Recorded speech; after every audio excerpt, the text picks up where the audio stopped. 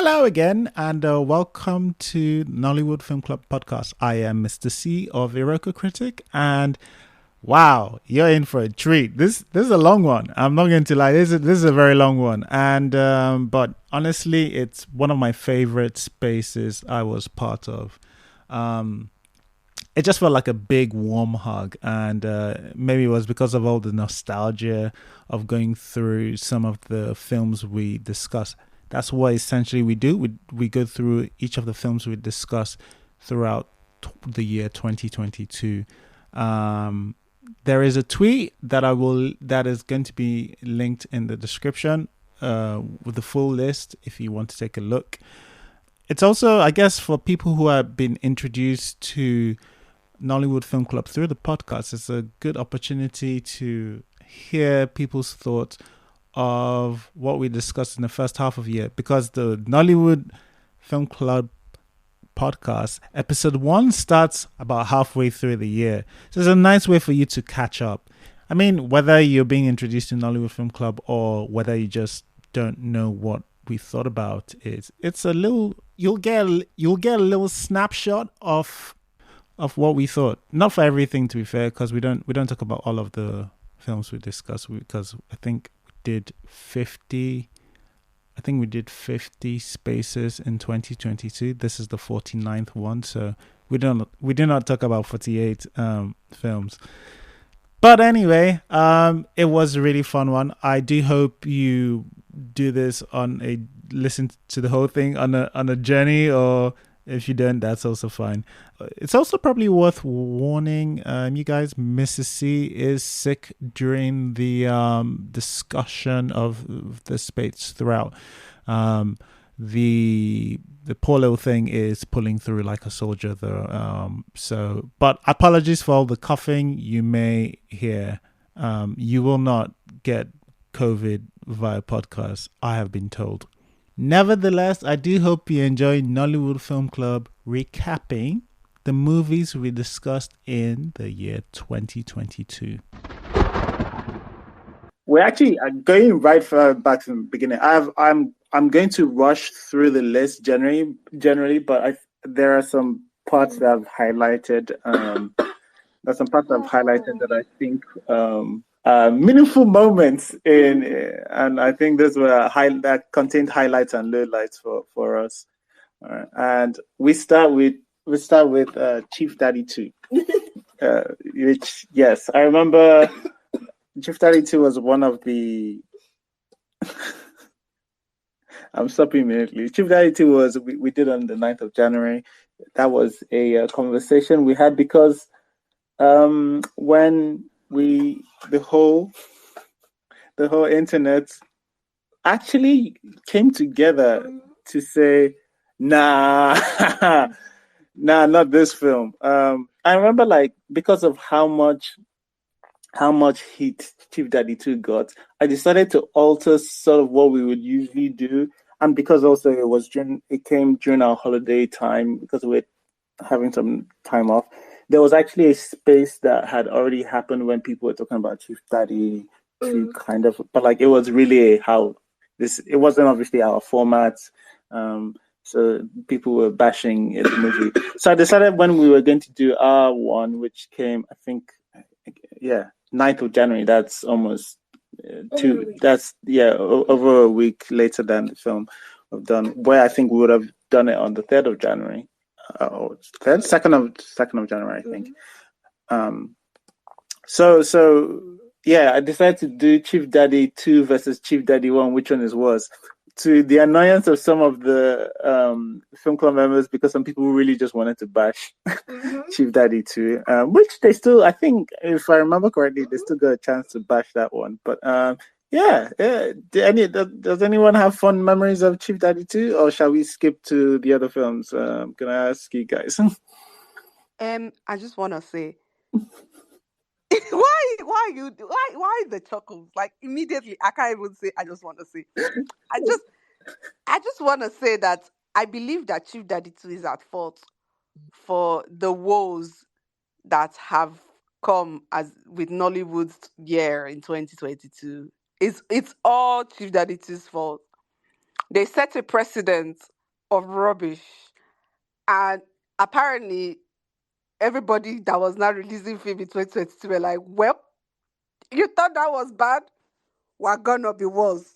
So I blamed Chief Daddy too for all that went wrong in 2022. But I actually have really fun memories. Um, the music, obviously, Fauzi's song. What was the second song? I can't. Yeah, when you say you have fun memories and you go, "What was the song?" It doesn't seem like the memories have stuck. That's as much as Chief Daddy 2 is getting from me. Eh. What was that song again? It's funny because, like, one of the things I says, I remember during our review when we did our review, like we said, Chief Daddy One had the better fancy anthem. Yeah, it did. You It lot, did. you lot, moving man is still. I It's still know still the how that. song. I'm sorry. That was a bop. I don't know how this. I can't remember how this song went. Before you chat to me. Who's your dad? That's right. I'm sorry. That song is iconic. But Chief Daddy 2 song, I don't know. Chief Daddy 2 song was weird. It went Very weird. into Actually, I think what was memorable for me was him and Beverly in the studio. Her just being like the quintessential musician girlfriend. I actually really liked it. Like, it didn't matter what nonsense she was saying. She was out there bopping her head and just going along for the journey with her man. I think that was what was more memorable. It wasn't the song. It was just their dynamic. And I think that was the right. best thing about Chief Daddy too. The Okay. rest of it obviously was train wreck. But, Yes. but the two of them were cute. I did think it was interesting that people really picked up from that dynamic and enjoyed that. Is there anything else? Anybody else? Any of the speakers wants to add for Chief Daddy 2? Or shall Yeah. we move on? All right. Good evening. Good evening. Yeah. For Chief Daddy too, for me, I can't really remember the soundtrack or anything, but I just know it's a bad film. The storyline is not just it, and when the engine, the content of a particular stuff is not good, there's no way people can get to appreciate it. When it came out, as I think it's the first of this year, January 1st. I mean, so many people were just complaining stuff. I didn't want to watch it, so eventually I got to watch it, and then I just saw the fact that people were complaining about the movie, on Twitter and on different social media platforms. The storyline is not good. And if the storyline is not good, there's no way you can appreciate a film. If you like, carry the best actors, the best actresses, the best crew, the best lighting equipment, anything you know. I mean, the art of filmmaking, do it perfectly. And the storyline is not just good. There's no way people can appreciate it. But most times, Nigerians will criticize some films too, and you'll be feeling like you don't want to watch it. So, but this particular one, they are not wrong. The storyline is not just good. Thank you. Thanks, Polan. Mel, Mel. Before Mel says something, she's said something. Said can't remember the words, but it ended in a Big Daddy Famzy. Now I get it. Big Daddy Famzy. I can't remember. I didn't know. She says she knows the melody there. All right, Mel, go on. I know the melody. I don't want to embarrass myself by trying to hum it, but it's playing in my head right now. Did we start with Chief Daddy? I'm looking at your list again, Mr. C, and I'm not seeing For Maria.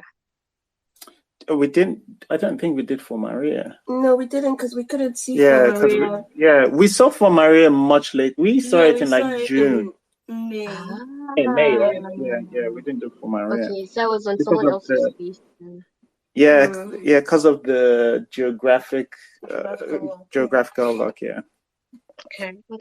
I didn't mind Chief Daddy. I didn't mind it at all. I was actually shocked when it seemed like this was the one to spur people into the Nollywood revolution. I was really shocked. I didn't think it was the worst thing that I had ever seen from Nollywood. I don't know.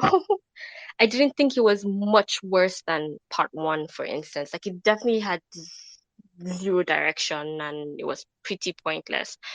But I feel like I can see the same for like too many movies that didn't like inspire the same amount of reaction. I'm not sure why this was the straw that broke the camel's back. I still don't understand it. I didn't mind it.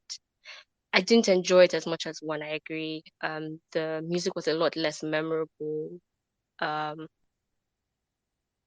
I think why something I wanted to say was that I thought that Beverly in this, I thought she was phenomenal. And I'm saying this for the big moments, but also for the really, really little moments. There was no point in which she was out of character. In fact, there was there's a particular scene, the table scene, where it's just pure chaos.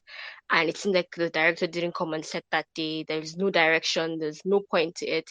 There is a shot where Beverly is not supposed to be in the frame, but she somehow makes it to the frame, and she's in character. And there's no reason to be in character. She's more in character. She doesn't have any lines, by the way. She's more in character than people who have lines. There's no reason for her to be in character, but like, I don't know. I thought that was just, it really got my attention, and it really put me on this Beverly's doing its train.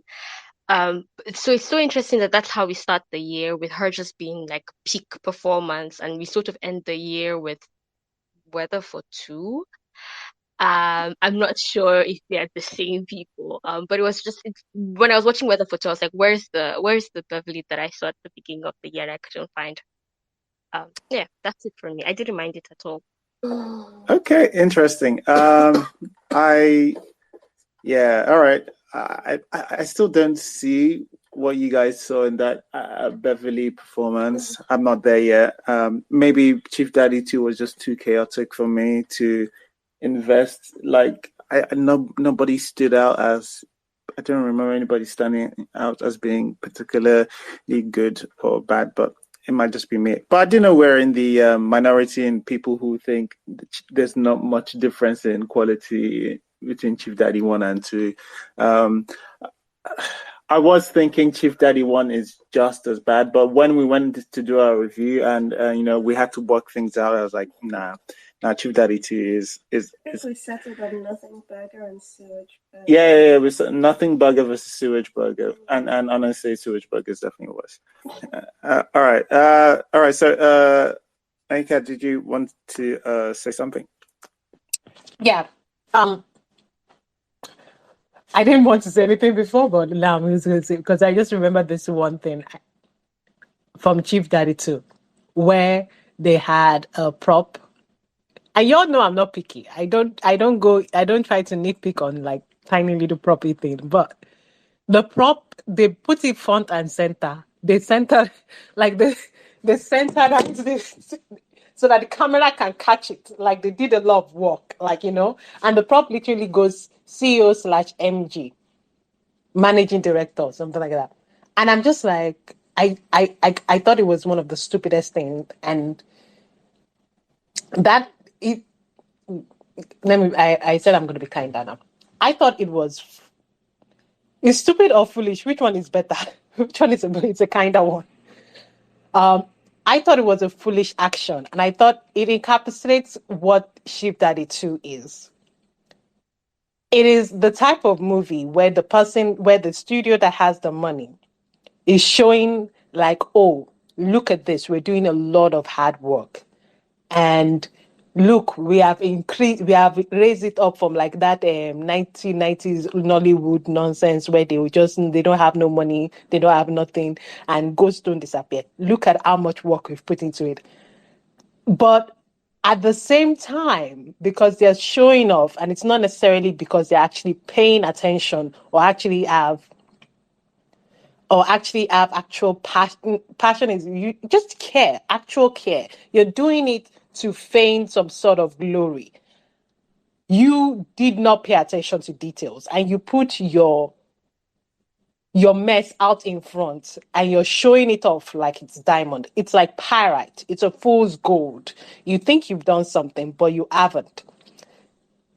You choose one title. It's either you say it's a CEO or MD. They mean the same thing.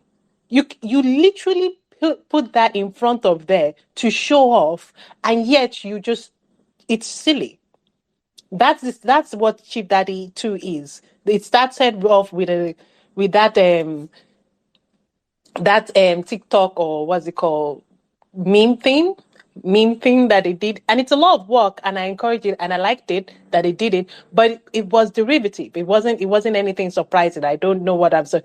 This is a soulless cash grab, and yet with that same soulless cash grab, they want people to give them some sort of praise award or something, and it's like, no, it's silly. It's stupid. It's silly. Like Yeah. I'm, that's what I think Chief Daddy 2 is. But Mel is right. It's not the worst, and I don't think it's not the worst movie. It's just a clear soulless card grab, and it's okay. Hey, whatever.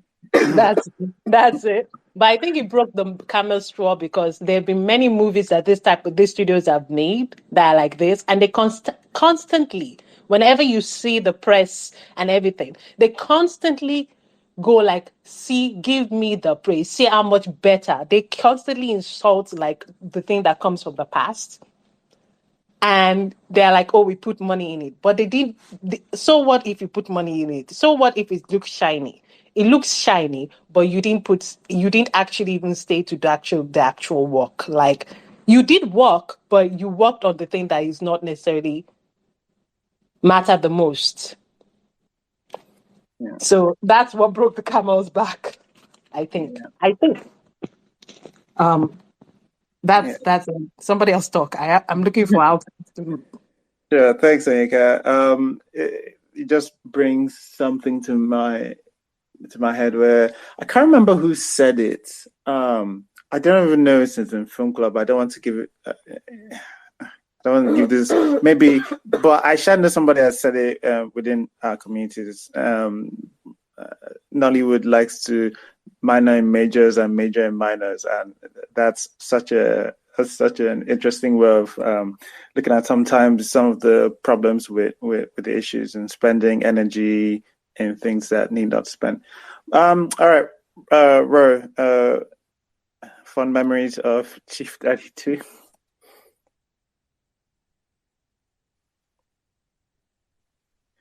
Ro, to me, you are on mute. Sorry. Hi, but can you hear me? Yes. So, beginning of this year, I was like, that saying that you live so long as a hero till you die as a villain or you turn into a villain. As I am now, the way I feel about Nollywood, when I was in the beginning of the year, I was just trying to apologize and trying to be nice to everybody and cheer people and like try not to be kind. Right now, anybody that gets lynched for their movie, let them get lynched. And I'm sorry because the industry don't show me small, so let them get lynched. And it's not like that. So if anybody remembers, Mel was asking her what was the problem, that why was Chief Daddy the big what was the big noise about Chief Daddy? Why Chief Daddy? If anybody remembers very well, maybe it was exactly 1 year. It was the first thing that came out on Netflix on January 1, 2002. People turned on their Netflix and the first thing they saw was Chief Daddy 2.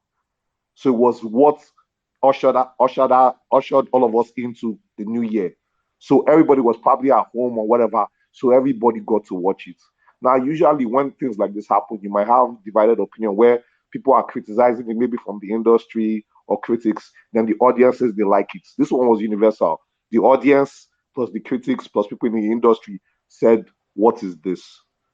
And it was like all the respect, well, no more respect to anybody, to the people that created it. It was a chance for other people in the industry to kick them while they were down. And it was the weirdest thing. I actually like the first Chief Daddy. And I'm saying this in a very, now this is the thing. I'm not saying Chief Daddy 1 was a masterpiece or is the best filmmaking.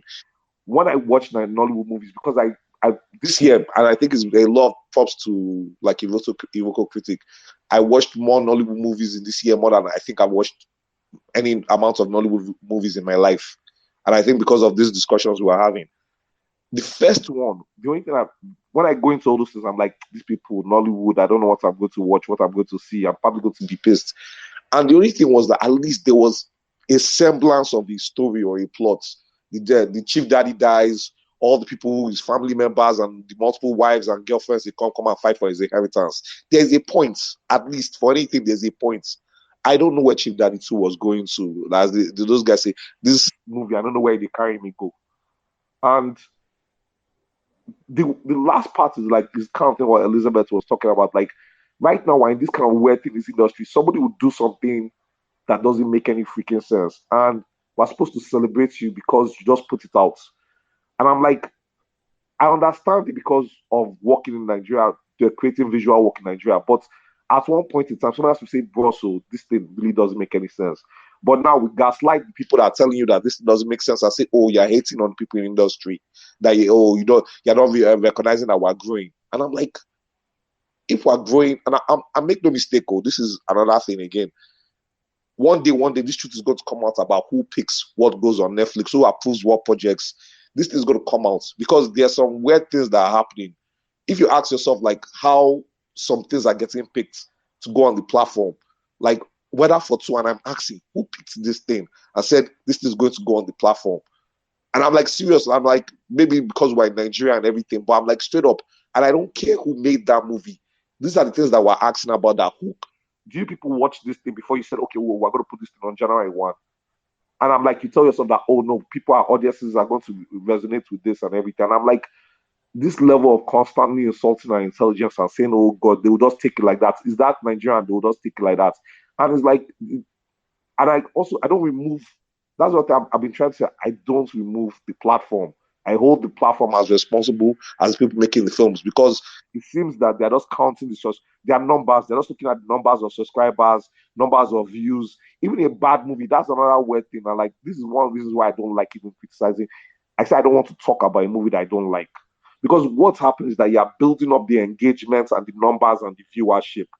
And the people on the platform are looking at the numbers and saying, oh, there are numbers on this. Or give them another project because it seems like there's a discussion about their projects and the numbers are going up. And they'll just show you that it's on the top 10. Oh, look at it, it's number 1. And I'm like looking at it that no, it's not number 1. It's because people are talking about it because it's so annoying and the gist is spreading. That's why I don't even like talking about anything I don't like. There was not enough talk about For Maria. There was not enough talk about Eyimofe. There was not enough talk about The Milkmaid. There was not enough talk about the country had. So that's even sometimes like as much as I appreciate like the space, it's always that we're not even generating enough noise for the movies that we say are good. There's more noise about things that we think are bad. So we're making them even more popular. So it's like this weird thing. So because they become popular, it now becomes the justification that, oh, we're the ones on top because we're the most popular. Give us another project to do.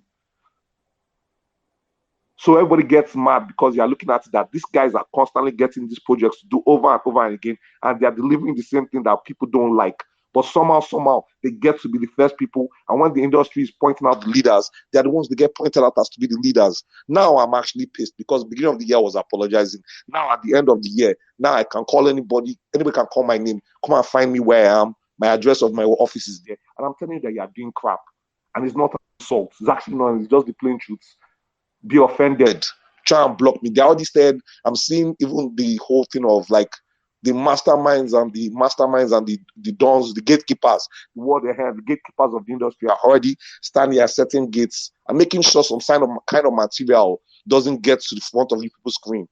And I'm telling you, this is a fact. It's going to be a long while before we'll get to like the kind of movies that we really want to see. It's going to be a while because the gatekeepers are blocked everywhere. And they're sliding their people and they've already struck their deals. And there's a lot of money involved, or as part for Nigeria. So nobody's going to let anything slide. And the moment people like you in this space say, oh, that movie is not good, you are the enemy, public enemy number 1. Because it's like, who are you to say that their movie is not good? Because you have set up a platform and they have already, like, they're on the platform already. So them being on the platform is already a recognition that they are the leaders of the industry. So if you come out and say, oh, this thing you are doing is not good, you must be one of the people that are the enemies of progress, enemies of the industry. And I'm like, that's not the truth. It's far from the truth. You are making a mockery of filmmaking.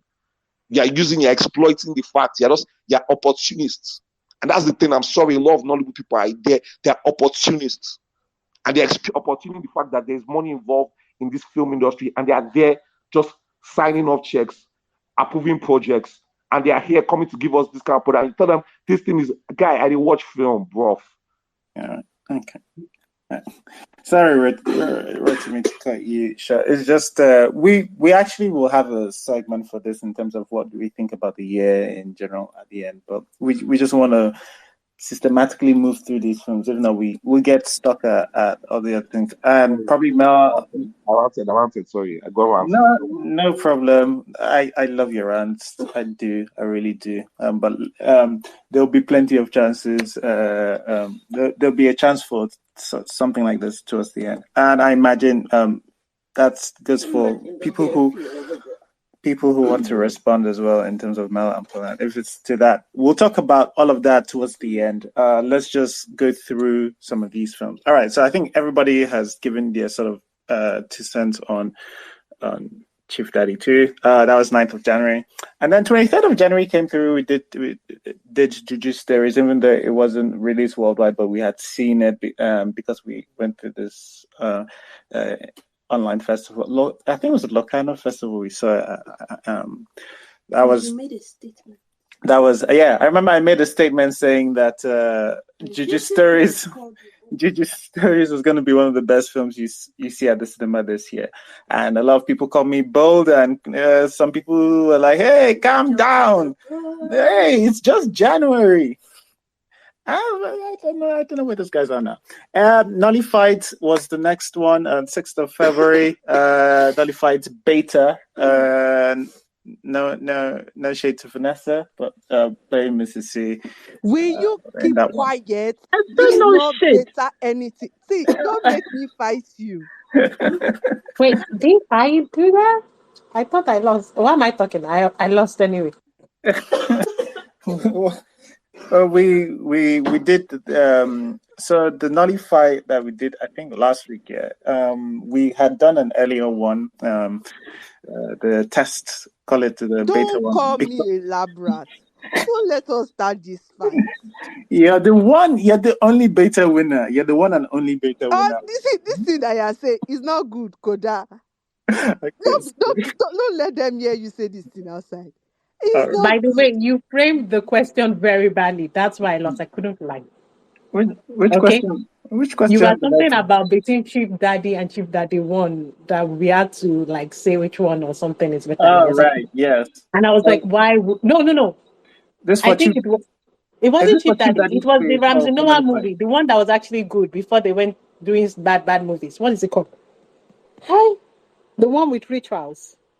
Living in Bondage. Yes. I mean, the Blood Covenant. Which one? Living in Bondage, and I think it was Living in Bondage versus like Chief Daddy 2 or something like that. Okay. Oh no, Neka. Living in Bondage versus Neka. Oh, okay. Okay. Right. Okay. Anyway, I want to go back on course. We have gone slightly off course. But yes, just reminding people that Vanessa did win. Indeed, that one. All right. And then we entered February, the month of love, and we decided to have our best, like our romance. This thing we're talking about. Our romantic films. We spoke about Falling. This is I can't remember Falling. Falling is that's Adesua. Yes, and Kunle Remy, the old one. Yeah, I think that's a new film. I think I remember that, and I was like, oh my god, like Adesua is putting in a hell of a performance there. I haven't seen this Adesua in a very long time. I remember that. I remember it was. I remember enjoying that particular film. It's very much done like old Nollywood, but like it kicked off our month of love. So we asked people to suggest films, and I remember I asked people to suggest films, and wait. Oh, sorry, I missed a second. Yeah, you're right. So, Miss C reminded me. We started with Isoken actually on the 13th. We think that's probably Nollywood best rom-com. Just, I mean, if not for anything else, the lack of competition is pulsating. And then we did Falling, and then we asked people for recommendations, and Otas said we should look into Flower Girl, something that she remembered fondly. And then when we looked at Flower Girl on the 27th, she wasn't a big fan. By the way, anybody can stop me at any point if you want to talk about any of these films, and we can take a break. We talked about Sugar Rush. Then we did the I Don't Do Nollywood Space on the 13th of March. We did the Lost Okoroshi. We did Sylvia. Lionheart. All right. So Lionheart was the first space. In fact, it was the first space Nollywood Film Club started getting in hot water with filmmakers. With I remember this one because I think I remember on the call I said the cinematography was okay, was fine. I didn't think it was as good as people were saying, and not to rehash that one, but yeah, that got me into a lot of hot water with certain people. Just reminding people, I still stand by that. All right. Then we went on to The Man of God, which was the second Nollywood Netflix original of the year. Ooh. Yeah, this was the first of two BAP films that I had issues with. I remember this has me questioning watching message films from BAP, to be honest. It's just not just this, the combination of this and the one that she releases later in the year. I don't know if anybody remembers anything particular from The Man of God. Yeah, that movie wasn't bad. It was just the message. It was a perverse. It was supposed to be like the prodigal son, right? But I personally, because I read Bible, and because I read the Bible, I don't think it was I thought it was a very perverse reading of the prodigal son, because the guy was beating his son, and the guy went back to abuse. And that's the end of the movie. And it was supposed to be a movie that was supposed to be criticizing the church, but it did not criticize no Pentecostal church. It was just reinforcing it. It was very, very light criticism. It wasn't even a criticism completely. It had very ridiculous timeline for a movie that the timeline is important to the storytelling. It's not like some nebulous movie. There were some good performances in it, but like again, it wasn't good. It was supposed to be some prodigal songs to be telling, but it's just perverse. It's a very perverse story telling of the prodigal son, which again I have to question why some church people thought that this was an okay way of telling the story. But then again, if you go to church, you see the way many people perverse the Bible. But anyway, that's what that movie was. I remember it. Yeah, thanks, Ayanka. Yeah, that I got that. I got that as well from the film. Just like, what a weird way to tell the prodigal son. Like, the prodigal son is absolutely a message I think could be told today. But Bap. I think the problem with Bap is she has this thing where she wants to do nuance, and her version of nuance is we need to look at both sides. We need to give both sides almost like an equal mention. It's okay if you want to look at things like, if you want to look at both sides, give both sides like an equal mention or equal weighting. You have to pick a topic that has, where it's not obviously wrong on one side. There isn't both sides to like abuse. It's not. Well, anyway, yeah, that movie was anyway. Fi, you want to say something? Yes. I think Man of God, like Mr. C said, was the beginning of me seeing the cracks in how BAP tells her stories. I think after watching Man of God, I felt like I found myself trying to pretending that I didn't watch it because I didn't feel like the social commentary that she was trying to address was addressed. I felt as though she was hanging in between, or she was trying to give the idea of telling a story without really telling it, because afterwards at the end I was like, is this it? Is this what really happens? Like, he goes to jail, he comes back to his father. It didn't really have that feeling at the end that you would feel when you've watched a movie that really took you through the motions and had a very good concrete ending and had a storyline that was tight. So that's how I felt about Man of God. I felt like maybe it was the beginning of seeing that it's kind of like a smoke screen, because it took me back to Bling Legosians, and I really did like Bling Legosians when it first came out, and I felt like maybe because I loved her plays beforehand, so I felt like, okay, this is her first film. This looks good. At the bottom of it, I mean, if you really look deeper, I could tell that I was feeling like, boy, is this really it? Like that? Like, are you really staying on his side?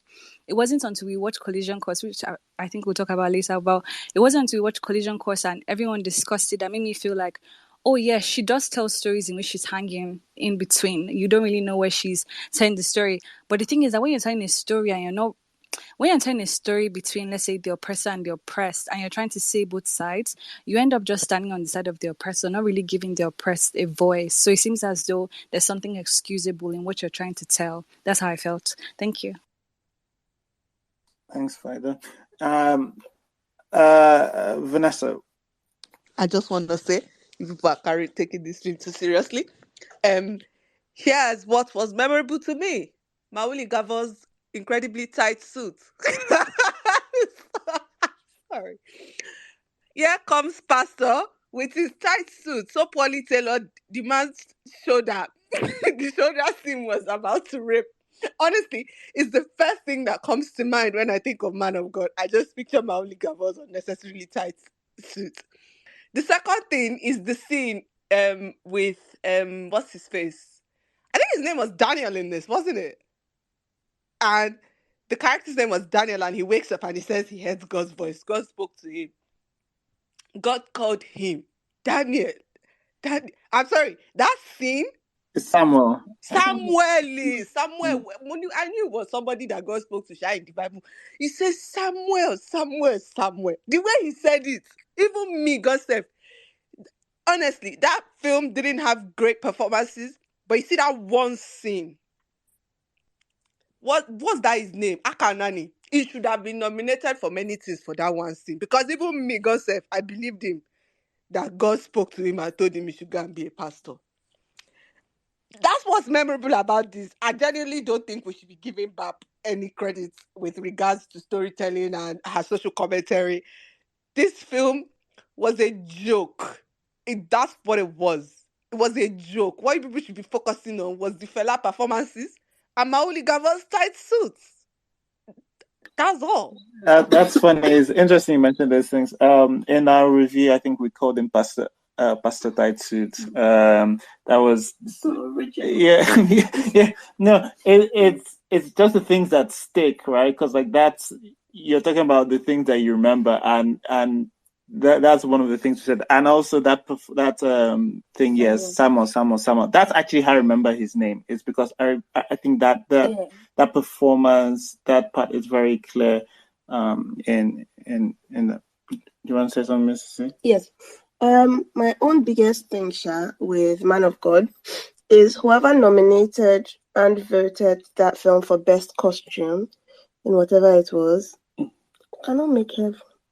Right. What do you mean? Mommy Gio's outfits were outfitting. Yo, for a film that was set in I know, I'm just so many decades. It's like, okay, so people are voting costume just based on the entire eye. Because this thing was set across how many decades? You not even tell me 5 years later. You not give me costume to show that we've moved. Nothing. Just the same thing. It could have been 2022. It could have been 1922. Anyway, no, the costume was atrocious. The only costuming I found worse this year. We will get to it, and I will speak my mind. I think I already have an idea. You know what? Yeah. Mel, what do you? what you gotta say. Yes. I was going to respond to something Faida said. I really do think that Bap picks a side. And I think that it's super clear here more than it is with Collision Course, because the direction that this movie was going is at odds with the direction that Bap needed it to go.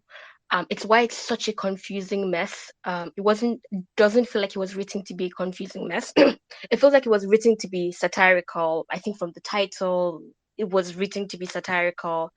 It was written to be what's the word? I've forgotten the word for it.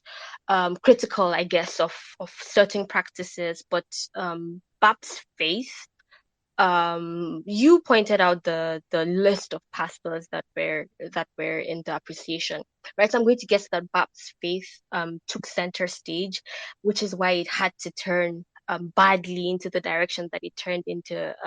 So the point of the film by itself, script-wise, is there, but Bap takes a very religious stance, which is why it just like swivels. I really do think she takes a stand, but oftentimes I think it comes across, at least to me, that it's one where she takes a stand, but she also tries to be objective, which can be strange. Maybe that's why it's called a bias. Maybe she's not aware that she's taking a stand, but I think that her stance really comes through in her films. I really do think that.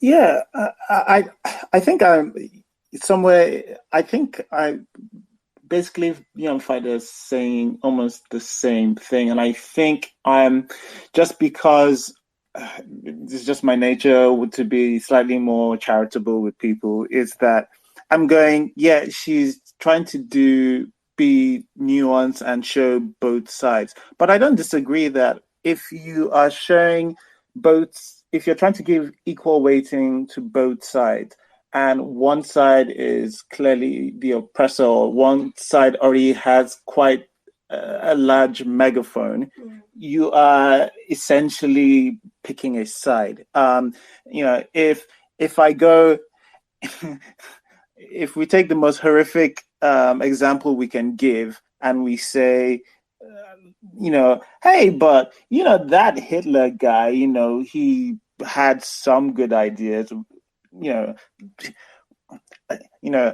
Jews, yeah, they were bad, but like we are entering the position where you are picking a side now narratively, because when it comes to some horrible things and some oppressed versus oppressor, there's just there's no both sides in some things. It's just, again, there are many subjects you can do a both sides on, and we can go, interesting, let's have a think about, like, let's reflect inward. But anyway, that's the gender. All right, Anika, is it Man of God related? Yes. Go on. Oh, sorry. I think, look, you can do both sides, but I just want to say she's not doing both sides here. It's not even nuanced. She's not even doing nuance. Most people always bring up nuance. Sometimes people say nuance. Sometimes they say this to block, what's it called, criticism, and they themselves are not even doing nuance. You can do nuance.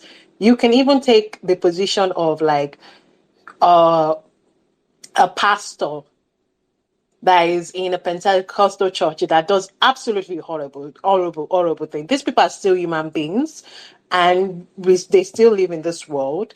And you can have an emotional and tell their stories by still even criticizing them and still humanizing them, because everybody's a human being. Human beings can do absolutely horrible things, and human beings can do absolutely great things.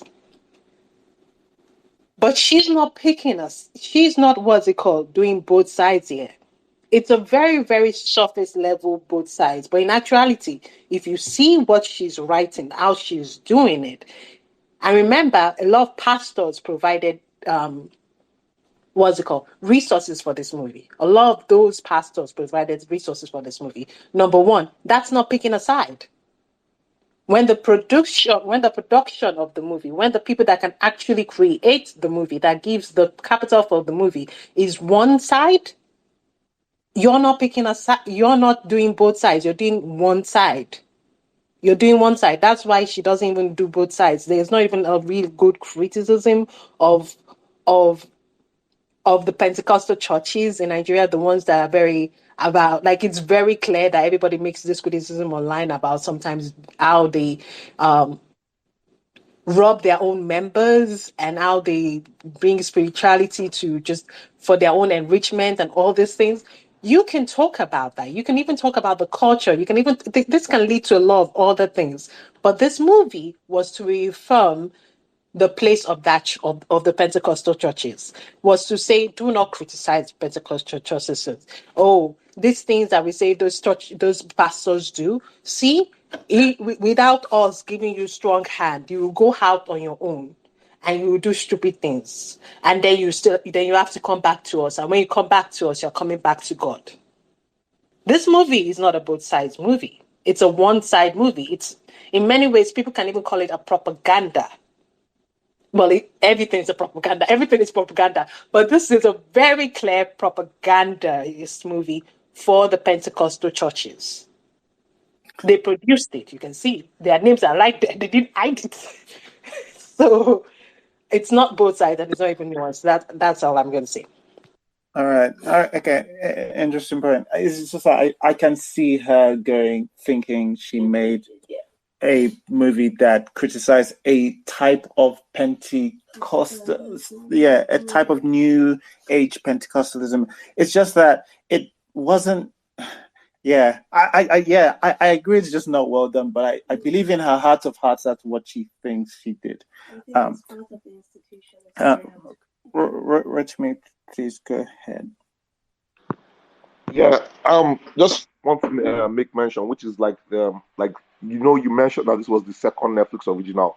You have to also watch the pattern here. They released that movie around Easter, so just so that if you check it back, end of 2021 was the Christmas Christmas film, was the cloning stuff, the Christmas story or whatever they call it. Beginning of January 1, you get Chief Daddy do. Christmas, you get, I'm sorry, Easter, you get the Man of God.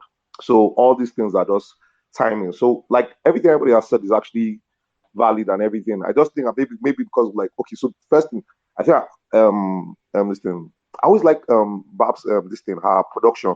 I like the way the Unilag kind of looked, the way they captured Unilag. I think that's the one thing I'm always conflicted because between story, I'm also looking at the production of our production, camera quality, lighting, editing, and everything. So I've seen other movies where like sound is bad, editing is bad, picture quality is bad. I'm like, okay, look, I can't stand all this. So when I see things that have good production quality, I'm like, okay, at least this is there.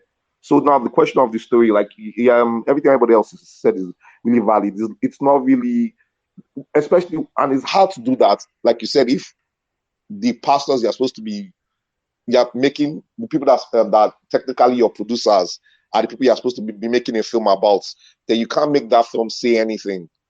So it's almost now going to the question, why make a film about that if you can't say anything? But at the end of the day, you slap a Man of God on it, release it on Easter. There was even a drag whether this thing's actually, whether it's a Christian movie or it's not a Christian movie. Anyhow, yeah, that's all. No problem. Yeah. Just a reminder that during that period, it seemed like nobody wanted to claim this movie. People didn't feel like it was like a satire of like,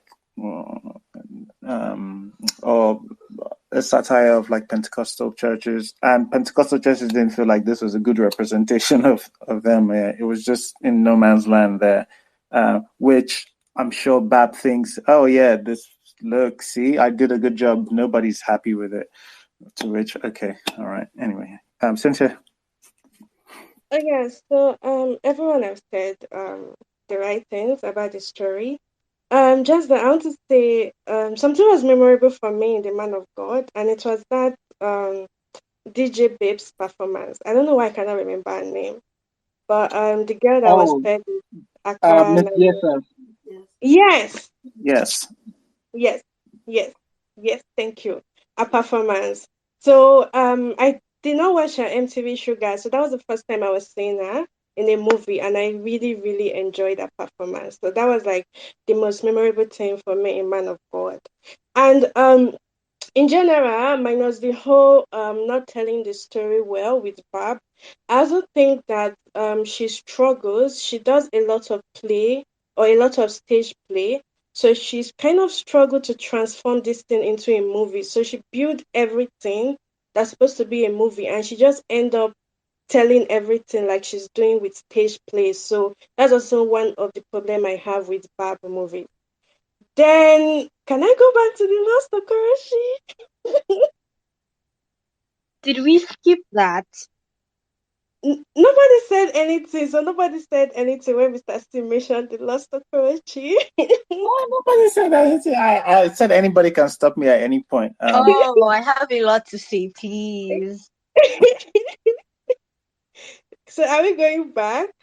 Hey, if you want to talk about the Lost Okoroshi, I'm here for it. I'll like this one time. But yes, anybody can stop anytime. If you don't want to speak, you can just leave it as a comment, and I'll put it up and read it about. But yes, I did say that. Okay, yes. So let me go back to the Lost Okorochi. So the Lost Okorochi, for me, I was and there. So I liked some parts, I did not like some parts. But one thing that stood out for me was Ifeanyi's performance. So this is the second time I'm seeing her in a movie. I think the first one was Aya a Woman, and as an SBBN housemate, I did not know what I was expecting to see.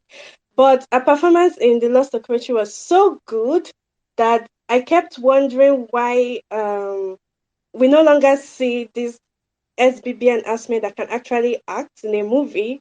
But then I saw Brotherhood premiere and I saw her with the live chicken. So I'm like, okay, maybe there's something there.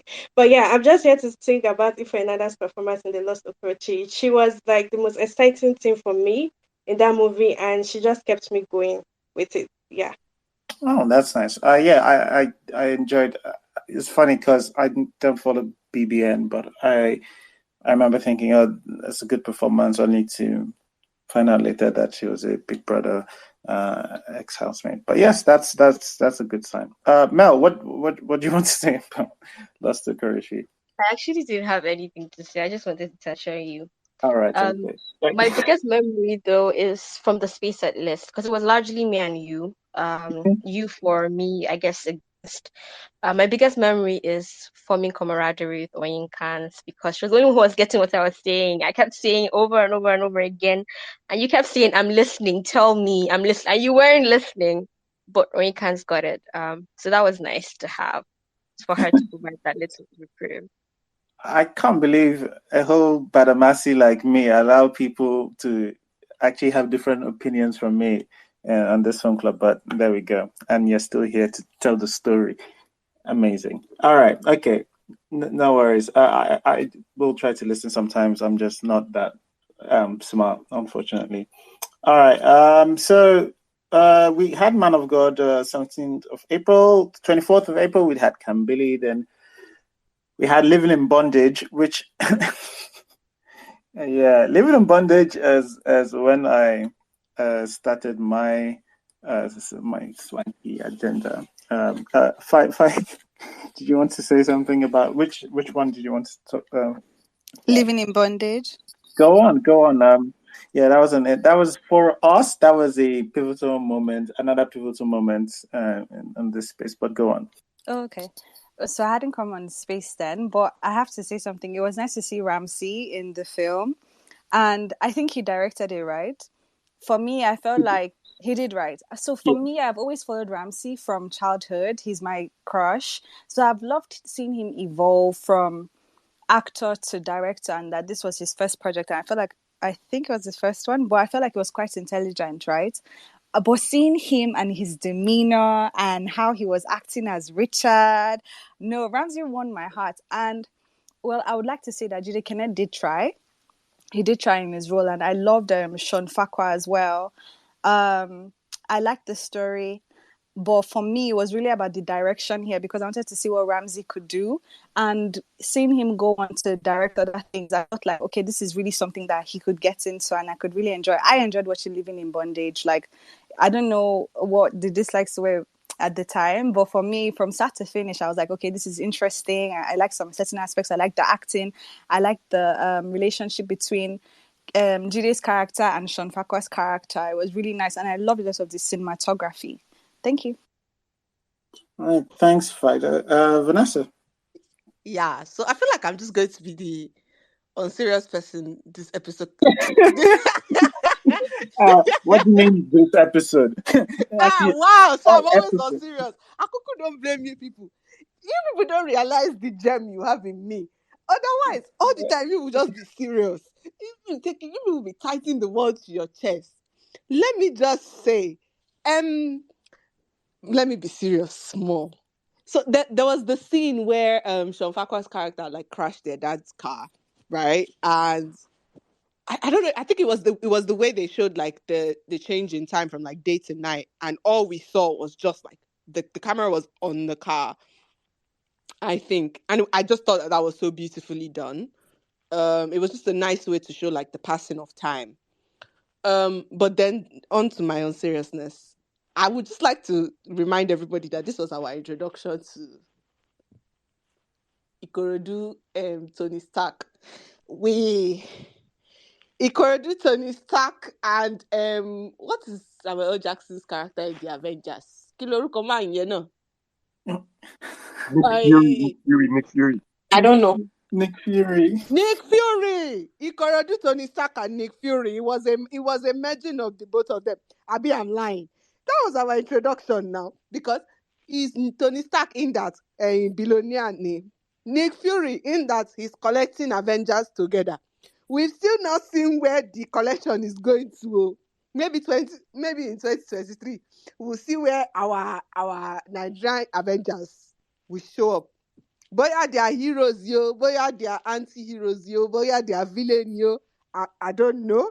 But I really do appreciate. Honestly, I don't care if anybody should speak anything against Ikorodu, Nick Fury, and Tony Stark, I will fight. Because it became a highlight for me for any Play Network, Play Studio film. Just seeing Ramsey pop up at the end. My name is Richard Williams. Money, that's right. In fact, when I didn't see him in Glamour Girls, I was hot. Because I was like, is it that professional sex workers cannot be part of the Avengers? But who knows? Maybe we'll see them again. But everybody, I just want people to be anticipating. We'll probably get our own collection of heroes. Neka, Ahana. Who again? How many people have we collected? Only 2 people. Is it just Ineka and Ahana? I think that's as far as Richard Williams appearing. Yes, I mean he didn't appear in Aki and Pawpaw, which was a disappointment to be honest. Because I think those guys can do damage if you think about what they did with social media. Really. But yeah, just those two at this point. It's funny because I thought it was more. It's just now that I'm thinking about it, it's just two. No, he needs to get on his game. He needs to go to Glamour Girls. Didn't he see the magnificence that they did at the end of that film? He needs to go. No, we need more Avengers. We need more on the team. All right. Okay. So, if anybody else wants to be more serious, I was like, did you have something you wanted to add? I saw your hand go back up. Yes, but I think it was already mentioned that Richard showed up in Hannah, and for me, when I saw that, I was like, oh my god, I love when we have crossover. So I was just going to agree with that. All right. Okay. Yes. That's. Going back to what Vanessa said, that shot with on the I think it was the tire, right, and it was just zooming in whilst it was going from day to night, and then it was punctuated by what's his name's uncles calling them out. It was just what a great way to show the next day without, doing drone shots of, going from day to night or something like that. It was nice. It's my favorite, one of my favorite shots still in Nollywood. One of my favorite transitions in Nollywood. Ayinka. Yes, I don't know. I'm on two minds of this. This is supposed to be like an occult movie, right? And I like this movie. Okay? But the occultness of it is a very Western occultness. The imagery and the aesthetics of it, right? It's very like European American occultness, not necessarily African, which I'm okay with it. Like, I'm okay with people being like, oh, the evilness that came into Africa is from the... Actually, I'm not okay with that. But it's like European occultism. I'm like, what's going on? That's the one shocking thing. And also, like, I think you mentioned this, Mr. C, because if Mr. C didn't mention this, I was also kind of very confused. That cut about like where he was making a reference to The Godfather, and like there was like scenes before we get the reference, and I was just like, what's going on? But overall, this movie was nice. It was good. The occult symbolism and all that stuff. It was so clear that they've watched a lot of American movies and a lot of like Western movies, and so they brought that occultness into it. And I'm just like, why don't you just borrow from like your own movies, like Nollywood movies, occultism? It's an African movie. Like, you can do African aesthetics. Like, there's been a cinema language in Nigeria about how to do occultism for Nigeria. That was the only one word criticism I have for it. Yeah. I don't know whether I dislike it or like it. I'm of two minds. I'm swinging up and down. That's just something to say. All right. Thanks, Ayinka. I remember one of the so first off, yes, he made Ramsey said that's a Godfather reference, and then later he says I'm gonna make you an offer you can't refuse. So it was edited in the wrong order. It's on one of our videos back in that year when we used to make videos. But yeah, so like the Western, I think it did. I think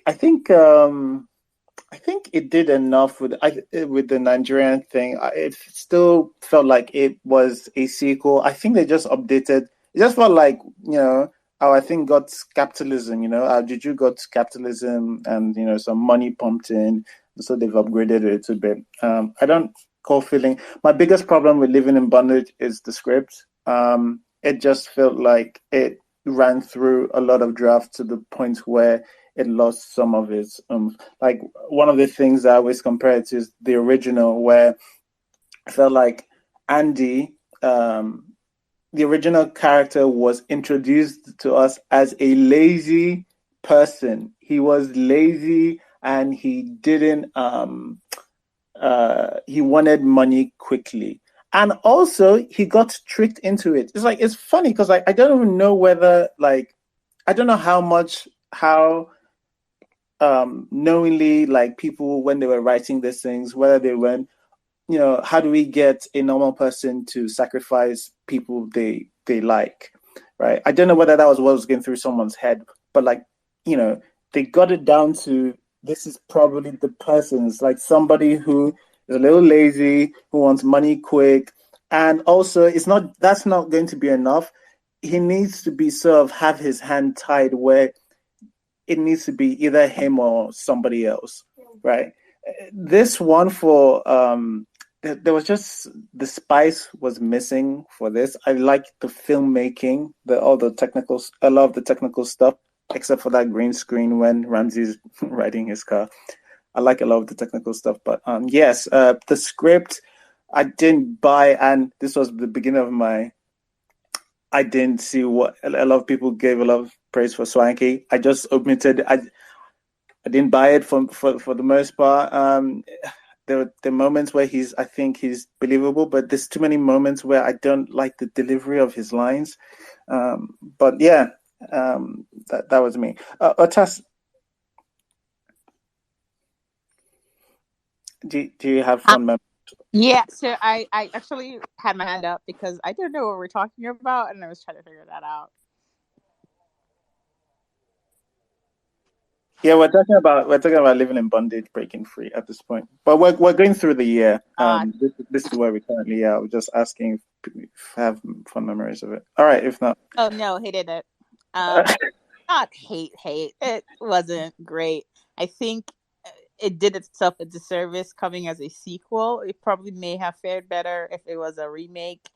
It just strayed, I thought, too far from the original one. And this one just felt very low reward. It didn't seem like he was actually living in any bondage. I don't know. It just fell flat. Yeah, all right. I get you on that. Mel?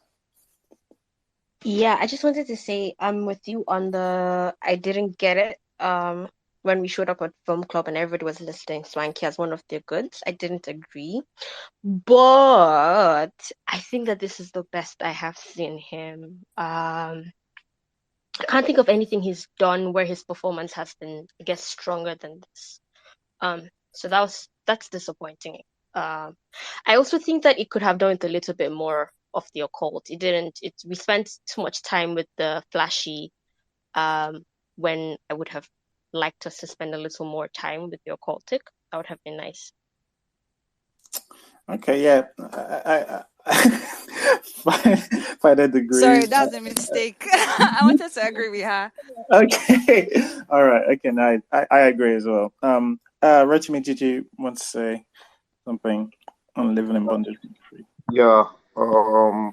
Actually, okay. So what I actually out of your good friend from Play Network, this is probably Living in Bondage and Rattlesnake are probably my two best movies from like that studio and everything. So I thought Living in Bondage was well done. I think as far when it comes to the script, I think the first act of the film is probably one of my first acts in a Nollywood movie. Like just following the main guy. And I also like the fact that the main guy, I can't remember his name right now, but I'm like, it was one of those where I'm like, oh, a new young actor as a lead, like a new young male actor as a lead in a movie, like you understand from like, and I'm like, okay, this is new, like, okay, this new guy. Then also love the scene with Ramsey and Andy in the church. I think Ramsey, that was like Ramsey's like was his peak performance there. Then Ramsey's directing overall is above decent. I think his directing above decent. The story could be, I think towards the end, it kind of loses steam. Also, I love the main character, Muna, their relationship, how it got started, how it met at the church, I'm sorry, at the party, and how I liked how that felt good. That felt natural. I really liked how I liked Muna's performance in in Living in Bondage. I think maybe the thing one thing that keeps breaking my head about Living in Bondage, which I can't stand, is that blogger guy. The blogger guy that was kind of like finding the secrets, and I'm like, that blogger guy character cracks my head. I'm like, this guy, like, so yeah, but yeah, it was nice. It was nice. And Living in Bondage and this Rattlesnake from Play Network. After that, everything else and everything. But Iroko, please, I'm asking you and your love affair, when are you guys going to make up, please? I know there's one particular video I know that he made for you. I know he made that same video for you. He has a very nice video where he's up in the mountain, very mad house, everything. I know it was you he made that video for. You and your guy should make up. Kiss and make up. Well, actually, find that there's no bad blood between him. It's just like me a duvet that I'm expecting, and a cameo in a yacht, I believe, or a speedboat. You know, I still wouldn't mind a speedboat. A speedboat is also fine by me. All right. Okay, so if that's all for Living in Bondage, we did Blood Sisters next. Good. Ah, Yeah, Yeah. so let's talk about blood. stop. Wow. Okay. All right. Okay. All right. Okay. Before we go into Blood Sisters, let me set the scene. I remember like Blood Sisters is one of the, it's I think it was a TV series that I think was very well received on the day. And this, I'm not sure this was close to one of our biggest spaces. If not, I think it was surpassed by Hobbies films space. But this is one of our biggest spaces in terms of live attendances. And I was surprised that although like this film got a lot of positive and like, really good, people liked it generally if you looked at what was going on. Our negative section was really, really long. But yeah, over to you guys. And funny enough, it wasn't like people disliked it. It's just people were saying it wasn't perfect. I think that was a general gist I got. All right, okay. So Cynthia, do you want to lead us? Yes. So Blood Sisters should be my villain origin story. I was gaslighted. So I remember watching Blood Sisters, and yeah, I don't think, okay, no, I've joined you guys in Man of God before, but I watched Blood Sisters and I did a lot of complaints, or I complained a lot on my WhatsApp status. Then I came on Twitter and I saw so much hype. And I was like, what is going on? What is going on? So I did not know, like, I didn't know how to take the hype. Maybe because this studio gave us Chief Daddy or gave them Chief Daddy 2. I didn't watch Chief Daddy 2 and Chief Daddy 2 was bad. Then they saw this and they just felt that it was a good development from Chief Daddy 2. But or maybe because it's a new type of genre or it's something new and flashing in their eyes or something, and the audience accepted it because it's new. But honestly, I dislike Blood Sisters. Okay, now first of all, everything Blood Sister was from the Hollywood lens. So I don't know who wrote the story, but when they started with killing the body, or when they started with, was it cutting the head and dragging the body, and they went to bury it, I was like, what story are you telling? Like, this is not what a typical Nigerian would do. So I've not killed anybody, okay? But you cannot drive through river bodies and go and bury a body. During NSAS, you people saw that they dumped the body in the water, okay? Or you leave the body in front in traffic. What was that story about? So it's not even that. Even Officer Chicago, I was tired. I was really, really tired. Let's not even talk about Kate Henson's fate. So this was also the thing that gaslighted me. I watched Blood Sister and I felt she was the weakest performer in that movie. And I came on Twitter and there were a lot of hype in that comment section. They were so hyping the performance that I thought that there was something wrong with me. I honestly thought there was something wrong with me. I thought maybe I'm just a wicked person. Maybe I'm just a wicked person, but her performance was zero. The stiffness, the kissing with DME. Let's not even talk about the costumes in Blood Sisters. What was going on with that costume?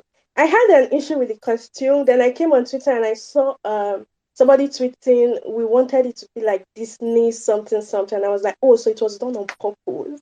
Those costumes were done on purpose. The hype of performance, everybody, no. I did not buy Ines' performance. I did not buy Nancy Sime's performance. And I'm going to say it here. I also did not buy Genoveva's performance. No. I did not understand where all the hype came from. I did not understand where the hype came from. Like, this is, or maybe because I was gaslighted, I'm being hard on the movie, but this was one movie that I did not understand why they were hyping it. I'm just going to believe because it was something different, or maybe it was a development from Chief Daddy 2, or maybe it was something new to the Nigerian audience. But this story, see, many things are wrong with Blood Sisters. At some point, I felt they were doing cut and join. They deleted a lot of things and they were just joining everything, so I will get to the ending.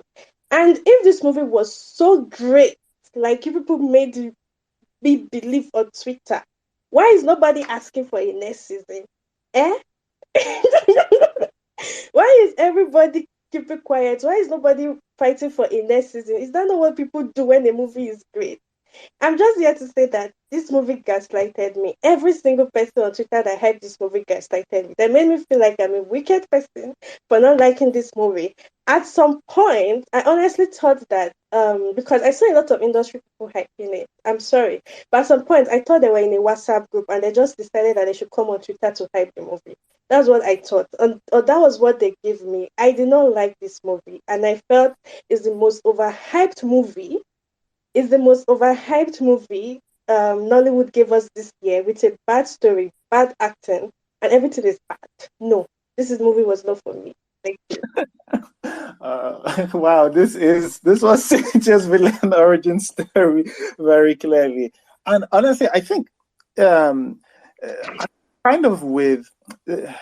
I dislike this series, I should say, before somebody comes in. Where actually, more than I should, and I think I said this on the space. I think I say this about Blood Sisters, and I say this about Lionheart.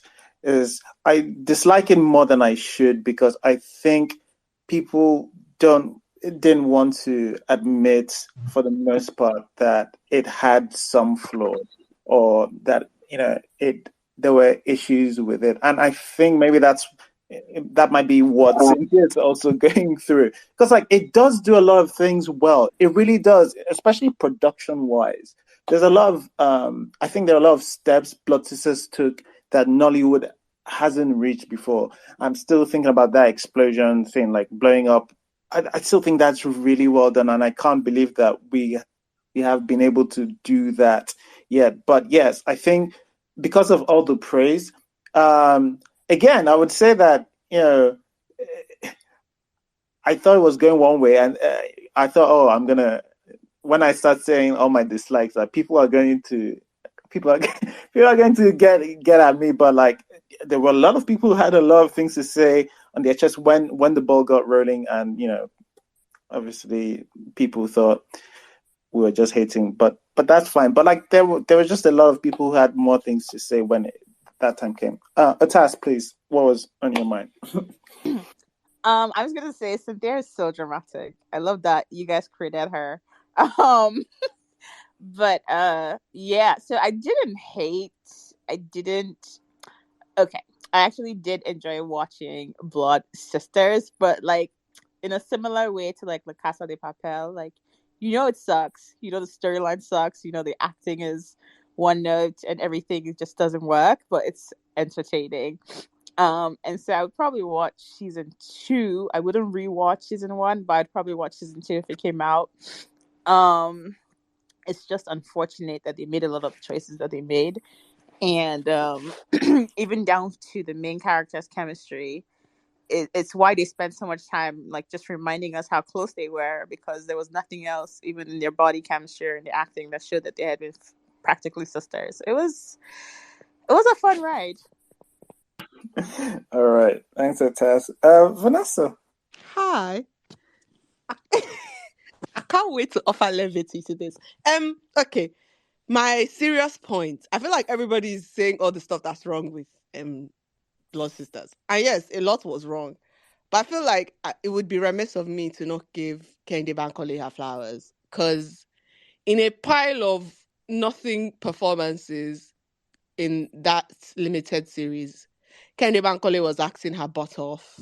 Kehinde Bankole was giving it all, which she always does, no matter the performance that she's surrounded with. And I feel like we need to give Kehinde Bankole her flowers. On to my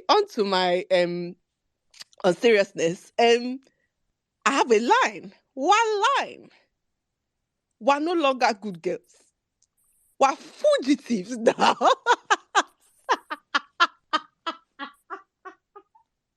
I'm sorry. I don't know why Nollywood insists on allowing Nancy Sime do this to me personally. I don't even know about anybody else. But me as an individual, I genuinely think they target me purposefully with letting Nancy Sime get away with this.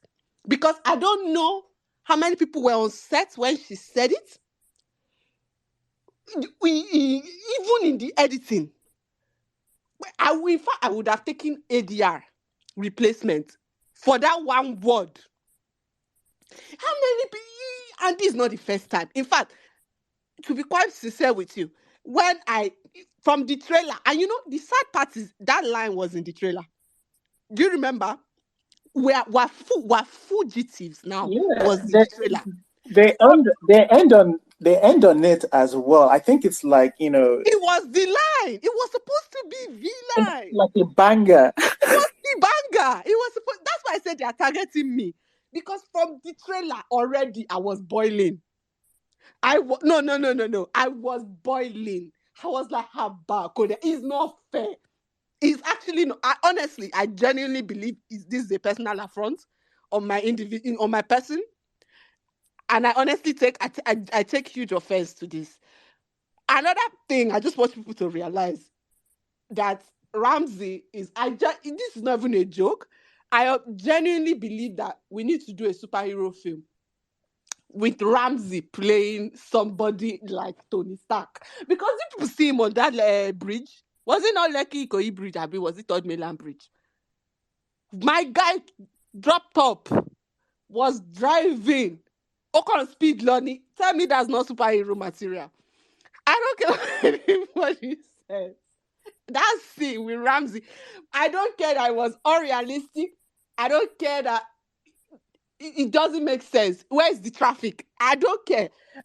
That scene, it did it for me. I know that the explosion did it for you. That with Ramsey with his aviator sunglasses. Haba. Coolest cat. Sorry. That scene gave me everything. Oh, no. I don't... See, if the entirety of the 4 episodes was Ramsey riding around in his drop top, we would be having a completely different conversation. We genuinely... Do you know how magnetic that man is? Haba. Honestly, I could spend hours watching Ramsey take his glasses off and take them back on as he drives on the Third Mainland Bridge. Honestly, that's all that series was supposed to have been. It should have just been Ramsey in his drop top. I would have seeing him driving over seeing Nancy Sime and Ini Okoje pretend like they love each other on a car ride. It's sorry. Vanessa, you just reminded me of it's such a segue, but this just reminded me of Fine Wine Space. I know. We're gonna get there. It was my highlight. I'm sorry, that was my highlight of 2022. That was my highlight of 2022. Okay, I want another space like that. I genuinely do. We'll get there. I have memories of that. Okay.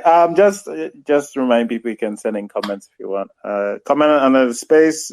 Come speak with us or hashtag Nollywood Film Club. Rotimi said Detective Chicago. Which yes, I remember.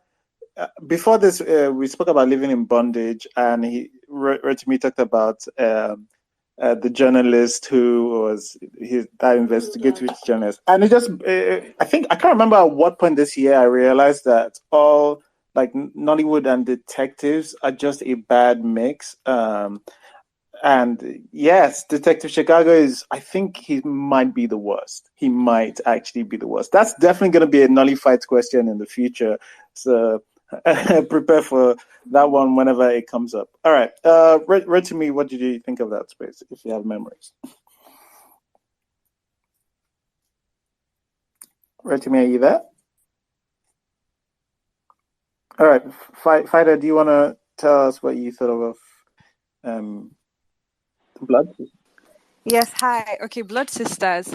I felt like I love me some Blood Sisters, and I was able to see the flaws that people didn't like about it, but I really loved Blood Sisters. I didn't even know that people didn't think that Nancy and Ini didn't have chemistry. So I'm going to speak from my perspective.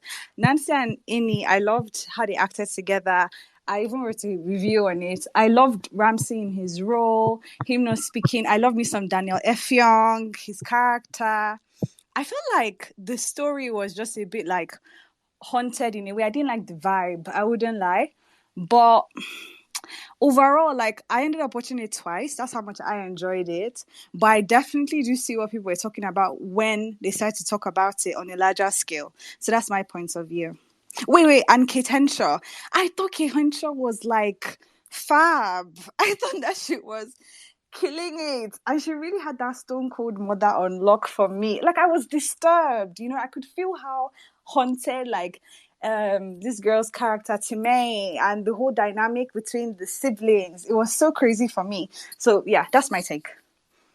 Yeah, thanks, Finding, for bringing some love to all these haters all over here. It's funny, one of my, and this happens with everybody, and this is why films are subjective based on your experiences and blah blah blah. But like, I'm not sure whether this would have changed it like that. But I remember watching Fourth Republic. I think was part of the reason why I particularly didn't like Kate Henshaw's performance. Aside it being actually one note, because like I did feel like there were times where she could have just eased up. I think it would have helped those more stern performances to give it some oomph. But like she was like that in front of people who I thought could benefit her. It's just like there was nothing smart. She just felt anyway. That's me. I don't need to rehash a good and bad. Mel, what did you remember of Blood Sisters? What I wanted to say, there's so much to say, but what I really wanted to highlight is this was the final episode, I think, and we had maybe 20 minutes to go. And I remember just thinking to myself, oh wow, so much has happened and I have seen so many people. At least Joke Silva is not here. That's what I said to myself in my heart of hearts. Just randomly thinking, trying to make sense of it all and just maybe feeling overwhelmed. I'm like, at least Joke Silva is not here.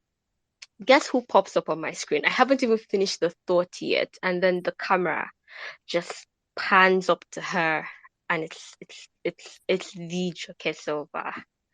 And I remember thinking, well, now everyone is here. It was a lot. It was a lot. So much happened in it. So much. It was a plate full of Shaki and roundabouts and everything, and very little soup, I think. Okay. That sounds like a good time for Mr. C. Mr. C is saying that sounds like a good time.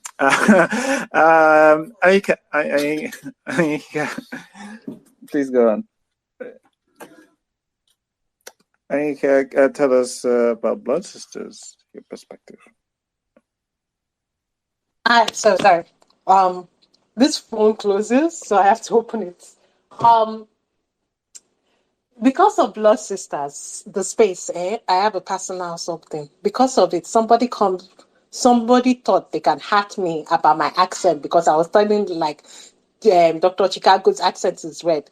Look here. I mean, did I say Dr. Detective Chicago's accent is funny? Look here. This is natural accent, okay? Don't come for me.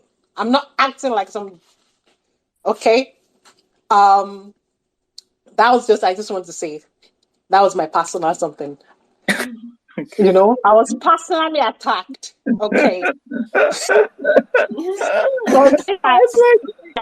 done for in my life. God, excuse me. It's crazy because like it wasn't even he was doing a southern accent. Like I mean, I'm not familiar with American accents that much. That was not a southern accent. That was not a southern accent. That was not a southern accent. Well, it sounded like what? I don't know what that was. I know it was I would say it was a bad version of a southern accent, but it felt like that was clearly where it was. It definitely wasn't anywhere near Chicago. I think maybe it was Irish. I think it was I think he was doing the guy. What I specifically said is that this guy is doing like in Hollywood, right? A lot of especially in America, in New York, right? The Irish, right? have a long history of being cops, and in the early movies and the thing that how like affect Hollywood and everything about the actor, he's just doing an American cop accent, the sort of cop accent that you see in American media landscape. That's what it was trying to do, which is kind of like an Irish or sometimes Midwestern accent. And because of that, somebody attacked my accent. Mine is natural. I'm not acting. No, it's bugging me.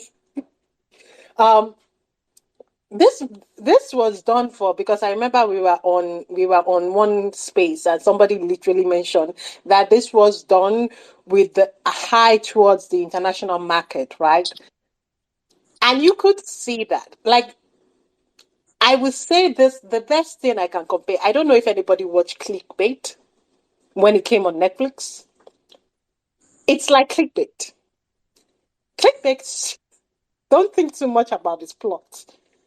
It is fantastically stupid, but it was very entertaining. I stayed all night trying to see what the end is. And I enjoyed Clickbait. I'm not going to watch Clickbait again. The same thing with Blood Sisters. Like, Kate Henshaw, I think Kate Henshaw was doing the direction that the director told her to do. And Kate Henshaw, being a professional actress, gave them what they asked for. The moment I thought that, this is when I don't know that they didn't write this female character very well. I know they didn't write it very well from the beginning, but this is when I said, oh, all hope is lost. It's when the moment where the daughter is talking to the mother, right? In an emotional beat moment, where she, maybe in that moment, will have written the mother to be at least in a way accepting of that. And it looked like it was going to be that until she turns and says, you will never be anything. And I'm like, what logic is she using to do this? Everybody here is written to be soap opera. Even like it's fancy soap opera, because nobody actually watches like soap opera on in the afternoon. It's fancy soap opera. Out of nowhere, there is somebody that is stealing organs that came, and I'm like, what is going on? Everything is thrown to the wall. Even, and you can, and you know, when I knew that this movie was made for an international market, the woman and the man, right, the people that are getting married, is Yoruba, and I see South like dancers, Yoruba, like that, and I'm like, oh, they're from the South, but they're not necessarily Igbo. The mother comes, they are speaking Igbo, and I'm like, why are those dancers there? They're not from that tribe. That don't make no sense. All right. That was number one. But like this, you can see they just took a lot of things. The international market, out of nowhere, even for us, out of nowhere, random person is I don't understand to be a seller or to start getting what's it called, organ seller, and he dies quickly. Even the boy, even the man, like the lover, the one dies. I'm just like, why are people randomly dying? There is no condition. The story itself, it is not meant to follow a story. You are there, you are following a story, you are following motivation, and you're like, isn't this your motivation? Why did you all of a sudden do something crazy? Then you realize something. They're just throwing things to item it. And you go for the ride. And I go for the ride, just like clickbait. Clickbait made no sense. As I was watching it, I was giving it too much attention. I was like, oh, but then I realized, no, this thing is not going to go that way. Have fun with it. I like it. I think we should have this. I think the media space should be very diverse. You should have very, very foolish shows that is just basically item drama. Drama for drama's sake. Okay, And you should love it. Yeah, I actually get what you're saying. Yeah, we should have our own mediocre this thing. But like, if I'm fine with that, but we should recognize this mediocre wild shit. But like, we were treating it. Some people were treating it like it was as a masterpiece. And I understand again, like for Nollywood, this was a step forward again, like I said, in many directions. But let's not pretend like there weren't plenty of flaws. And this is not the best version of this film. Again, this is not the best version of Blood Sisters that could have existed. I'm with Cynthia when I said like when people were talking about the Genevieve performance, I didn't see it. It's not even I didn't see it. I don't think I had a chance to go through my points because that was a crazy period when we did Blood Sisters during I think we were in Nigeria. We were having a bunch of events, but yeah, it's just when things people say, "Oh, we're amazing." Like, okay, no, it's not the best we can do. We can do better in this department. I think that's what issue was. But all right, I haven't read to me. You haven't said something. Go on. Okay, can you hear me now?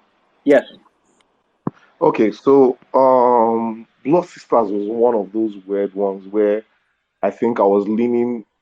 So I think the only thing that happened first thing with Blood Sisters, because it came from the same production house that did Chief Daddy, I think there was a lot of anticipation for it to see that, okay, have they corrected whatever happened in Chief Daddy? Will we get better? We'll get more of the same. And I think that for what we got, I think it was like, if you compare just in terms of production quality, it's like 200%. Was it 200, 300, 500% increase in overall better, like overall production, which is like Blood Star actually has a very good production in terms of just the overall layout of the whole, like the camera quality, the picture quality, the setups, the costumes, everything was overall better. But I think that what's the thing that is really like, even me, I can't deny when I highlight the thing about Detective Chicago, and I think this is across board.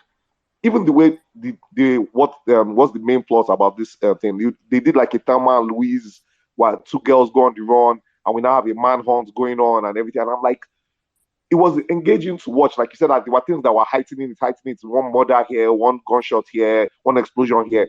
But I'm just like, so this is that weird thing of when we have even the Detective Chicago. Does it mean that if we want to tell, quote unquote, the universal or the international story, international market, we have to do the Hollywood trope? And I'm like, I've seen this thing in like 2-3 places with people that are supposed to be Nigerian policemen, but I'm seeing they are playing them like American cops on a detective case. And I'm like, I know this trope, but I'm like, this is not a Nigerian policeman, or I don't know a Nigerian policeman. Like, let me not say this is not a Nigerian policeman. I don't know a Nigerian policeman. That's why even like when Detective Chicago, you have to make it like, oh no, I just came back from Chicago and I came to work in Nigeria, so they use that one to justify it. So that thing again is not like, it's one of the things that has been bugging me this year. There's even new things that are about to come out, and I'm like, I saw the first advert, and I'm like, this is a Hollywood trope. Does it mean that if we want to make, can we not make good stories that don't have to revolve around Hollywood tropes? So, and I think that is also, that's when also, I think that the problem is that also helps them structure the story. Anything that you want to say, Blood Sisters, there's some point to it about they had this abusive husband, they kill him, and they go on a run, and these guys, there's a man of this is some kind of point to it. But I'm like, but I know this is a Hollywood trope. So I'm like, can we not figure out a Nigerian story that even though we have that structured world that can be told as a story? So this one, look, if you use the Hollywood trope, this will happen. There'll be a manhunt. We'll find this. We'll discover this clue. Somebody will blackmail them. Every time I'm like, okay, that one works well. We get approved, and we bring in the best production team to handle it. Which, if it's that, so please, anything that happens in Hollywood, please do not reduce the production quality. We can improve the stories. We can make them more Nigerian, but please, my own was just that in Blood Sisters, the production quality, leave it. Don't go less than that. Don't go less than that. I'm okay with that production quality. I'm just somehow with these Hollywood tropes and everything. Yeah, then Ramsey has to be the best actor without saying anything. I can't remember a lot. There were a lot of performances, but like Ramsey still stands out for me again. And and it's amazing for a guy that did not say much, did not do much. He did stuff, but he was silent, did not have lines. And it's probably to me like the most memorable character from the whole slave. Him and Assassin for Hire, Assassin Assassin for Dummies. Blade. But yeah, but apart from that, but yeah, But production quality wise, this thing production quality wise, Blood Sisters is great. All right. Okay. Yeah. Shout out to that Cold Ramsey performance. I actually like that Ramsey performance. I think it's a good one. I think there were some places where he dipped a little bit, but like I think it's very difficult to act without saying words. And I thought it was better than some of his line deliveries and some other things he's done previously. So yeah, that I think that worked. Mel, have you already said stuff? I can't remember if. I have, but Rotimi just reminded me of Assassin, and I wanted to say something. Morris Sam is just in everything on YouTube. And he acts many things. He's the cool, dapper guy, but he's sometimes also like the houseboy, the hustling guy. Anyway, my point with this is even when Morris Sam is supposed to be like from the lower class, struggling to make ends meet, only speaks pidgin, he still comes out looking really great, attractive. He still comes out looking good. Blood Sisters was the first time where he's supposed to be this, I guess, put together. I don't know what he was supposed to be. Let me not even assume. I don't know what he was supposed to be, but he comes out looking really bad. Like he had no direction with his life. So many things went wrong. He should have probably stayed in school. I don't know how they managed to do it. I sit down sometimes when I see him on like Udwaki songs YouTube channel, and he's like trying to form, oh, Mina rough guy, or Mina street guy. And I just sit down, I'm just like, how did Blood Sisters just make you look that bad? I don't know how they did it. I don't know. Yeah, all right. Fair enough. I do remember that was quite a time. Vanessa, is it quick? Yeah, very quick. Me, I just want to remind you people of all the many people that were in this film. Hey, just as a reminder. How can this be quick? It's very quick. It's very quick. 30,000 people in this film. I forgot that Daniel Letting was in this. Does anybody remember Chegwarinze in this? Because apparently it was there. Yes, I do. He was there. Tokpe Tedela was there. Tokemakiwa was even gone. Did they gather everybody? Because I'm like, no. And the reason why I'm mentioning these people, in fact, it wasn't Zakoji in this too. It's like he was, yeah. I'm mentioning these people because they had lines. I mentioned these people because they had lines. We can even forgive some people because they did not see anything. But these people had lines. Zakoji had a line. Tokemakiwa had multiple lines. Tokpedela was Oga Gandono. Daniel Letting was apparently Groom's best friend. And honestly, it wasn't until this space when somebody said something about Daniel Letting. Faida said something about Daniel Letting. That was when I remembered, Mogbe, Daniel was actually in this series. These are people who had lines. So it wasn't just Morris Sam that they did something to Mel. I don't know what they did to all these people that they rendered them forgettable. Because I don't know the magic spell that they cast, but they cast that spell well. because the way they made this Zakoji. Do you know Zakoji that they brought for nostalgia's sake? That everybody was like, that's Zakoji. They thought people would be excited to see Zakoji's face. Only for us to forget that Zakoji was even in the show. I'm sorry. Blood Sister did something that nobody ever did, was make people with lines in a film forgettable. And we have to give them props for that.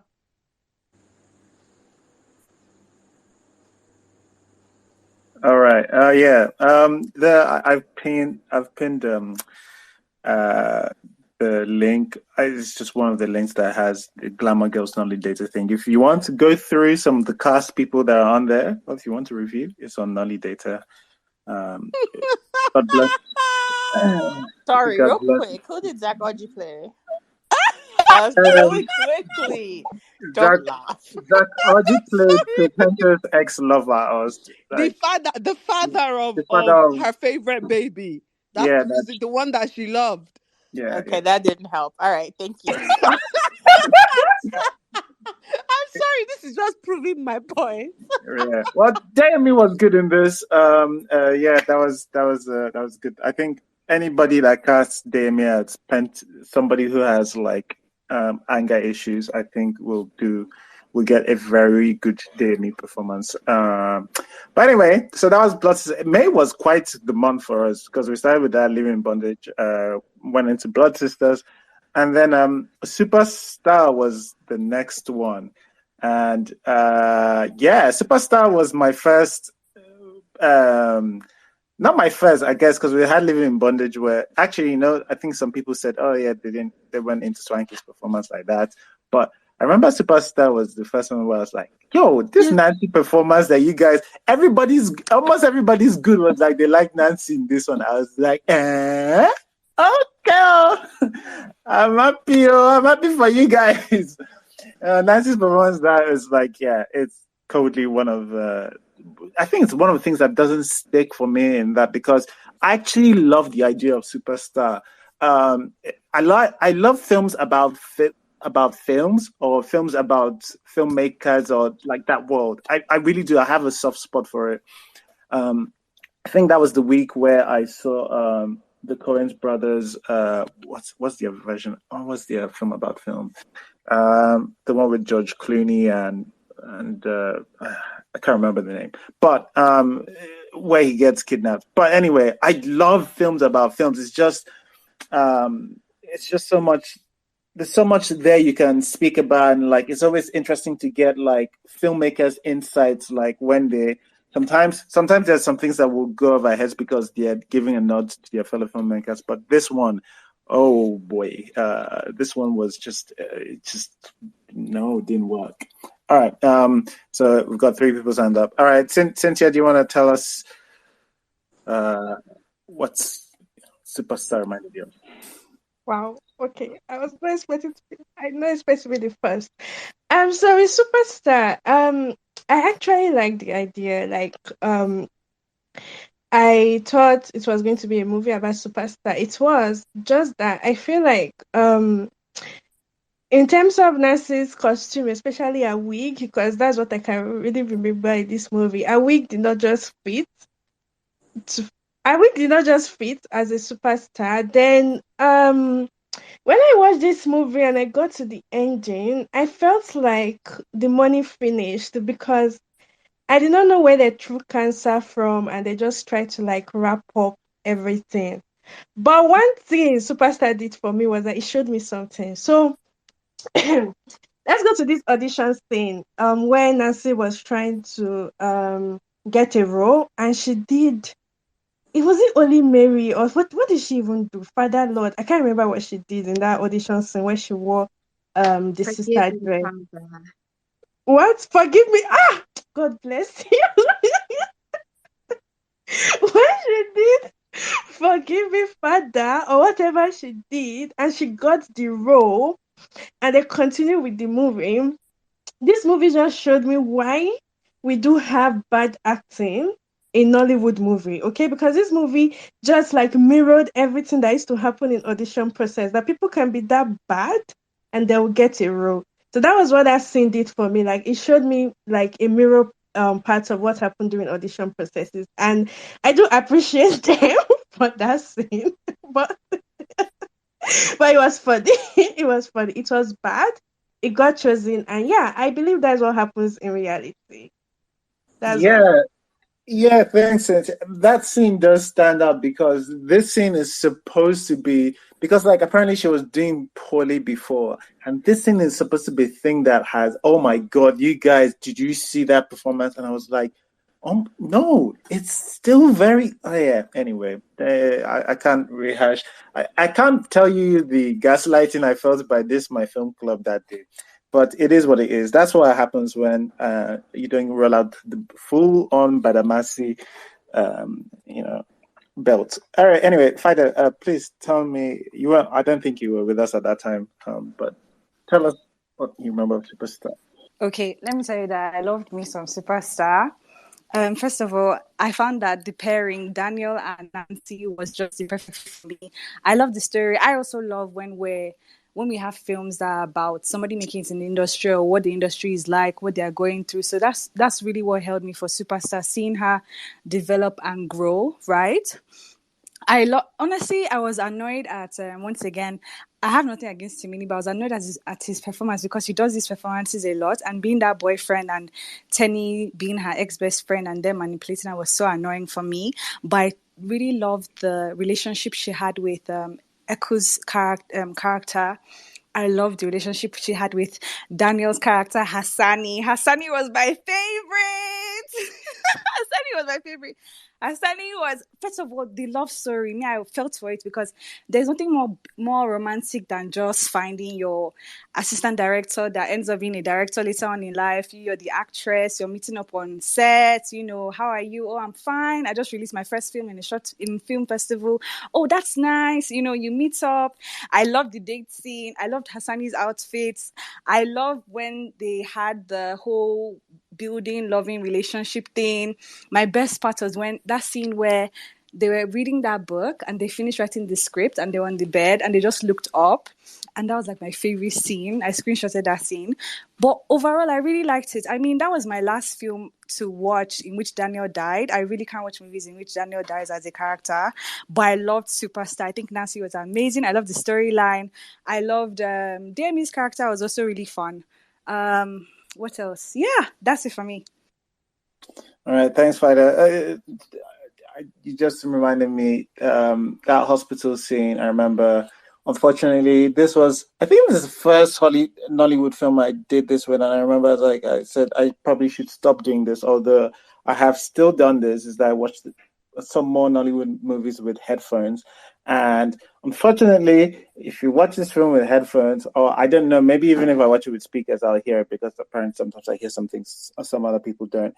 But you can hear people laughing whilst Daniel is doing his cancer delivery, people in the crew laughing. So, I didn't feel the love and the warmth that other people did. It's just unfortunate. The sound I remember, and that was pretty bad. Atas, do you want to give us? Okay, superstar. So this movie was terrible. Yeah, so I wasn't sure myself whether her bad acting in that scene where she's doing the nun thing was actually like on purpose. Like if that was I don't know. It just felt there's just no way they saw that and they thought, yes, this is the acting that wows the crowd. Like it had to have been a conscious choice. And then I will never, ever, ever forget the scene where she has that comical mascara running down her face. I think I see it in my dreams sometimes, just randomly. I felt like that was just a visual representation of the whole movie, just dramatic and silly. I will say that I agree with Faida there, that I did enjoy sort of seeing them fall in love and that whole little love sequence, but I think that's as much as the positives are in this movie. Timini was playing the same character with a different title, and yeah. Thanks, Otas. Vanessa, do you want to tell us? I just want to say, for an understanding that Nancy's performance was meta. Here goes the gaslighting. This is the gaslighting I was telling you before about. You never let me land. You would not let me land. This performance was meta, ain't that? Do you know of somebody who is already a bad actress that puts on a performance about an actress being a bad actress? Do you know what even makes it more meta? Is that people in real life think Nancy is a fantastic actress. And in Superstar, no. They think that character, no, fantastic actress. How much meta can you get? I'm sorry. I was living for how meta it was. She's correct, though. It's the only thing that makes sense. I used to wonder, why do people come for this space? We're not that bad. And then Vanessa is like, oh wait, oh my dear, go on, go ahead. I wanna bring to mind. When people say what's the most memorable, like what do you remember about this? I feel like like everybody has just glossed over the tale of the mascara on the rooftop. No, How did you I people? thought I just said this now. I Like, just said it. Like You it, just yeah, it said, so, haunts no, because me. I was going to say, you people forgot our mascara. Mascara that is just leaking everywhere. Haba koda. When I saw that mascara, I was like, no. This has to be like, that it had to be intentional, in my opinion, because there is no way that you allow this poor darling walk upon that rooftop with that mascara on her eyes. It's not fair. I know that she's not a great actress, but you just made it worse. It's like they were actively conspiring against her in that film. Everything about it was wrong, except, and I hate to be on Fida's side, except Daniel Etimeffion. I know that Daniel Etimeffion plays sweet boy all the time, but most times, I hate to say it falls flat. Like, I feel like Daniel sometimes playing like romance and like sweet boy feels a little dead behind the eyes. But this one, I won't lie, he melted my ice cold heart. I genuinely was falling in love with him.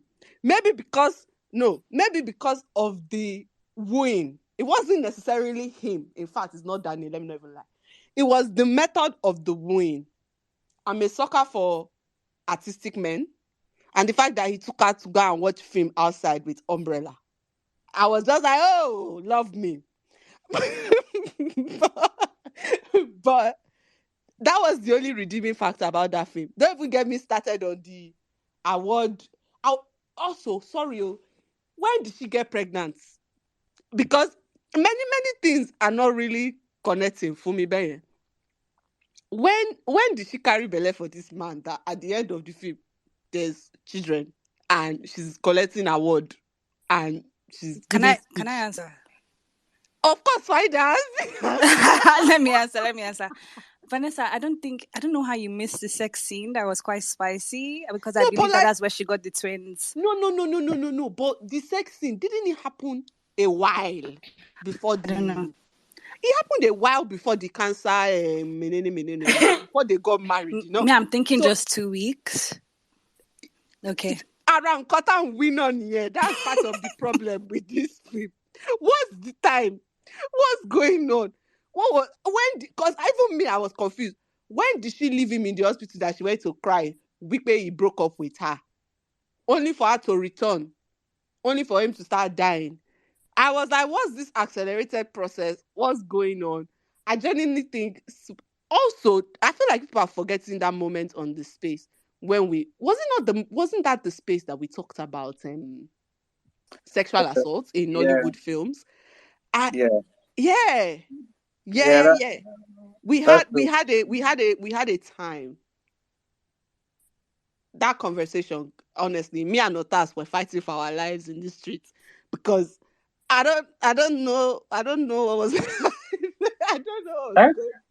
There Well, was a lot of well, I don't know who backed me up, but I know I walked into this and because actually you walked into a I don't know. yeah, so I remember I brought it up because it's something that actually I had been wanting to write, or well, I've been trying to prod Mrs. C and or oh goodness, Mariah to write. Not really. I hadn't really got in contact with Mariah by that time, but Mrs. C certainly. I had been prodding her to write something about sexual assault because it's just something I had been noticing.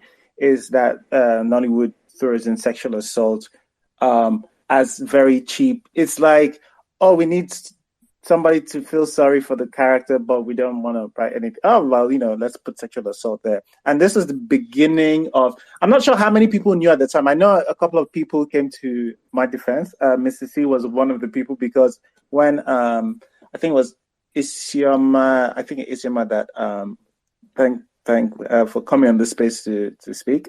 Which I think she might be one of the producers for this. I can't remember.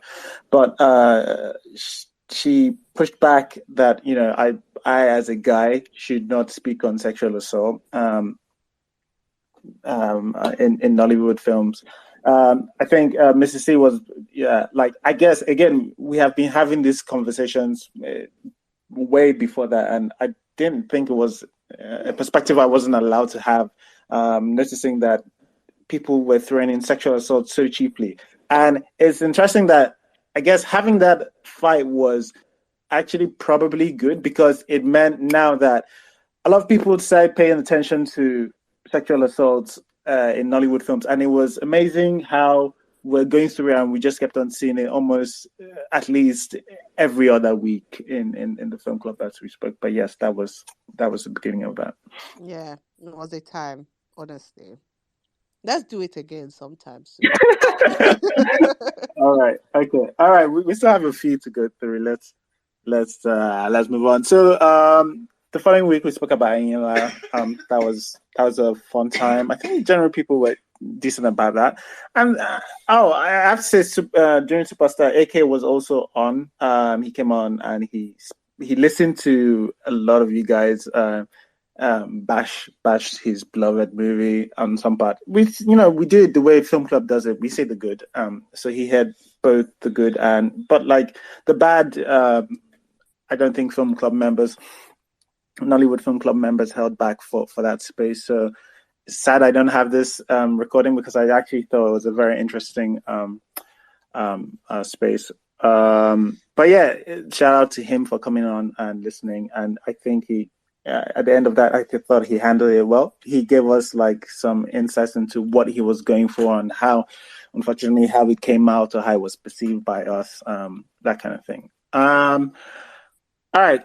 So next week, I said we had Ayinla, and then midweek we had Badamasi, which honestly I can't believe that Obi Emele, for whatever fault he has in filmmaking or in his stories, what a man! Honestly, what a man! Because good Lord, did we have things to say about Badamasi. And this one wasn't just film club members. I think this is one that had some filmmakers on as well to speak. I think Aditi came on the space for this one as well. But Obi sat down through both the good, and he sat down through us absolutely wreck into his film and his perspective. Like, what a spot to sit down there and just we had a lot of back and forth, and hopefully anybody who listens to that space, which I do have a recording of, dropping it when the podcasts start coming through. That one was actually very memorable for him. Having both coming on, having his son to speak, and all of that. I thought that was a fun time. Also, that space coined the name Ekene. Oh yeah, that's where. Which will be the name of my firstborn son. So thanks, Obi. All right, I'm doing that. All right, Mel, did you want to say something? Oh, I didn't watch it by the time the space happened. I watched it later on. I thought by the time that I watched it, I was feeling very impenetrable, because I'd watched all sorts of Nollywood films by that time. So I was like, yeah, sure. I'm sure I've watched something worse than this. I think that's the first Nollywood film that I couldn't finish. Never finished it. Just stopped. Anyway, when I was on that space, Obi goes into a really long, really, I guess, colorful story about how he got some of his actors, and he talked about having someone, is it the cameraman or someone behind the scenes, about him needing someone and going, you look northern and you can sound northern, getting there, and the man protesting and him saying you're fine. And I remember very clearly Obi just emphatically saying, and he was fine, right? Wrong, because when I watched it, I knew exactly who that person was, and he was not fine. It was one of the most horrendous things I had seen on screen. But it it also pointed me to something that I see a lot in Nollywood, at least since then, where people who don't speak Hausa just make sounds. They're not saying anything. It's not Hausa. They just make sounds with their mouth. And that's what the behind the scenes guy was doing. And it was just terrible because he was also in a scene with like proper Hausa speakers. I'm not sure how that flew by. Yeah, I just wanted to point it out that I remembered that. And when I was watching the film, I was like, this is what he was talking about. This guy is absolutely not fine. Anyway, bye. All right, thanks, Mel. Aika, did you have something you wanted to say about Badamasi Space? Yes. So I love the movie for, well, I'm not gonna lie. What I expected out of the movie was what I saw in the movie. It's going to be an hagiography of like Badamasi, and I absolutely love what he said.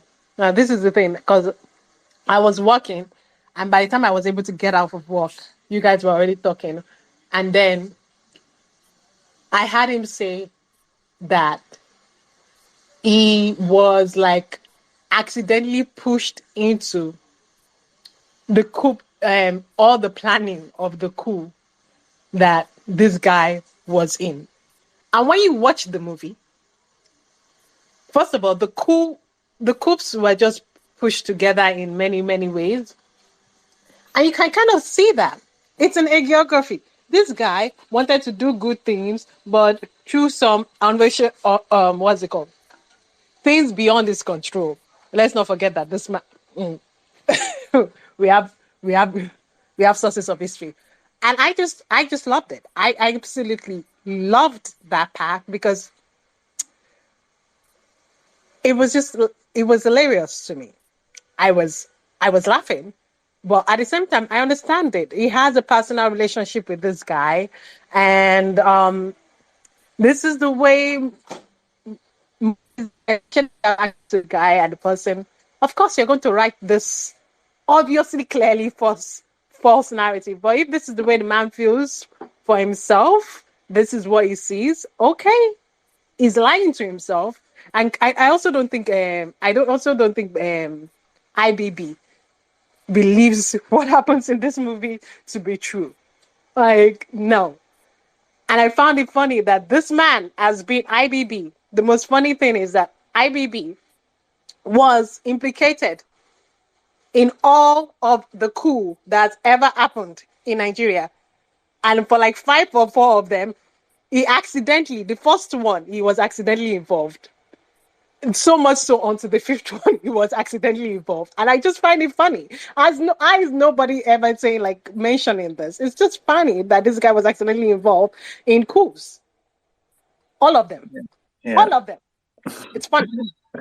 Yeah. All of them. How many times have you been accidentally involved in coups, guys?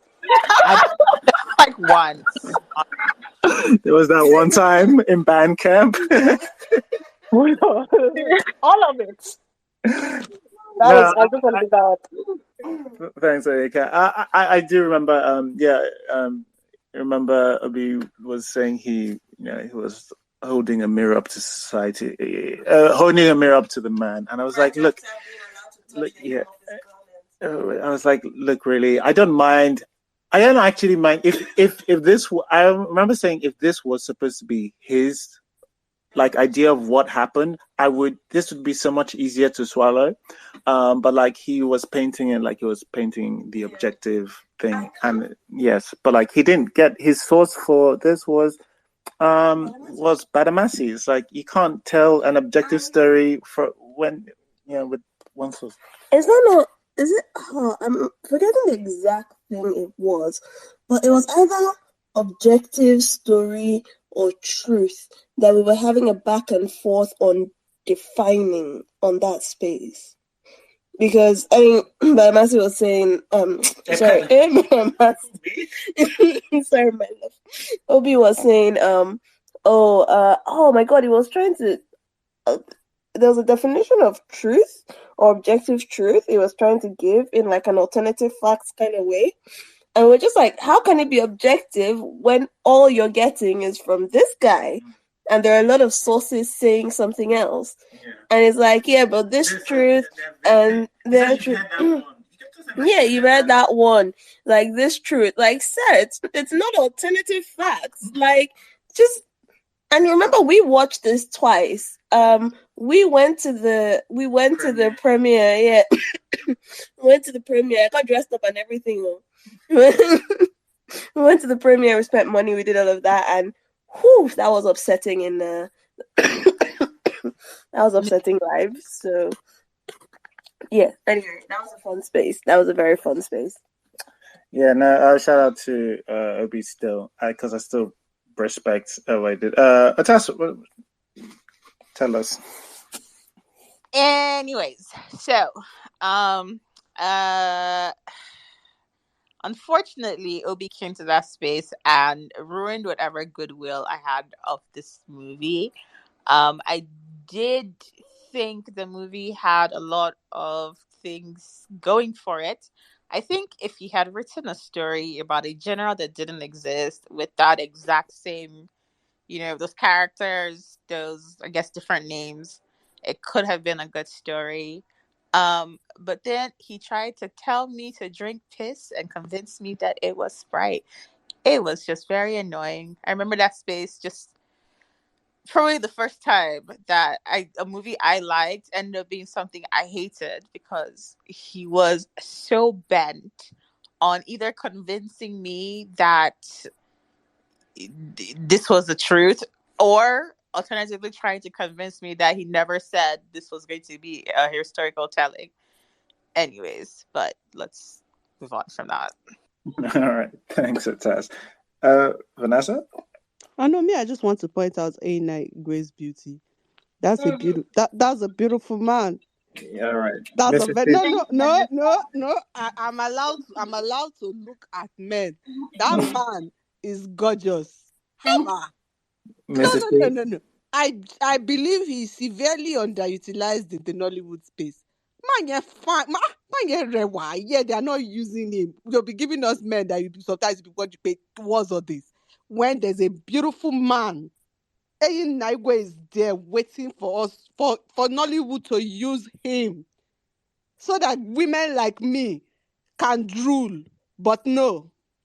But yeah, I'm just saying, everybody put Eyin Naigwe in your things so that I can watch. Right. Mrs. C agrees. Of course she does. All right. Yeah, that was the Badamasi space. I still have fun memories of that one. 29th of May, we did Nimbe, which I think was a long requested one. That film wasn't as good as I remember it being. Well, it touted out to be. After Nimbe, we had Foreigners. Mel, you want to say something? Just that until that space, I always looked back at Nimbe with like a lot of love. I still do for the character only. But at that time I was looking back for the entire film. Then we get to the space and then it turns out that I had just blocked out blocks of like scenes and dialogue, just completely erased them from my memory. Because I remember rewatching and just going, when did this happen? It was so disappointing. I felt so deflated because I was clamoring for Nimbe to be spoken about, and then it happened, and I was just like, oh God, what have I done? Anyway, but I still really love Nimbe, the character, and I still really like Ralph. I think that there was something there. Yeah, all right. Yeah, funny enough, I think one of our Queen champions for Nimbe did not actually manage to rewatch it. And she's not here as well, Queen Elizabeth. All right. And then we went to Foreigner's God, which... Oh, my God. Which, on the 5th of June. Oh, my God. Foreigner's God. Oh, Foreigner's God has no haters. Oh, God. I don't know if you can hear Mrs. C. She said the foreigner's God has no haters. Oyinka and her have left as well. And she didn't even see at the time that Oyinka has her hands up. All right. So Oyinka, please tell us. I am highly disappointed that you're giving this movie any type of promotion. This movie, actually, I have softened. Like, I didn't change my mind. My mind is still the same thing. What I thought back then is still what I thought now. But, you know, when you move past things and you're like, oh, maybe I was a little bit too quick on Ash. A little bit too quick on Ash. But I think I was validly upset about this movie. This movie came together because of, one, foolishness. The person that made the movie, I don't think understands the implication of the movie that you're making. That's why I call it foolishness. Imperialism, colonialism, all those other things. And this movie is racist, y'all. This movie is particularly racist. And I would say the reason why it personally it got me furious was because this is a Nigerian man making a Nigerian movie using Nigerian money to produce this movie. And in the end, he had to go out of his way. To make a movie like this. It's not like this man is African American, or and you are working within the Hollywood system. He doesn't necessarily have to go out of his way to go and make this objectively racist movie. Right? No, he had to go out of his way to make the movie. And even at this man saying that he was a costume designer, right? He did bad costume designing. Very bad. The only time that I thought it was okay was maybe the first scene. And after that, very bad. Everything was horrible. The story itself was terrible. This is why I call it, like, it's a bit of foolishness. This guy, I do not think this guy purposely set out to go make a racist movie, but he made a racist movie. And there's also a lot of issue about labor behind this movie. Like, I had some of the stories that happened behind the scenes of making this movie and other stuff, which also does not, like, add to my liking of this movie in any way. In all the places where I would like to give space of, like, grace and everything, I cannot give. The only reason I can give grace to this movie is that this man probably was born in the 80s. We live in mass culture, mass movie, mass communication movie. He's seen a lot of American movies, dozens something. So it through just poor appetence and foolishness and bad movie making. Even if it's racist, it's a bad movie. Even if you take the racism, it's a bad movie. Structurally, it's a bad movie. Storyly, it's just bad. It's everywhere. It's just horrible. And then you have to go out of the way to make the racism. There's something wrong with you. Before I know that's that I know. Sorry. I know I said this movie is like made by Leni Riefenstein. If no one knows what Leni Riefenstein is, this is the woman that made movies about Nazi Germany, right? During Nazi Germany. I am so I can't believe Lenny actually knows how to do movie language. This guy does not know movie language. And I am so sorry that I compared him to Leni Riefenstein, because that's the only thing I'm going to apologize for. That was too much. That one is intentional. She's more intentional with her own thing. And he is not intentional. But he made a racist movie using our money, insulting us and himself. That is what makes this bad. And if somebody, and also he's very good at marketing. Oh, I remember the marketing for this thing. It was very good. It was a very good marketing something, and got all the hypes and all that stuff. Can't produce the thing. This movie is racist, y'all. All right. Thanks, Oyeka. By the way, this was not one of my highlighted ones to talk about. And it's funny given that you're like, why am I giving this air? But you see, sometimes you just need to speak against some things. Sometimes some things are in your belly and you just need to let it out. I didn't know it was going to be that bad. I didn't see it. Cynthia, what do you want to say about Friends? Well, I mostly about the Twitter space experience. So, Paradise God was the first time I decided to speak on Twitter space or this Nollywood Film Club Twitter space, and I came happy, and I said one line. I said one line and I saw the mood of everybody, and I was like, nah, Cynthia, you have to switch to a listener to understand what people are saying, because I watched Foreigner's God. Wait, I watched Foreigner's God, and I tried to not take notes of all the costume, all the white man savior thing. I just felt that they tried and it looked beautiful on my screen. So when I came to this space, yeah, I mean, I attended like 2 minutes in Blood Sister and Man of God, but this was like the first one I said I'm going to speak and I'm going to stay for a long time. But when I came and I saw the mood, I had to switch to a listener to like understand what's going on. But there was something Oyinka said that will never leave my memory. She said that this movie should have not left the hard drive. She said that the movie should have not left the hard drive like that in my memory. Yeah, so that's what I want to say. My friend, that's good. All right, thanks, Cynthia. Yeah, that's interesting. But like again, I'm very happy for people to come on and disagree with people, but it's weird because you people in this space sometimes you people are so bold. You discourage people from coming, but like honestly, if you disagree with people, please. I always like people to come on and just say whatever they feel at the time. We are not always on the same path. Well, we'll come to that. All right. Anyway, after This movie is racist. Am I the one that is like going crazy? no, but for the other thing, what mentions that I don't think this was. I think this was this got a grant from not Nigeria.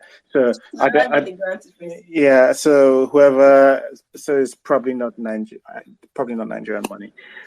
So at least, Thank God. Okay, thank God. Like, okay, that's why I was kind of pissed off. So I was like, is it Nigerian money, like this guy? No. But this guy still works within Hollywood. Okay, well, now just put it into like, we have a lot of racist movies. It's okay.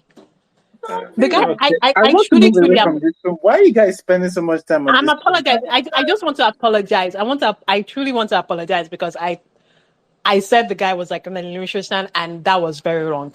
I think it was foolishness that just made this movie. Like, it was accidentally racist. It was very foolish. So that was wrong of me, and I am very forgiving. God should forgive me, and the guy should forgive me. You are not an intentional. You are not a Nazi. Forgive me. Sorry, I just remember that this film had the weird posters. You know, the posters with the people that weren't in it? Yeah. Yeah, I just remembered that. All right. Okay. Yes, this movie is not to be spoken of again. All right. So Foreigner's God, let's see. That was 5th of June. And then we spoke about Breaded Life, a film in which I think we sort of there was a section film in which I gained love. Yeah, right. Yes, you gain love, and I still think there's a switch in this that when we speak about, if we ever get there, to films that we didn't talk about when we talk about Weather for Two, and those dream sequences that were taken that were faked out, right, and like how. Yes, my problem with Breaded Life still remains, and there's a lot of things it does well, and I understand it has all that charm and all of that, but my thing always still is understand he can feel, oh, maybe there's something to just maybe working hard and all of that, but like that love didn't happen. He dreamt it. It doesn't mean anything to me. It doesn't mean anything to you. Doesn't mean it didn't mean anything. See, let's not It's a start. dream. Kama Bere. It's a Let's not dream. start. It did not Let's happen. not start. I'm ready to burn this space down. Yes, but this I remember this is the disagreement in which I remember that In happened. which I I had that get love. yes, yes, I just want you people to yes, know that a filmmaker loves me. yes. Uh, That's the yeah, takeaway from this space. We should not talk because about anything about this film other than the fact that Beyonce Steven loves me. The rest of this is inconsequential. yeah, no, I that's fine. Well, I'm happy to disagree, but like I understand people liking it as well. I'm just saying why it didn't work for me to be honest. Mel, what do you want to say? Oh, I just wanted to say that I lost my mind on this space because Vanessa just kept gaslighting me. Vanessa, what do you mean it had charm? Where was it? I couldn't see it. Did not see it. Did Oh, not see it. No, Vanessa now had the audacity to now say, "Oh, shut your brain." I was see A at that whole point. Let Vanessa, me, in fact, a I whole take it back. Vanessa said, "Shut your I brain, actually close take your it mind." back. I actually take it back. You people should not even. In fact, Emma Womo, don't watch again. We don't want. We, we, we that we felt the love. Vanessa I is want to beating her feel the chest love. right Yeah. now. I'm sorry. I'm pained. I want to feel the love. Yeah. We that we felt the love. We that we felt the heart. We that we felt the soul. We that we felt everything to ṣẹlẹ̀ nínú film. Yeah. We that we felt everything in that film is okay for us. Don't shut anything off. Don't turn anything on. If people don't want to be watching film with your heart, then I don't know. Me, in fact, I'm not defending this film again. I'm not begging anybody to watch it. I'm not begging anybody to I like it. love it. Yes. No. I'm not begging again. All And right. in fact, I regret being led to the point where I begged you people to shut off or turn on anything. I should have just stood my ground. No begging. I'm All not right. begging you people again. Okay. All right. Cynthia, what did you want to say about this? I'm on Vanessa's side. I'm on Vanessa's side. It can even Yeah. Mel. You people should open your heart. Open your heart to love. Wait. Look, this is the only one thing, and again, people can say, I understand you liked the heart and you felt all the feelings and all of that. But when I tell you that the reason why I didn't feel it is because it's a dream. It didn't happen. Like, so how do you want to walk me off of this cliff? How do you want to tell me, oh yeah, but like you should still feel something? Like in terms of if you don't want me to, if you're not going to say shut up your brain, something like shut up your brain. If you want to tell me, oh no, this is why you should like it, what would be the thing to say to get Anipe, we are off not telling you again, uh-huh. sir. Yeah. Let's just leave it where we are. Anipe, we are not telling you again, he said. There's no need to convince me or convince anybody more. I'm not Yeah, convincing anybody to love anything. Anipe, I Sorry. have come to a place of acceptance. When he woke up from his dream, right, and started trying to chase her, all I could think of was, what if she has bad character?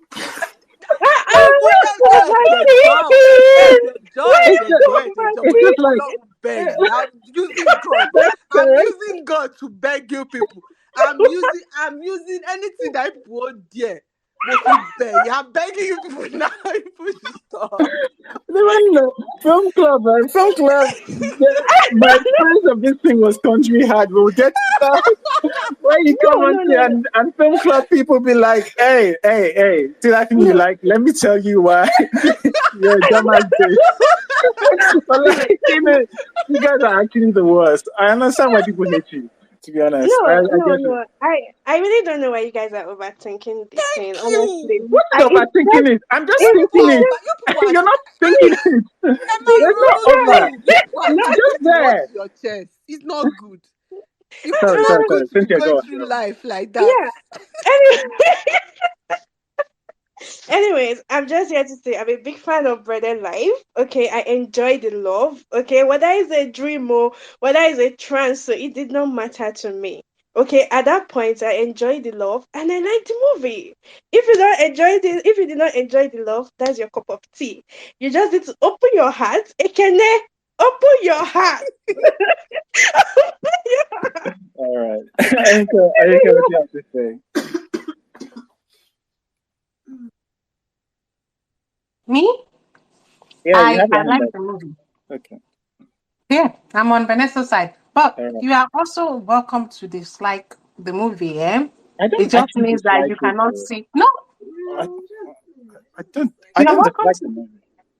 Okay, you are welcome not to think that the movie does not mean anything because it's all in a dream. Because dreams do not affect the world because people don't have dreams. That in the end affects the world.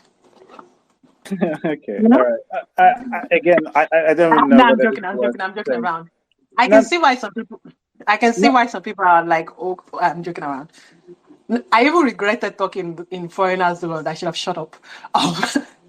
Um, no, I can see why some people didn't think it mattered because it was a dream and all that stuff. But I liked it. It was wonderful, and it was a lovely little movie that does the classic story of like rich guy, poor guy, learns to work hard, da da da da da, blah blah blah, blah da da da da.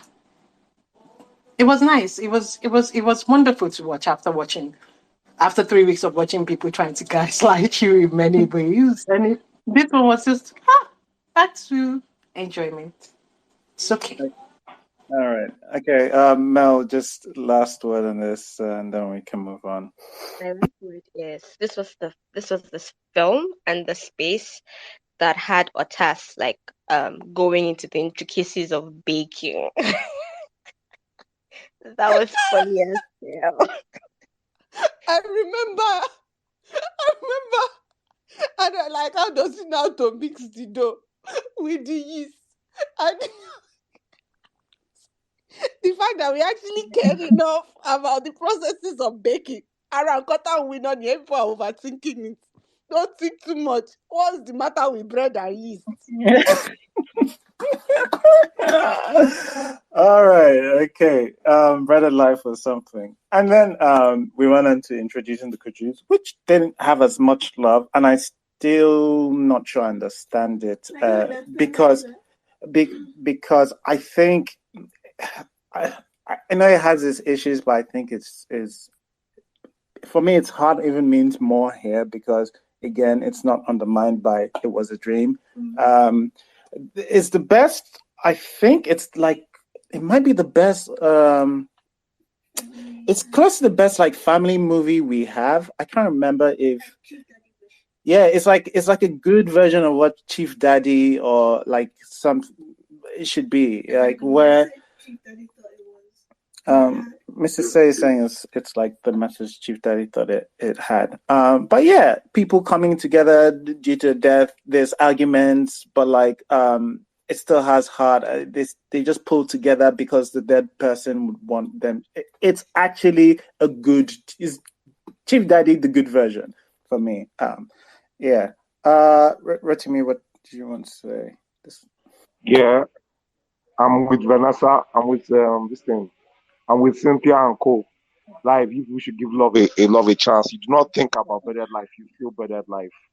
And I'm like, that is one of the first, like, that's the only movie that made me feel lovey dovey throughout this year from Nollywood. I am sorry. Feel, open your heart up to love. That's all. Yeah, love is a dream. All right. Ekene. I'm just saying. I didn't say it. The movie said it. Cynthia, what did you want to say? Yeah, I wanted to say that I really enjoy introducing the Kujus, and I think it's one of the underhyped Nollywood movie, or maybe because it went to Prime Video, but I honestly think it deserves more hype for yeah, it deserves more hype. It was really a good movie. I don't know. Prime Video spoils everything. Yeah, I actually agree. It's yeah, it's set around Christmas, isn't it, as well? So like it's I think for me it's our best Christmas movie. Like hands down. To be honest, the competition there isn't a lot. But yeah, hands down. All right. Let's move on. Vanessa? We can't move on no, because I'm about to put a damper on everybody's lovey-dovey with introducing the Kujus. Oh, okay. Why are you closing your hat? Wow. Wow. Your hat is Wow. closing. Okay, Wow. go on. Are we going there? I love Biodun Stevens. And I don't dislike this film. I thought it was good.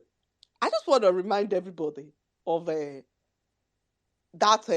weird love angle. Don't shake pẹ̀lú.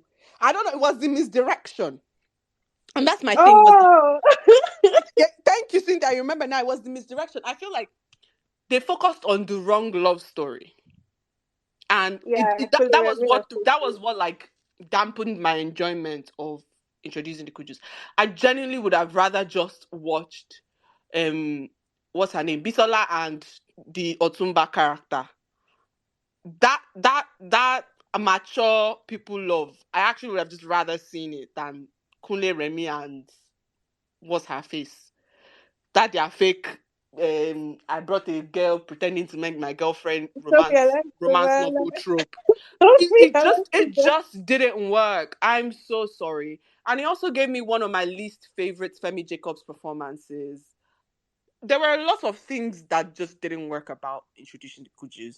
So it's not like I hated it, and it wasn't like I closed my heart to love.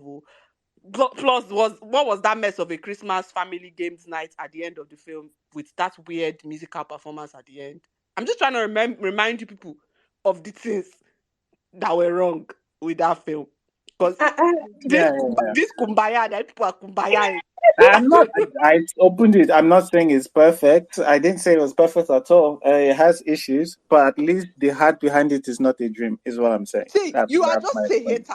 Honestly, that's my.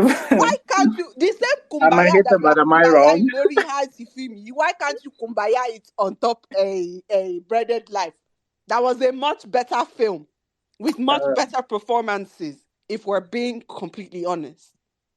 Abba. Yeah, I think brother performances, the brother life performances on a whole, just like I don't think there are weak performances in that exactly, at all. Exactly. Yeah. Let's not lie, let's not steal. No, yeah. Wow, Mrs. Sik said kill Bisola. Wow, who's Bisola? Bisola, yeah, it's true. Bisola in Breaded Life. It's true, she was there around Katam Winon, yeah. Okay, yeah. that was it. That was so, do you know, for all the good performances to overshadow that bad performance, you have to tell you something. Yeah, Mrs. C says she remembers it. Okay. All right. Shall we? Fi, did you want to say something? No, I'm good, thank you.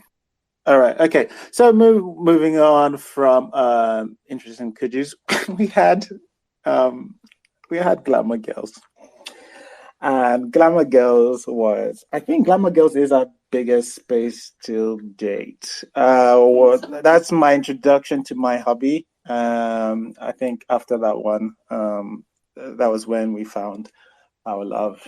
So yeah, I don't have too much to say about Glamour Girls. It is what it is. I thought people accurately is just an easy one to point out how ridiculous it was.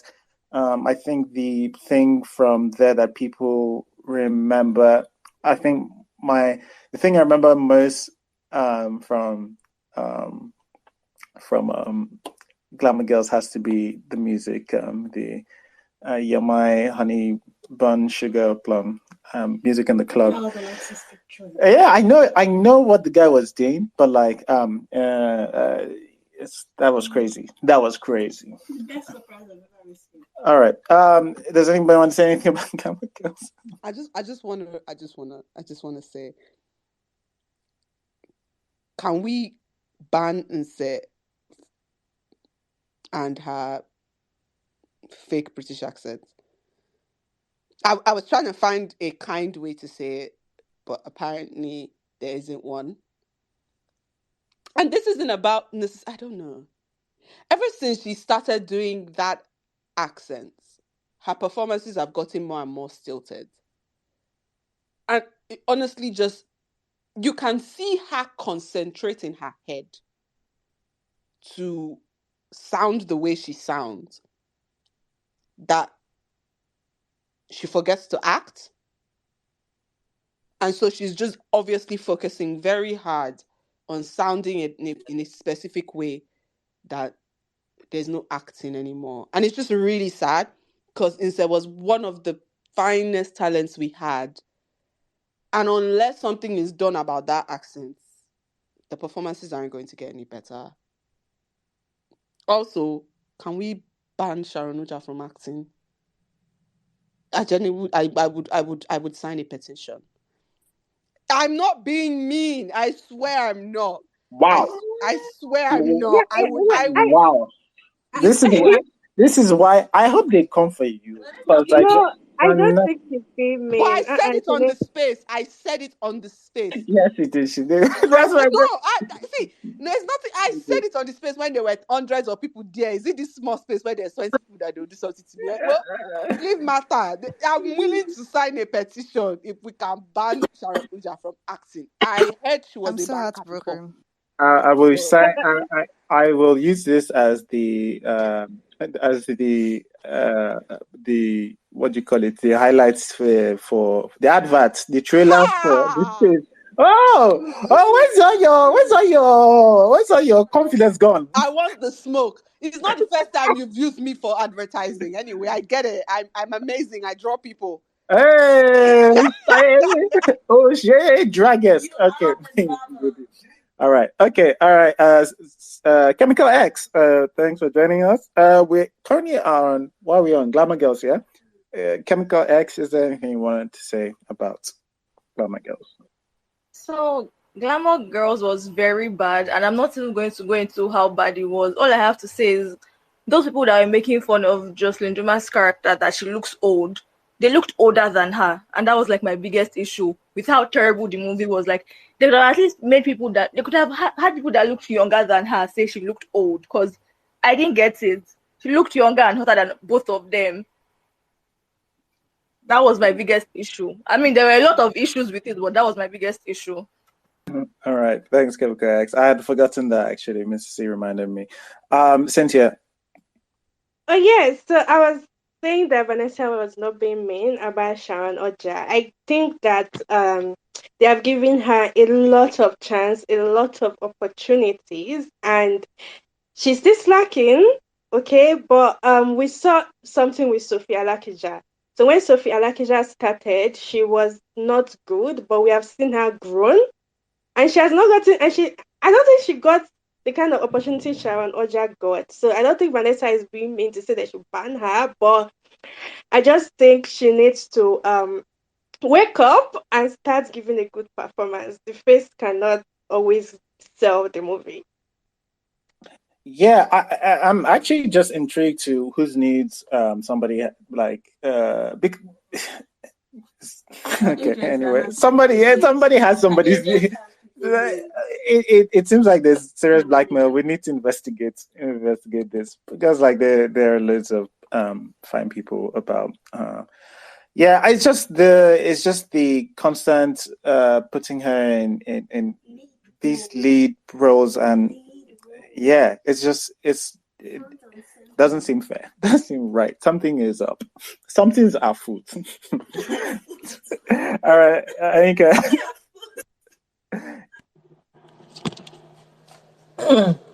I have come down now. Glamour Girls. I look, guys. It's whatever. It's whatever. Most of them is whatever. Sharon Oja, guys, leave that girl alone. They're bad. There are always bad actors who are meant to be beautiful, and also it's not only her. Like, she has a lot of. I'm not about to say that she's a good actress. She can be okay. Like, most people, I think most actors are okay. I don't like.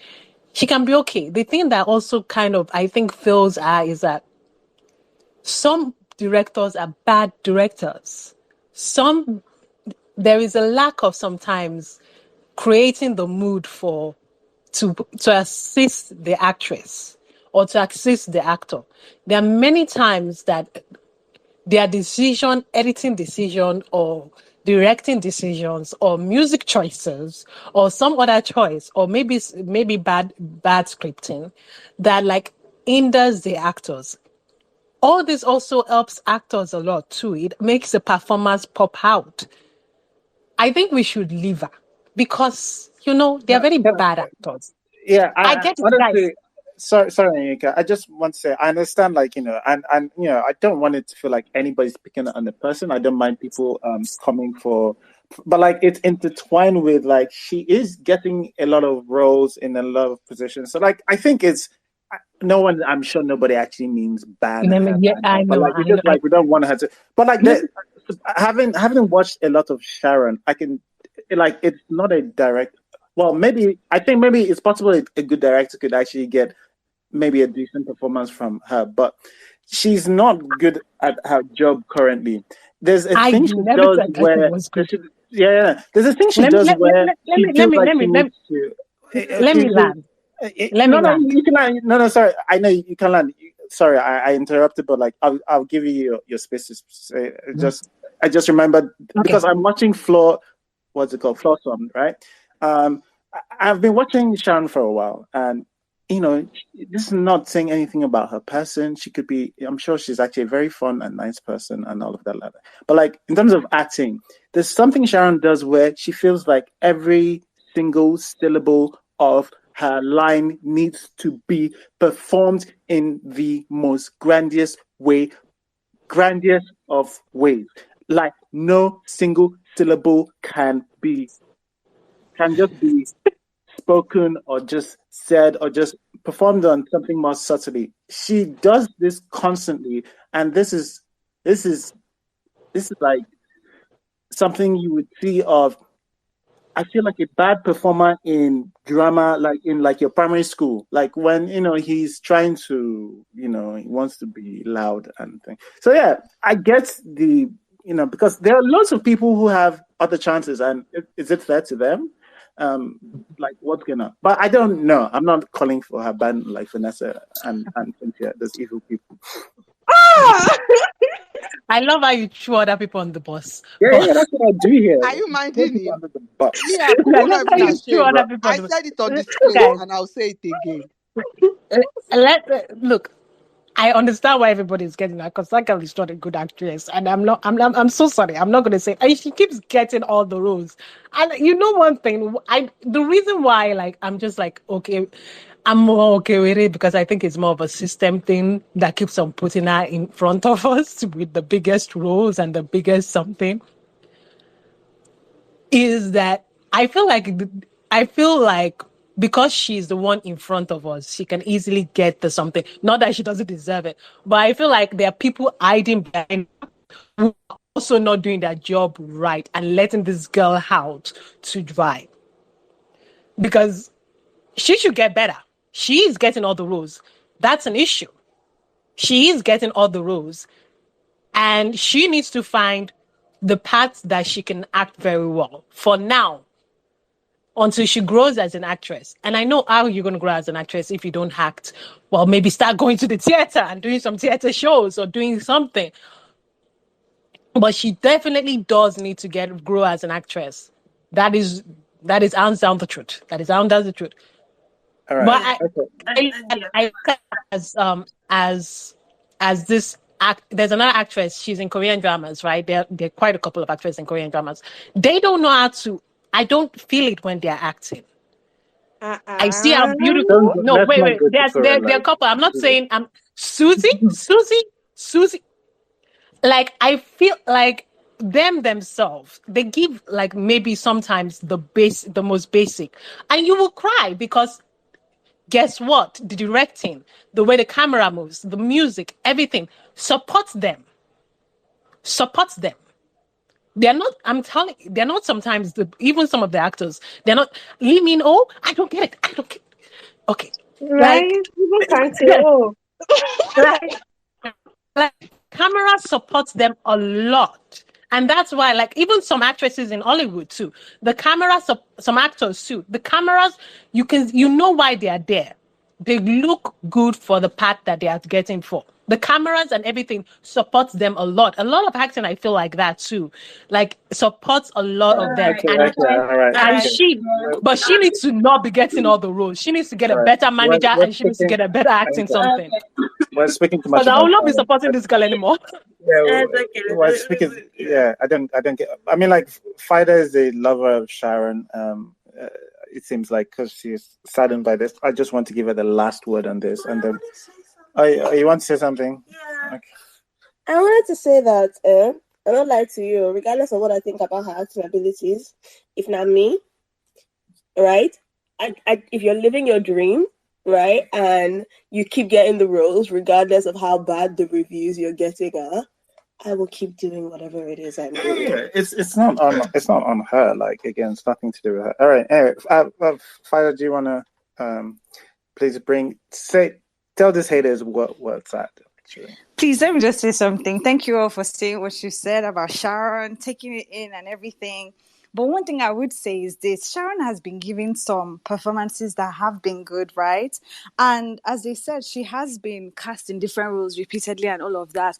All I can say is that I do think that she's doing her best, and I do think that she's putting effort into the craft. She gave us Oluture, and I don't know if we discussed it here, but I felt like she does have these performances where she brings it and where she doesn't bring it. And if we apply it to other actresses we've spoken about, like Nancy, I just feel like it's something that I'm okay with. And I will still watch Sharon and support her. And I'm currently watching Flossom. And yeah, that's me. All right. Okay. I don't know why we have 3 hands up here. Okay. All right. What? Who's behind what kept me up? Is it Ade? Yeah. It's okay. Hello, Okay, everyone. Ade. Yeah, so I was going to talk about Sharon Oja, but yeah, I think I'm in support of Mr. C. Yeah, what you said about her. I think she's not that she's not at the level, right? But then she's been they've been pushing her right to these main roles, right? And I think someone like that, based on the level of or the quality of acting she's been given, she should still actually be playing like so a bit minor, not yet at the level at which they're already pushing her into, right? And this has happened over and over and over and over again. And also concerning Glamour Girls, I want to speak a little bit about that also, right? Since we're on that. Concerning Glamour Girls, so I think this also goes a little bit into Play Network, and they are picking up classic movies, right? And whether remaking it or rebooting it and all of that, or making a sequel or not, or if it's connected to the original or not, as a writer and someone who is like trying to keep up with these titles and maybe write news on them. So this is just like a message to your hobby, right? They could make it like ahead of next year, right? Since they have a lot more in the works ahead of next year, ahead of the future, right? They should make it clearer. Like they should let us know that, is this going to be whether this is going to be a sequel or a reboot or a remake, whatever it is. They should make it clearer in their captions or their statements, that kind of thing, right? And not just say, wait for the trailer, you see it when it arrives, that kind of thing, right? Or just wait for the teaser. Or even when I remember a teaser was out, right, or a trailer, and people were questioning. These are genuine questions, right? What someone said who worked on the movie, right, was like, the movie is coming out next week. You wait and you see it. That doesn't help. It doesn't help with the excitement. It doesn't help with the thrill or whatever. Most especially for lovers of old Nollywood, right, who watch these things back then. They should be able to have a clear idea of, what are we expecting? It's not a spoiler, right? I don't think so. When you let them know, this is definitely going to be a reboot, and by bringing in fresh, and it's going to be a fresh story, we're only maybe picking up the title and then we are making this story our own, or we are totally remaking it. So I think going into the future, they should try to make these things a little bit more clearer. And yeah, I think Glamour Girls is one of the worst movies of the year. I think that doesn't change. That's all. Thank you, Claudia. I like this angle about the what is it? I still remember this. We started writing the Glamour Girls script that we never really finished and delivered for video review. That year we used to do video reviews. And one of the things that I was going to put on there is like how nobody knows what this is. Not the credits, like everybody. Okay, so like one of the things that Abimbola was saying whilst producing was she was calling it an original. It's like, I don't think you guys understand what an original is. It's not an original. You can't base an original of an existing property. That's literally, that's not how originals work. They bought the Glamour Girls IP to make an origin. That doesn't make any sense. But like, it's also weird because it's not quite a. The closest thing feels like it's a remake, but there are people in there from the original who are labeled their in the credits section anyway, who are labeled their characters' names. So it would almost be like it was a sequel, but like the film is just a mess. I think that's where the mess really starts from, and it's crazy because like that's something that's the first thing you would think people would sort out before we start even writing the script. It's like, what are we making? Are we making a remake? Are we doing a sequel? Is it a reboot? A reboot is the thing where you can just, all right, like, so we've got this IP, let's just forget everything that happened before. It doesn't matter, like, but like we want to just loosely base it on babes,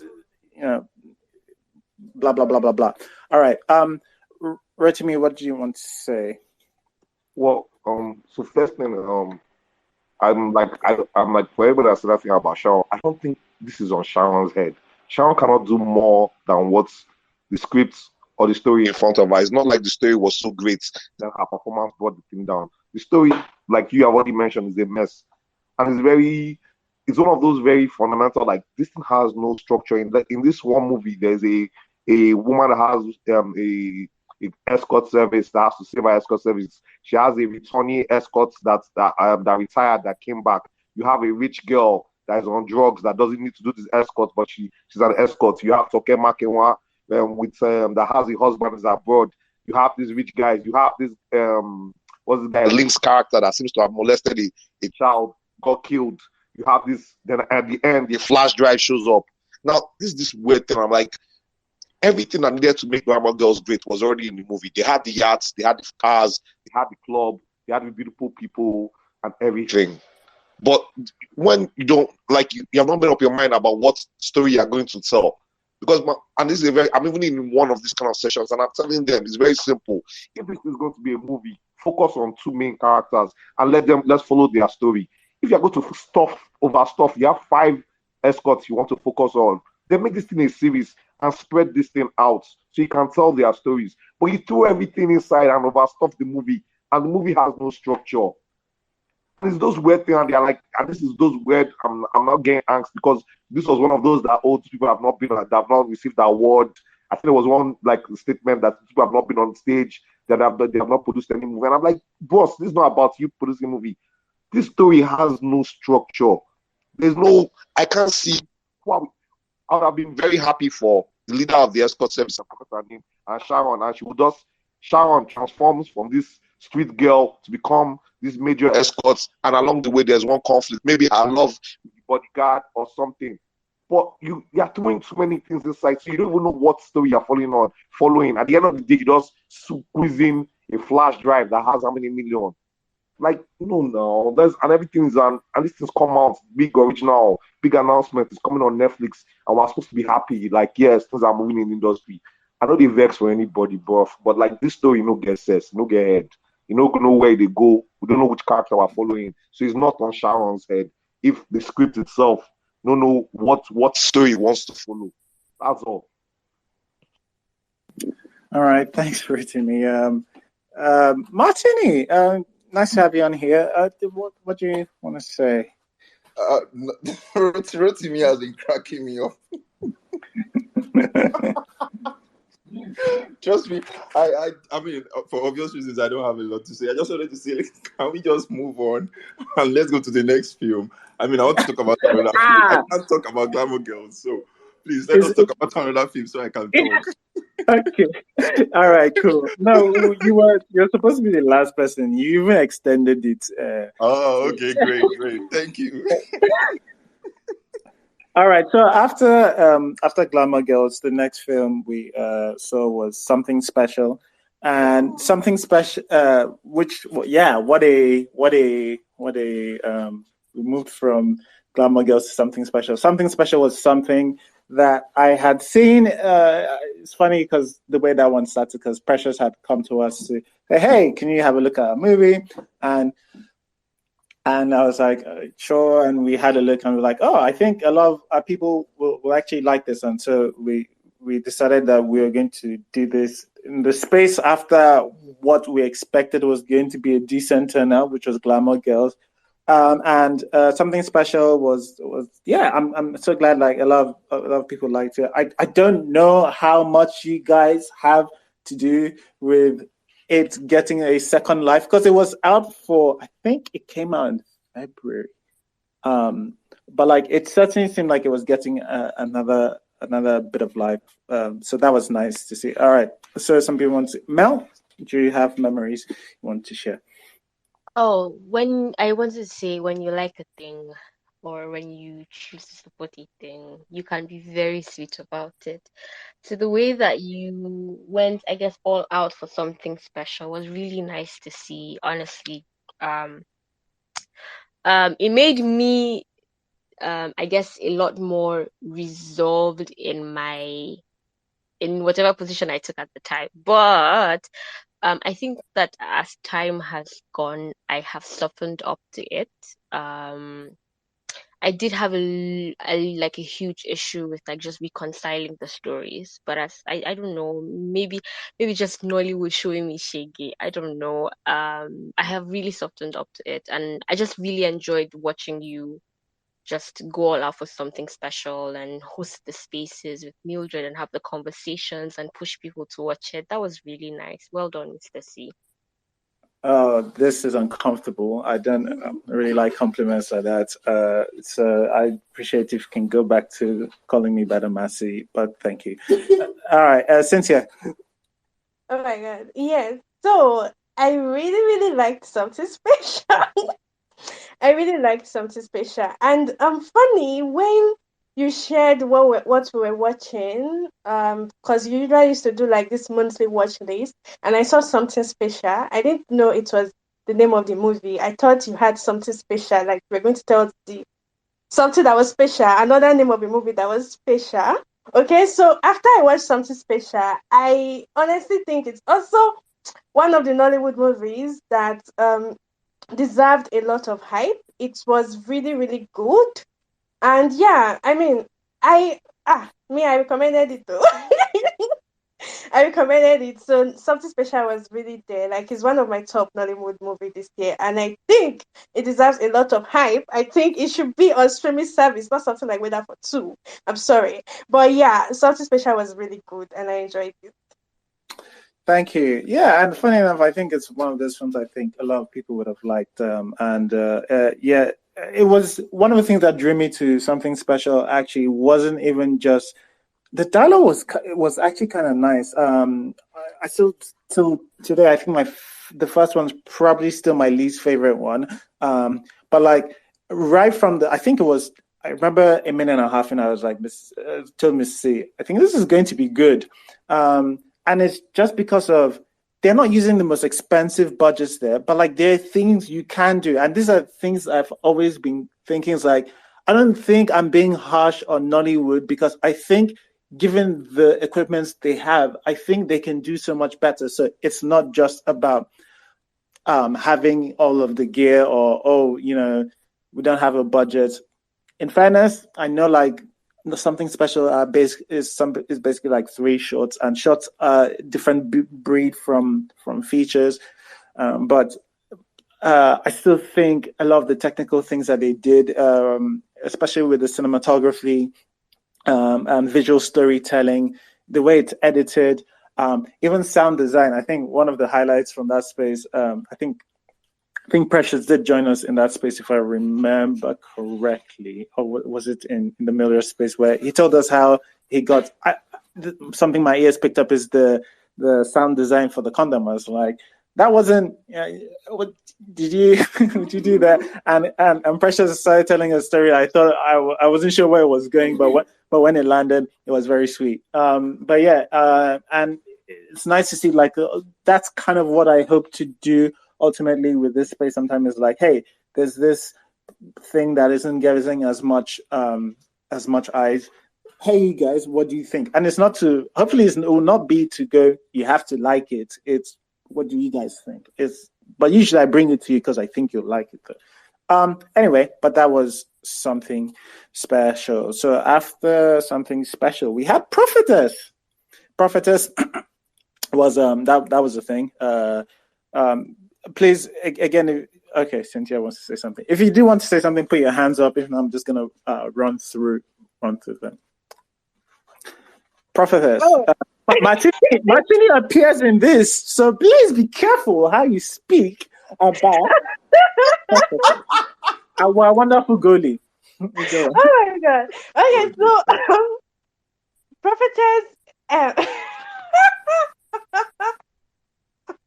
I'm sorry. I'll be clear.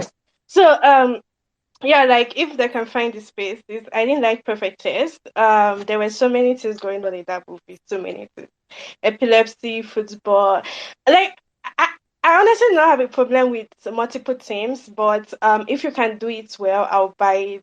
Anyways, the good part of Prophetess was not in the movie, okay? So Prophetess introduced me to Ni's Twitter account, and there's something I love about Ni.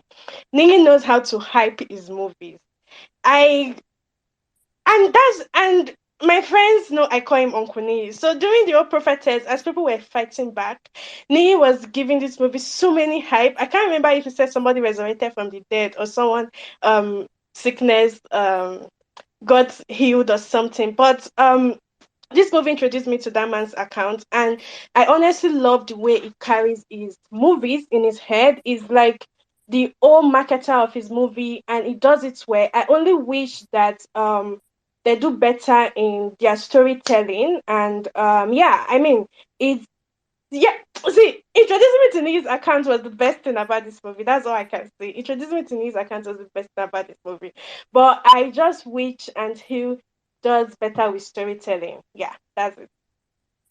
All right. Thanks, Cynthia. And then we went on to talk about the Blood Covenant. That was fun as well.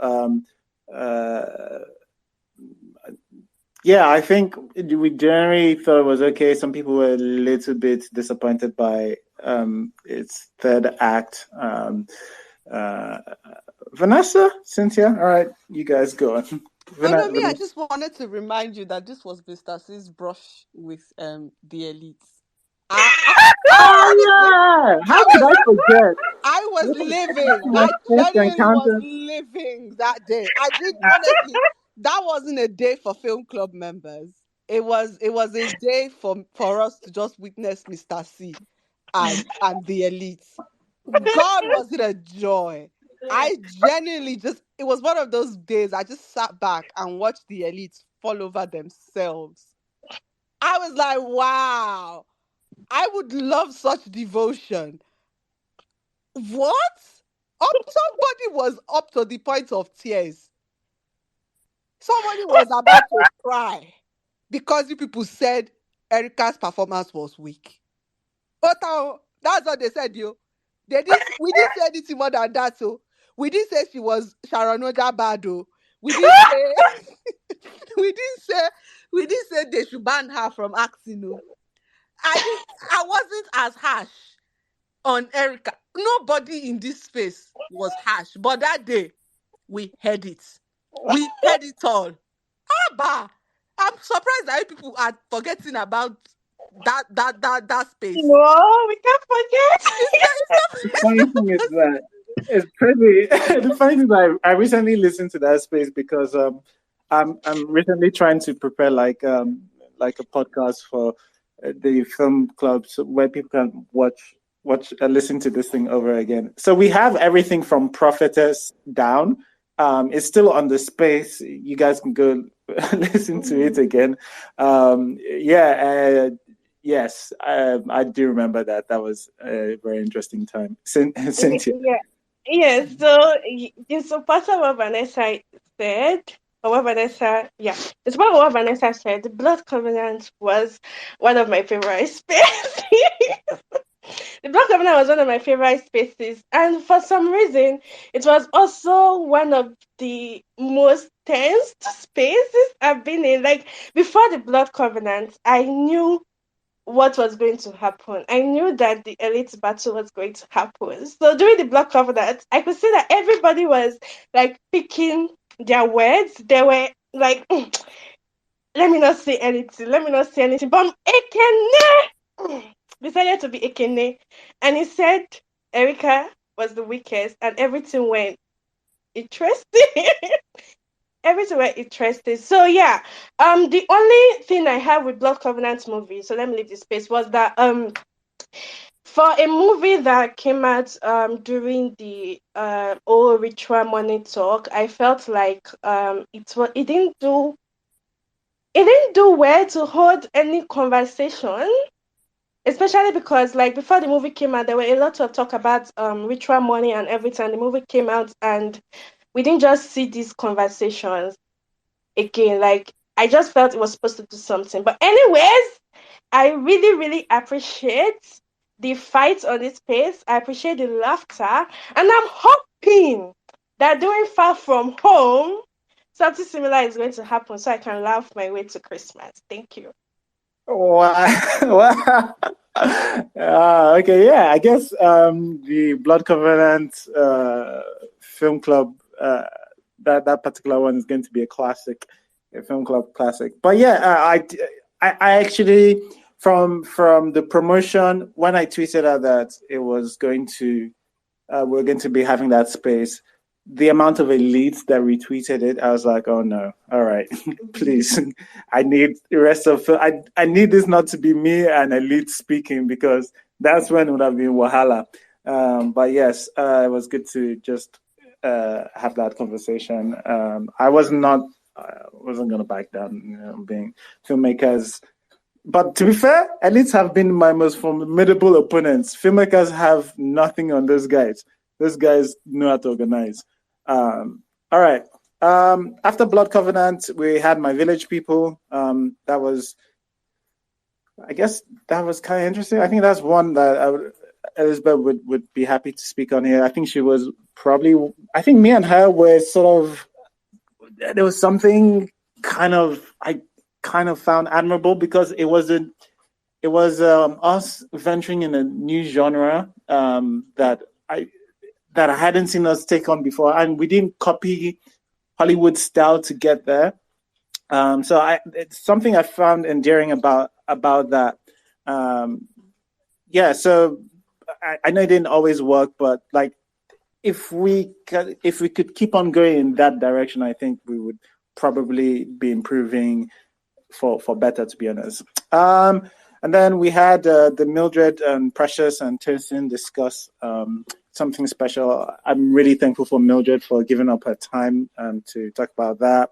That was very nice of her to do. And then on the 31st of July, we had The Perfect Arrangement, which, oh, Jesus. All right. Yeah, that's the one. I think the one that set in motion was I found and Martini, you don't need to speak to this, but there was a clip missing. Premiere Pro file that was offline, and there was a huge part missing in that film. That was crazy. I couldn't believe I was watching that. Now, apparently it didn't happen in the cinema version, so this was just special for us Prime viewers. It's the Prime version, which is, to be honest, what Prime deserves at this point, having incomplete movies. But yeah, that's the highlight I remember from that movie, aside the mess. Cynthia, go on.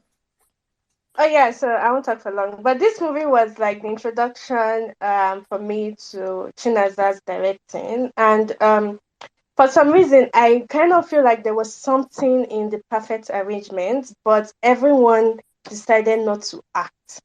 And because I've seen Macroni play other roles, I've seen Miss DSF play other roles, I just feel like the director decided to make all of them stiff. So this movie was supposed to be good because even the girl Mimi Chika, she was but everyone just chose to not act. So I blame the director for this movie.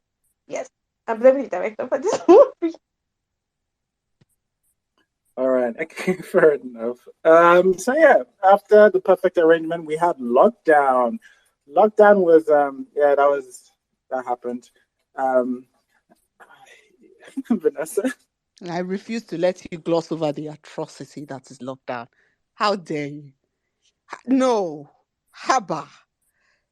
I was waiting for this film because when you were talking about Jide Kene Achufusi, Swanky, I refuse to call him Swanky because I don't know what grown man calls himself Swanky. He's Jide Kene Achufusi to me. When you were talking about his performance in Living in Bondage, I was just looking at you. Granted, I can't see you, but I was looking at this your icon. Look at what this somebody is saying. When lockdown is waiting for us, Niwaju, what was Vanessa, there that? is Dwindle. There's Dwindle. Whoa, Cynthia, thank you for No reminding me. dreams, We'll no still go dreams, there, no but dreams. Eleyi, for him to make Kiloruko Bobo, tweet tweet, Ben Louis go tweet tweet, for him to make Ben look like a much better actor. Something was wrong. This is not no. This is not to say that Ben Lugo Tweetwe doesn't have a measure of potential, because I actually think he does. I actually really think Ben has potential. I don't know who is going to be the magical director that is going to pull it out of Ben. But someone is going to pull it out of Ben, and Ben is going to give us an outstanding performance. One day, I'm praying it will happen. But for Jide Kene to make Ben look good, haba! What was that accent? What was the English? What was the dialogue? Let's not even talk of Tony Umez walking into a what's it called? Quarantine clinic so that he can die and go and meet his wife. I don't know where he's meeting his wife. Then, is he our doctor? Doctor that was walking around, touching and coughing on people. She did not die. Haba. Or is it Love in the Hospital? Or is it what's his name? Just Too Funny. God.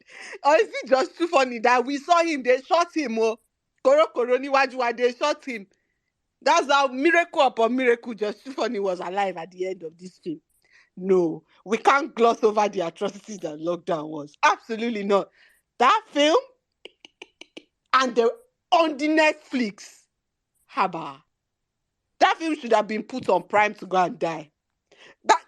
Honestly, I think we've all accepted that Prime is where films go to die. That film should have been put on Prime to go and die. Honestly. Oh God. I like, it's funny thing is that I think Prime, this is a question I can't believe didn't come up in NollyFight, but Prime versus Netflix. I actually think Prime has the better content. It also has the lower pits, but it has the higher highs and also the lower lows.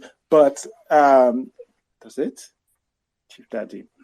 Anyway, so yeah, no, acceptable. All right, Mel, what did you want to say about lockdown? So I want to say this was one of the first watch parties, right? Because that watch party was lit. Really truly enjoyed watching it with you guys. That was nice. True. That was that was a fun time. All right. So after lockdown, we had the Razz Guy. That was fun. All right, Rotimi and Cynthia. No, I was putting my hand down. I'm just trying to say that I like Moses Iwan, the director. I actually like. I don't know. He has another film on Prime with J-Mike. I've been begging everybody to watch Bad Comments. I like Bad Comments. Yes, I like that film. Is one of the funniest films of all time. Yeah. Like, 100%. I don't think lockdown is as bad. At least there was a point where all the characters came to the hospital and they were got on lockdown and everything, and trying to tie it in to the COVID stuff and everything. And I know that it's not without its flaws. I'm never going to go into the whole love in the hospital and the COVID measures that the doctor was using, but I'm just like, I liked how it started. I think also the opening act, how all the characters were introduced to us, and before they got into the hospital and everything, I thought that was nice. I was surprised when everybody was descending on it, and I do not have the power for fights, so that's all.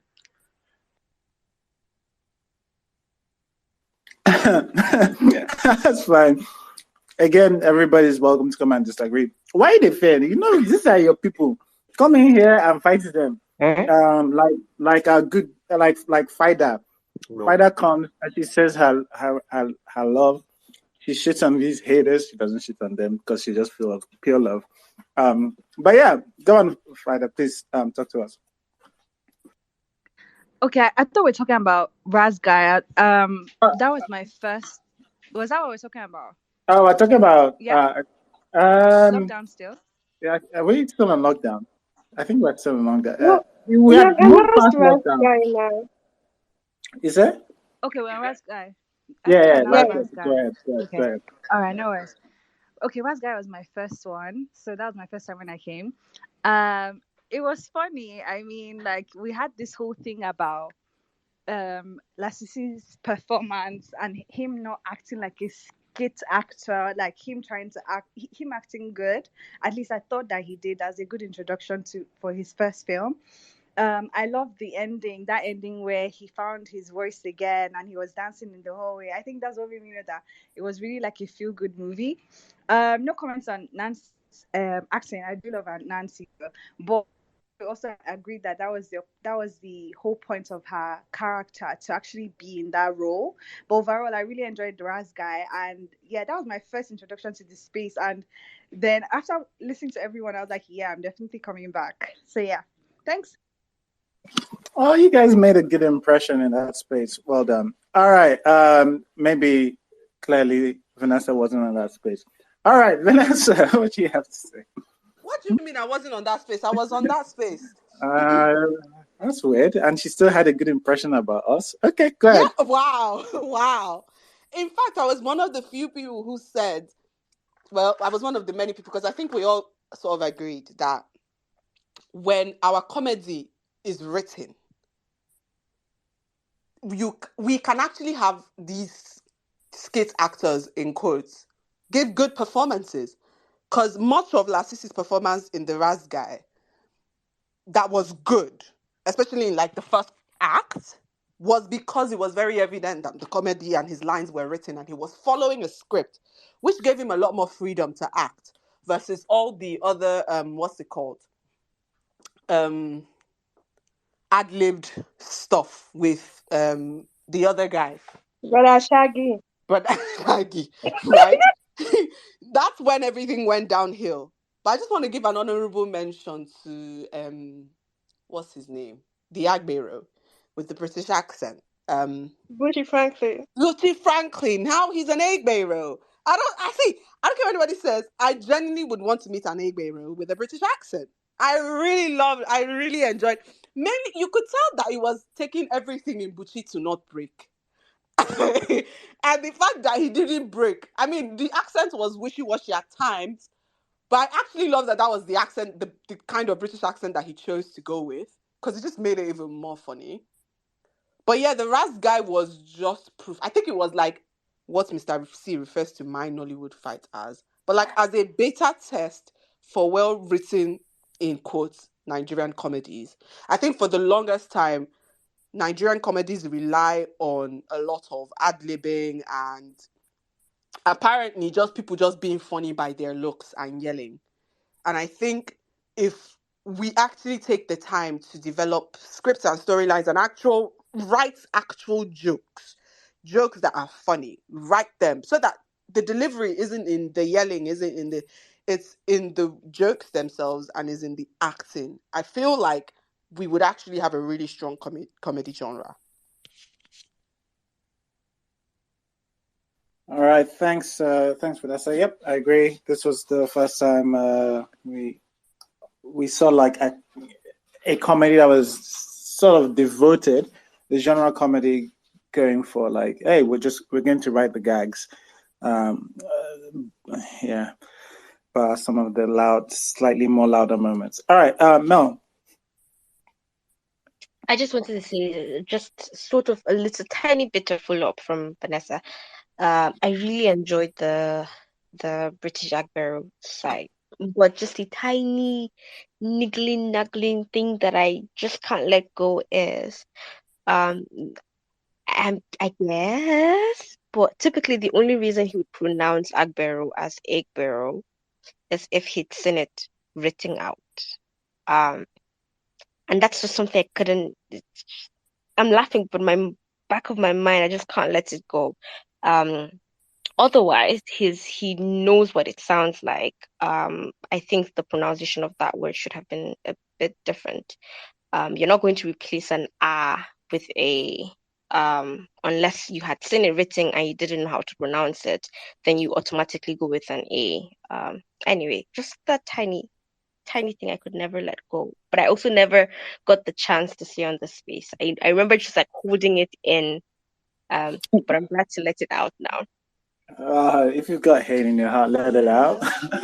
All right. No, yeah, that this is the thing with films and being subjective and all of that. Yeah, I think for me in films, if you want to break a rule or if you want to like do a thing that might take us out, the payoff should just be worth it.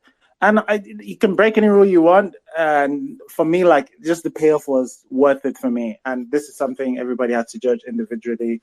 And I guess if without dragging us back to Breaded Life, it's probably why, hey, if the payoff was, okay, actually, that doesn't actually apply like that. But if, breaking that rule, yeah, it does.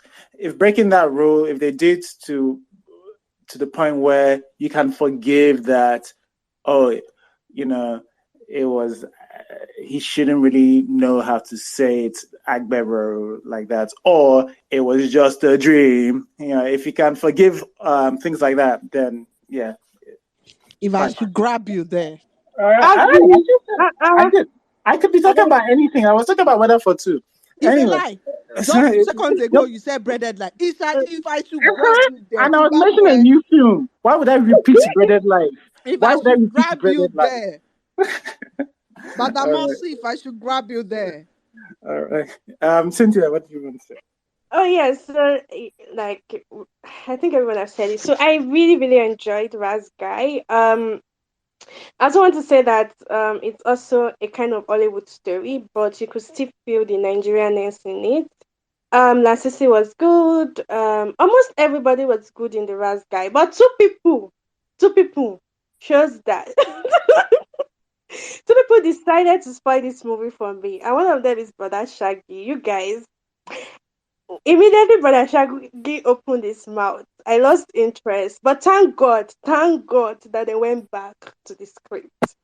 Okay, thank God they went back to the script. The second person was Nancy Istime. Faida, we're not going to do no comment about her accent. She was not in character. I don't know what was going on with Nancy Istime, but I remember doing the arguments of Sharon Oja. Sorry, but I also think that Sharon can be way better than Nancy Isime, or she's already better than her. Nancy Isime in the Razz Guy.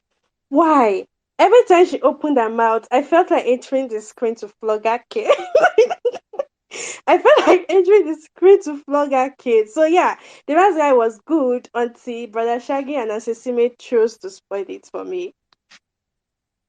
All right. Thanks, Cynthia. Fighter, did you have anything to say?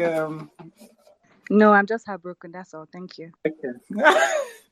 Sorry. All right. So after the Razz Guy, we had Dwindle. All right. I know people want to say things about Dwindle. I don't need. All right. Who wants to say? I just want to say we're big, bro. That's not big. Try. We're big, bro. No dream. All right. Oh, okay. Yeah. I think this is one that Rotimi actually likes. So might like. So Rotimi, tell these haters. Sorry, I was talking about Dwindle. Yeah, we're talking about Dwindle. So this is the only thing I'm going to confess about Dwindle. Dwindle is one of those ones I started and said, no, I'm not doing this to my life. I'm not doing this to my soul. I couldn't finish it. That's all. Wow!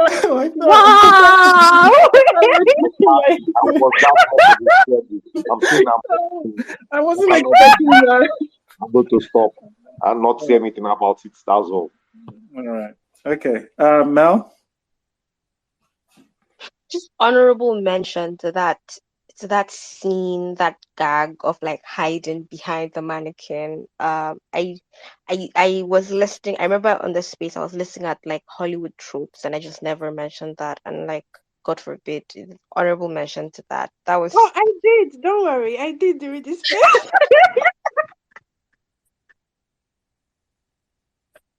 All right. Okay. Cynthia, are you saying anything? Everything I want to say about Dwindle, I think I said it during the Twitter spaces. I need to flog Barry Akayode. That's just... All right. Okay. After Dwindle, we had King of Thieves. King of Thieves was one of those ones that a lot of people really, really loved, and I didn't see it, to be honest. I understood some parts why they liked it, and it's our second highest grossing movie of the year. I was expecting to like it more than most, but it didn't really land. Mel? second that. I could never finish it. I tried it 3 times, back to back to back. Every night I would sit in front of my TV with my dinner and I would fall asleep. I never make it past like the middle. The part with towing and the witches. I don't know what the story is. I never got it. So during the space I chose to like just shut up and listen. Because at least one thing that I had gotten from like, I guess Twitter had made its way to my TL was like this was super important to like Yoruba speaking Nigerians, and like it heavily drew from like Yoruba movie culture, which I am not very well versed in. So I thought, okay, let me listen. And I still didn't get it after. I still don't get it now. When Anikulapo happened and like that conversation was happening about Oscars, I was very lost. I don't get it. Yeah.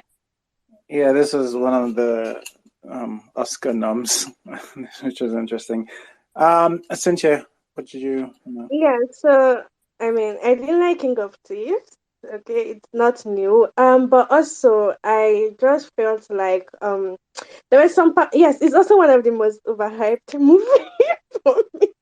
Following Blood Sisters, it's also one of the most overhyped Hollywood movies that I did not understand why people were hyping it. So I didn't like it. I didn't enjoy it. I had to watch it because of Nollywood Film Club. Also, I still did not get why people were hyping either the King or the King of Thieves performance. I felt like is it Ibrahim Chatta? I don't know. I can't remember his name. But the other guy, I felt he carried the whole movie. I also felt like Twain Abraham gave the two kings dusting in acting. So this is the one movie that I love Twain Abraham's acting. Okay, after experiencing Prophetess. Yeah. So yeah, Twain Abraham and Ibrahim Chatta. I don't know if that's his name. Yeah, they did it for me, but the whole movie as a whole, or the movie as a whole, was a no. So I'll just say something about King of Thieves because I watched it in the cinema, and I think so. If I've watched Yoruba films when I was younger and everything, so this is just a little bit updated from back in the day. It's not a great update, but it's just that in a modern day setting, a Yoruba film went into the cinema, and you have said it is the second highest grossing. So there's something there that audiences like. You understand? Just call it traditional folktale or something like that. That genre can work. Me personally, I know this can be done better because, and this is not like comparing, and this is not those weird things, but I think the perfect example is either the Indians or the Asians. And I'm like, these people can do their traditional setting and upgrade it, and it still has current day, modern day standards. So I like King. There's a bigger King of Thieves in my head, a better King of Thieves. I see why it works. A better movie can be made out of that thing. And if the best version of that movie is done, actually, that's what we can send to the Oscars. The best version of that movie, not this current movie. The best version of that movie is probably what we can send to the Oscars. But this currently, I understand why it's a commercial success. I don't think it's Oscar worthy yet. But the best version of it, the best film or best version of it can go for the Oscars. All right, thanks for to me. Vanessa. I'm just gonna say what Rotimi said, but in like clearer words, because I know how Rotimi gets pretty passionate. I think what this is, and it's the opinion that I've held of King of Thieves. Do I think it's a good film? Not by many parameters. However, this was a huge step for Yoruba cinema. For the longest time, Yoruba cinema has been, especially if you know the history of cinema in Nigeria and the role that Yoruba films have played in what has now become Nigerian cinema, and then them being relegated to I don't know what, and not being considered what can be a commercial success. The fact that this film is the second highest grossing film, a film largely produced by a Yoruba actor, acted by Yoruba actors and actresses. It's a feat within itself, and it just spells, I don't know, something good for the future. It just says Yoruba films can be commercially successful. You can go into the cinema and watch a Yoruba film. Like Rotimi, I believe that a much better executed version of that film, yes. Was this wonderfully executed? Absolutely not. The end of the film was unnecessary. A lot of it was wishy-washy. But I understand why people loved this and went to watch it as much as they did. I genuinely think the Yoruba film industry holds some of the most talented actors and actresses that we have in Nigeria. These people have been acting on stage and on screen for decades. These people can act. Prime example, Ibrahim Chatta. These people can actually act. And for whatever reason, in when we began the cinema routes in the modern day, we felt like our language films weren't going to be commercially successful, and this film proved them wrong. So yeah, that's what I feel. Yeah, I did like that for Nigerian cinema. I just like when different things do well. It's just so that it's sort of like rewarding risk taking, which I think sometimes all businesses, which the film industry is one, is going to understandably lean towards it's like being risk averse and just doing whatever the big version of it did. Okay. After the King of Thieves, we had the Razz Guy QnA. I thought that was interesting because one of the writers came on from QnA. I always love it when like filmmakers come on to talk to us and they don't mind us having to I think, okay, I want to say we're always respectful, but Vanessa has called for the ban of somebody. But aside from Vanessa, just Vanessa, by the way, nobody else, everybody else is good. Like, I like it when filmmakers come on to talk about, talk with us and answer, respond to us in one way or the other. And it was nice to see. The highlight of that space was him responding about Nancy's performance. I implore people to go listen to it if you haven't. That was interesting. And then we had Collision Course, which, that's the second chapter of BAP at Netflix of the year, where I think I kept on seeing this thing where, BAP.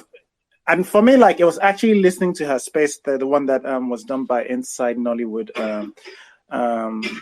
where she was like, the writer wanted to write something that was very much on NSA's side, and she's he said it was very angry, which it doesn't necessarily mean it was good. It doesn't necessarily mean it was bad. It certainly means that it was telling one side of the story, and then but yes, this duo thing where she wanted to give this nuanced argument again. I think we had talked about it earlier on about where you have an oppressor and you have an oppressed. If you say, hey, let's do both sides of the story, I think you're just lending lending aid to the oppressor. I think that's very much all I still have to say about that film. If you want to move on, I can move on. Yeah. After collision course. Okay. All right. Now, I suspected people would have something to say. Right to me. So, collision course was the highlight for the year. That was the time. After that time, I took a break from Nollywood Film Club because I felt personally attacked and lynched because I didn't share the opinion that that thing was the worst movie. And I understand this is that weird thing. The weirdest thing is that before I came to the space that day, I was like, there's no way anybody's going to tell me that there's something wrong with this movie. And it was weird because I listened to everybody. I was like, oh, there's actually, okay, I can see where anybody can find a problem with this movie. I just look at it that the best way I'll say it is that to remove your politics away from the actual art. And that thing is hard because it's the movie itself kind of set itself up by including that SARS elements into it. So I'm like, that alone is just a singular problem. And it set everybody off. It ticked enough people off, and I understand why, because that's a separate issue. I think the movie, if I was not trying to look at it from the SARS angle, and I was looking at the movie's production, I was looking at it trying to say two sides of the coin, from both on the policeman's angle and from this guys, and it was weird because like it's I don't think we're ready. I don't know if we're ready to have the complete, real honest, like analysis of our society because we're in it. We're currently in it. We've not sorted ourselves out. Nigeria is not settled. So whenever you bring something and you talk about something going on currently in society, there are too many people. It's easy to get people to get people ticked off. And we're entering the counseling, and I really felt that movie, like the way I felt it almost felt like people are trying to cancel it. And I'm like, it's weird because I always give the production value some points. If I say a movie well done, the camera quality is good, the editing is good, though I cannot stand that guy's wig. That wig is a no-no. But like, there's something there. Is this the best topic to take to talk about? Is this the best? Including that NSAS thing is kind of where I'm like, okay, that shouldn't have been there at all. But yeah, and I was like, and I feel like this is still one of those things that like I enjoy film club, but it's that weird thing. I'm like, I feel like our different perspectives about movies. Sometimes it's also, should I say, people's personal prejudice or whatever your bias is and everything. Me, I have my bias because I also work partially in the industry. So I have a bias. I'm always going to defend people in the industry because I know what they go through to create stuff. But I also understand, I'm always trying to appreciate the thing from the audience's point of view. And I'm like, this thing, if you say anything about SARS, you're going to take people off. And it has to be done with a lot of respect. And for whatever reason, anybody can find something. I'm like, the way you did this thing, trying to portray the policeman as a sympathetic character, which ironically, during the NSAS period, there were some people that pointed out that some of these policemen, what their conditions, that it's not as though they are not bad people. I work with some of them. I have escorts of policemen when I go for a shoot, and I have discussions with them, both them and soldiers. And they start telling me their own stories, and I'm like, what? So I'm not trying to say that I know that some of them are straight up from the devil, they are evil. But if I say not all of them are bad, yes, there's probably some people that are just they are not all of them are bad cops. Maybe they chose to tell this story about this one cop that had a bad day and everything, but that does not fit the normal perspective of Nigerian people have about the police. So you can see why people got ticked off that. Why you trying to make these guys holier than everything? We all know that they are fucking evil. I'm like, yes. And that's that thing we have been saying about Bab's production, always trying to do this nuance thing and everything. And it doesn't always come out. The execution always, it always doesn't come out. But I'm like, I think Collision Course is not a bad story. I think we have to be able to tell stories from two sides. We have to be able to look at the mind, even of the people that we think that are evil. We should be able to look at them and let them have a sense of what are they thinking of, even if they are evil. It's weirdly enough, that guy doesn't think that he's evil. He was just trying to survive and make money for his family and everything. But you're trying to extort somebody in order for you to survive. So there's something wrong there. But in his mind, he has justified it. And that's what a lot of Nigerians do. The corruption in Nigeria is people justifying it to themselves that I need to do this because of this. But it is corruption and it is evil. So yeah. All right, thanks for watching. I know a lot of I see a lot of hands, and we honestly will get to you. But I did almost feel for you on that day. But I do want to say that, like, especially there's a thing that pro collision course people were doing that, and like honestly, I just feel like I want to say it's still fine to like this movie. I still think like you're not a bad person for liking this movie. And in fact, if you interpret, especially the way people keep on insisting they're interpreting the movie, right? Like oh, they don't see it as an NSAS thing, or they see it as oh no, like it's just a poor policeman, and they exist. Like again, like these points weren't lacking on the day. I heard them, and like it's fine to like if that's what you took from the movie, that's absolutely fine. And so like it's not an attack on. Oh no, Rotimi, I hope you can still hear. It's not an attack on anybody who espouse the views. Like I'm not. When I say you can't take two, it's not. I said specifically on that day, like there's some things you can take two sides absolutely on. Like, but like there's some things that you can't. You can't take sides on. Hey, murdering somebody, like somebody who murders somebody. Oh, let's see both sides. Like it doesn't. You're giving power to one side on that thing. Now, again, it's not if that's the way you interpreted it. That's a different interpretation. But like people keep on saying that we're seeing something else, right? Maybe it's not the same thing you're saying, but we're seeing something else, and the thing we're seeing is grotesque to us. And one of the things that, and I'm gonna say, and hopefully you don't take offense to it. I still love you, Rotimi, but one of the things that I think who was it? Ava did on the Times. Like it kept on saying something like, "Oh, your personal bias or your opinion," which honestly everybody has. But it felt like it felt like people were saying all we're doing is being emotional about it, and it felt like a way to hand wave it. Might not be what you're trying to do, but again, like it's still the same thing. Like when there are points that people are addressing. And honestly, the best thing you can do is like, oh, okay, I hear what you're saying, but I got something else. But like this, it's just because of the way you see Nigeria or like the way you expect it. Like there are very clear arguments that were being made that for people who didn't like collision course. And I don't know what it is. Like you accept it for Man of God, but for collision course, you don't feel that way.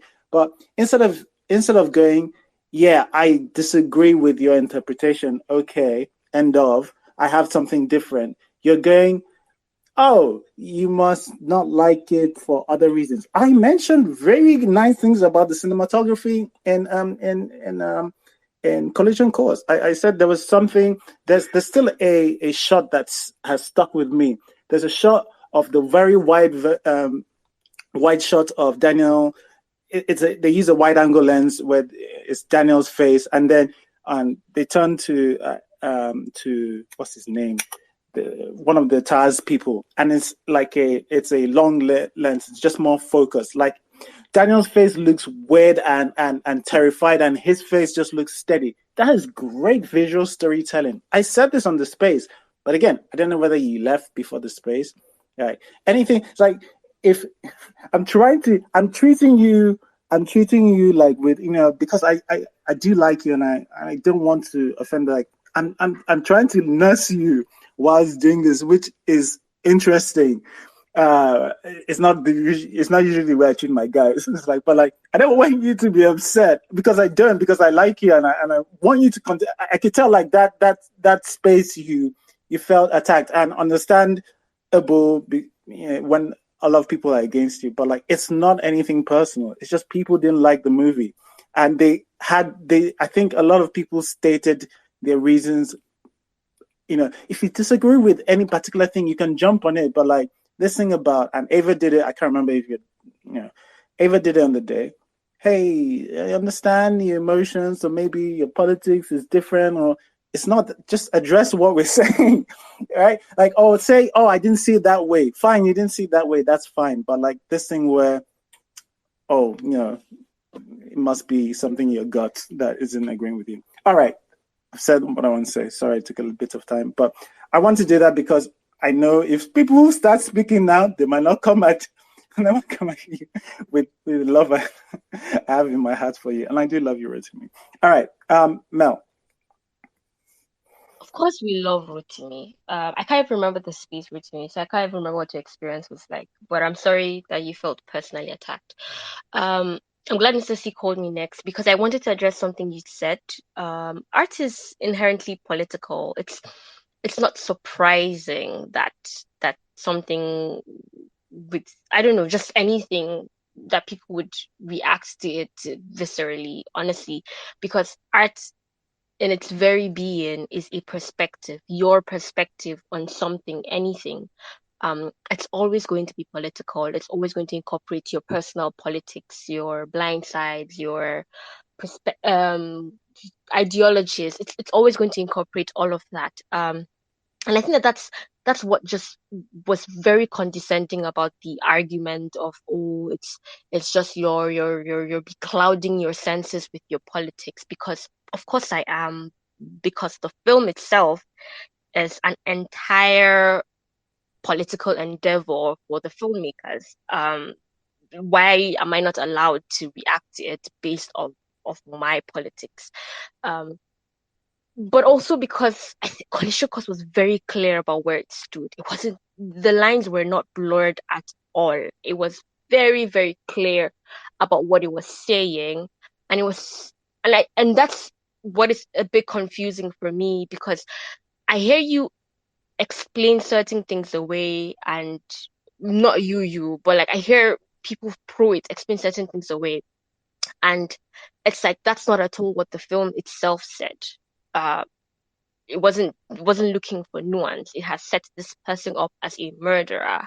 It has set these people up as murderers. This is who they are. The very first time we see them, they are murderers.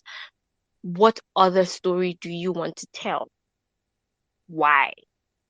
It doesn't make any argument for the why. It's just anyway, art is inherently political. Telling people that they're reacting to something based off of their politics, it doesn't mean anything, because then the filmmaker is making the thing based off of their politics as well. What are we doing here? And anyway, sorry, I raised my hand because I wanted to see this. I was joking when I said Vanessa gaslit me about Breaded Life, because this was where the real gaslighting happened.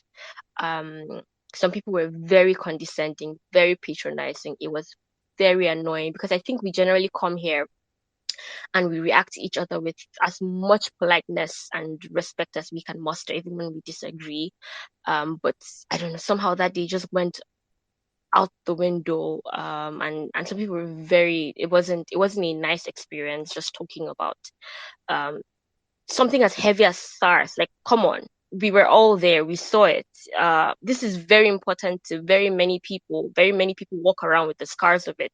We've not healed yet.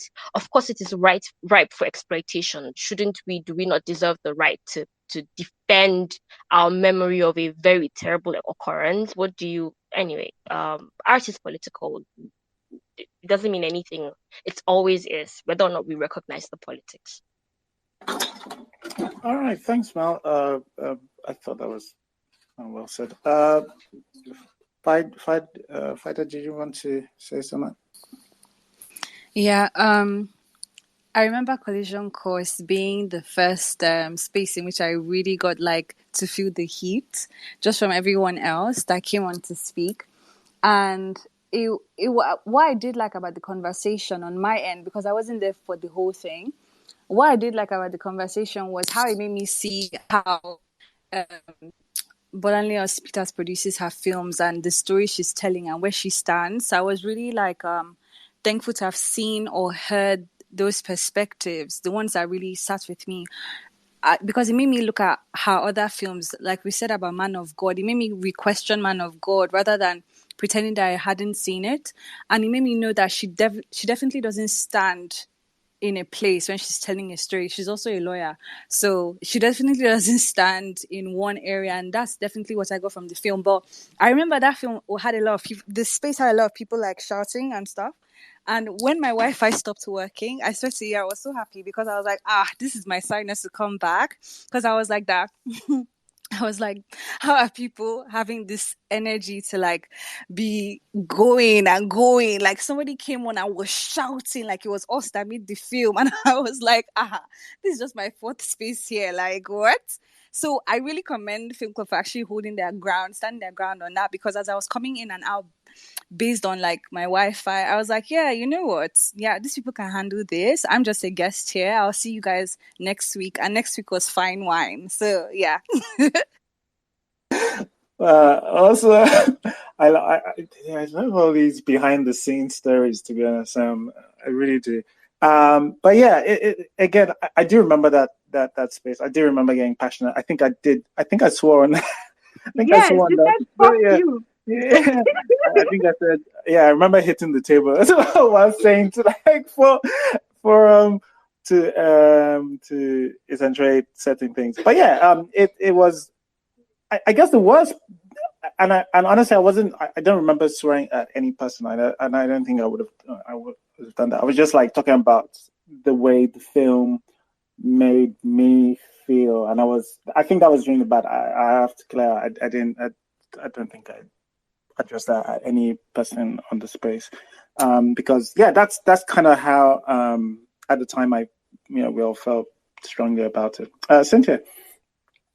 Oh yeah, so collision course. I just remember that I was a chicken during the review. Like I saw the heated argument on the timeline, and I was like, well, it would be good if I drop down as a listener to understand people's point of view. And after listening, I think my major problem with collision course. Okay, so as a Nigerian, I know the real story about NSAS. Okay, so watching it, I might be able to excuse some things and everything, but this movie is on Netflix. We'll be lying if we say there's no NSAS agenda, especially given that they use the video, they use the protest videos. They also had to play our national anthem, Arise, O Compatriots. So like it's on Netflix. Anybody that was on Twitter that probably saw, oh, this is an NSAS video, they can tune into this movie, watch it, and take another interpretation about the whole NSAS about the whole protest on NSAS. So yeah, so that's my major issue about the movie. The movie kept it very open for people to interpret, and there is a very big possibility that they will get the wrong interpretation from the NSAS protest. All right, yeah. No, I think that was, like my worry wasn't even. I guess there's that kind of rewashing of history, and there's a problem with Nigerian history and like sort of sweeping things and like destroying history and like not teaching history. There's a real problem with that, and in a space where movies are so influential, and I think part of like my anger was how I felt it was successful at going, oh, nothing to see here. Because that's that's the power of movies. Like at some point you remember, oh, do you know what I do remember? Oh, like those times about it, like, cops were police people were, underpaid, and like it is what it is, and sometimes there were just accidental discharges, and then you mix it up with reality, and then some people said we thought it was police people actually killing civilians, but it was just like unfortunate situations like that. That was sort of the message, and I understand like some people don't feel like that's the message. Cool, we have different interpretations. That's it. We don't need to fight about it. What is bugging me most about this is that I have not done my essay. I've not done my essay because like I had receipts. And God help me, I will still drop that video one day because I think that's because like it's just too heavy on my heart, and it needs to come out. But yeah, until then, Ayinka. Okay. Hi. So I just want to say this movie was taken seriously, and I keep saying that to people because for a very good reason. If people respond to to your movie using the evidence and like things that you said in your movie, how your movie is structured. Because let's not how am I going to say this? Film by the time and period that we're in, is over 100 years old. There has been already a standard of codifying of film language, right? This is not like when film first came. This is nothing surprising. And beyond Stevenson, like there's something called film theory. Everybody has a little bit of film theory. They know when they see something, this is what this person is trying to say, or stuff like that. And a lot of people they point to very specific things, right, to criticize this movie. Your movie is taken very seriously. They just don't agree with you. And again, you cannot say that let me restrain my something. If you like this movie, it's okay. There are many movies that I like that I would tell you that the politics of that movie is terrible. There are many movies I cannot leave. You saw me complain about the movie that shall not be named as being racist. There are many movies that I like that are racist. Most movies are racist or sexist or have something in it that is just quite ableism, that is just quite just horrible. But sometimes you like a movie. And I'm not saying you're a bad person for liking that movie. There are movies that I like that literally, that somebody can say, nobody's ever saying that you're a bad person for liking that movie. Or maybe you don't understand the thing that is going on. Nobody can say that. It's a movie. Movies does not tell you the whole history of someone's life or anything of someone's ideology. Life is more complicated than that. The way we think it's more complicated than that. So it's okay. And I hope people realize that I'm not saying that you're a bad person for liking the movie or anything. My criticism of this movie, I gave Bolan, I said that it's props that she's doing the movie, because Nigerian movies, I don't know when it happened, we never do political movies anymore. We don't really do it. And I understand why we don't do it in Nigeria as much. It's still a very scary place to do a political movie. They can still shoot people, right? And especially in the 90s, I understand that. Even now we're thinking like, in the 21st century, they won't do that. The massacre told us a different story. We live in a democracy, and the president or somebody set a lot of people to go shoot people and protesters, even though we have the right to protest. It's codified in our constitution. So, yeah, I can get why. So I give her points and props for that. But it is easier for her, I guess, because the ending thesis of our movie, even if she doesn't think that's what she's writing down, people cannot help but interpret it in the way that, like, it seems that you're saying that the status quo is okay. And you're using a movement that is actually saying the opposite of that. Like, majority of that movement, the movements are never cohesive as completely, they're never as unifying, but there's always a majority thing that the movement says.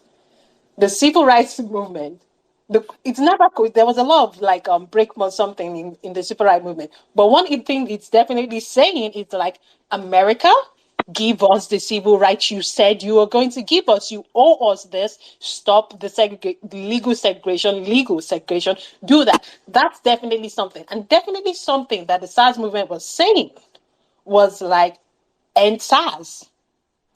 SARS goes beyond its jurisprudence. It kills people anyhow. It's acting like a criminal something.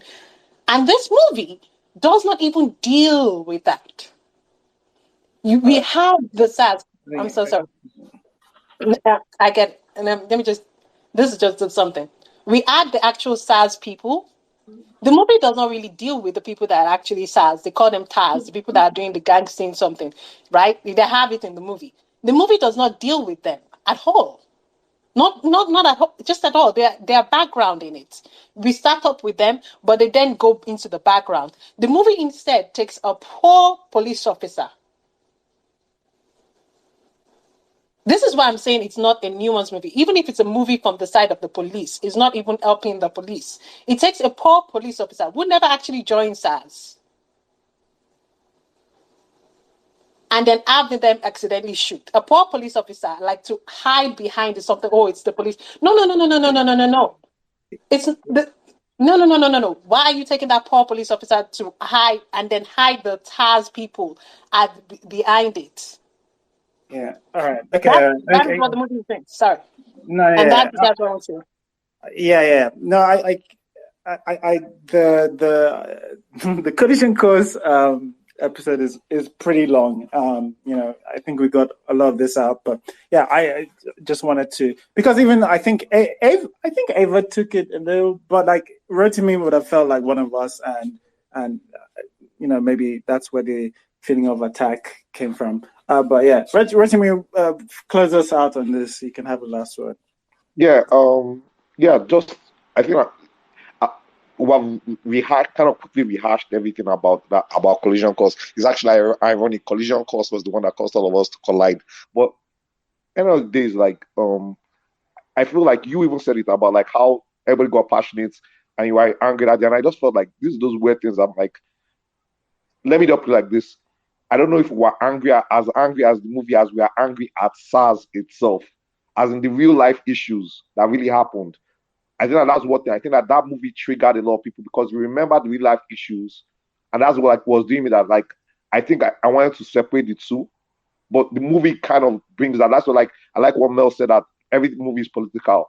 The best movie that is actually a political movie, but the way it's done is Showery There by Tole Kilani, and that was a complete take on the whole military government. But the way it's done, they can comment about the military government without them coming for them. I think that was the problem for me, that like when I said about Badamasi, anybody in this current time, I mean, seriously, they just picked up a kid. The first lady, they just picked up a kid because he wrote something on Twitter. Where we are currently, somebody makes a movie the way it's supposed to be made about the authentic story. There's no guarantee that they are secure or safe. So if somebody takes another, I understand. You might be chickening out, or better still, don't make that kind of movie. Don't include anything. Like, that's my own. I actually believe that there was no point including all these things, attaching it to SARS and everything. I think it was a bad choice. Or better still, don't make a movie commenting about current situations if you can't go through with it. I think we can move on to the next movie. Collision Course has tried. Yeah. All right. Thanks, Rotimi. Yeah, the next movie was Fine Wine. This is I think undisputedly, as a whole, Film Club's worst performance. Like, Film Club turned into Simp Club at this point. This was Nollywood Film Club. This is I was like not our a worst mood. performance. I was not a Because like this, Mr. C is a hater. well, That's how I know Mr. clearly, C doesn't like beauty. right, and clearly, like, but like, Mr. I C have is to say against love. because like I believe in the audience. Like, I know there are a lot of people that don't believe in the audience, and this film has a huge audience. I just think you're all simps, but I do believe in your right to simp. So is fair enough. I think till today I watched this movie, the filmmaking doesn't even care about filmmaking. Like, the editing is some of the worst. It's honestly some of the worst editing of all time. I think it might be the worst editing on this list. Really, remember the famous scene where this babe is talking and like she hangs up the phone, but she's still talking. I'm like, wait, okay, what's going on? And I was like, maybe this is some special cut. And maybe he invented a new cut. I don't know. It's not an L cut. It's not a J cut. I don't know what kind of, it's a fine wine cut. It's never been used before. But yeah, it's such a weird thing to leave on. Like, they could have cut, I don't know, cut to a drone shot and have her still speak over it or something. But they showed her hang up the phone and her voice was still going on. For like, it wasn't like it was that, it wasn't even close. It was like, it went on for like another like 10 seconds. I'm like, why have you left this here? Anyway, this film was the film that a lot of our members, to my shame, if you guys are not ashamed, I'm ashamed on your behalf. I'm ashamed on your behalf. I beg. I Right. beg. Right. Mrs. C is trying to like pretend like she's on Yupo's side. She was very much on my side when we watched this film because this film is Yes, she said, I remembered. I'm sorry, I'm going to cut it. I remember when we were busy gushing about RMD's beauty. Mrs. C came to tell us that her father looks like RMD, so she doesn't care about the beauty. Anyways, I'm just here to say that the most important thing about fine wine is RMD's beauty, okay? So, I don't care about the technicalities. What's my business with sound? What is Mr. C saying? What is Ekene saying? Ekene, be careful. Be very, very careful. Okay? So RMD's beauty was enough for me for the was it 1 hour or 2 hours? RMD's beauty was enough for me. It's just so unfortunate that I won't be watching it. It's just so unfortunate that I cannot rewatch it, okay, because of the story and everything. But for the few hours that I watched it, I appreciate RMD's beauty. God bless you all. Thank you. all right. Simp 2, Vanessa. I'm actually not Simp 2, Oh I'm my Simp 1. God! I'm actually Simp 1.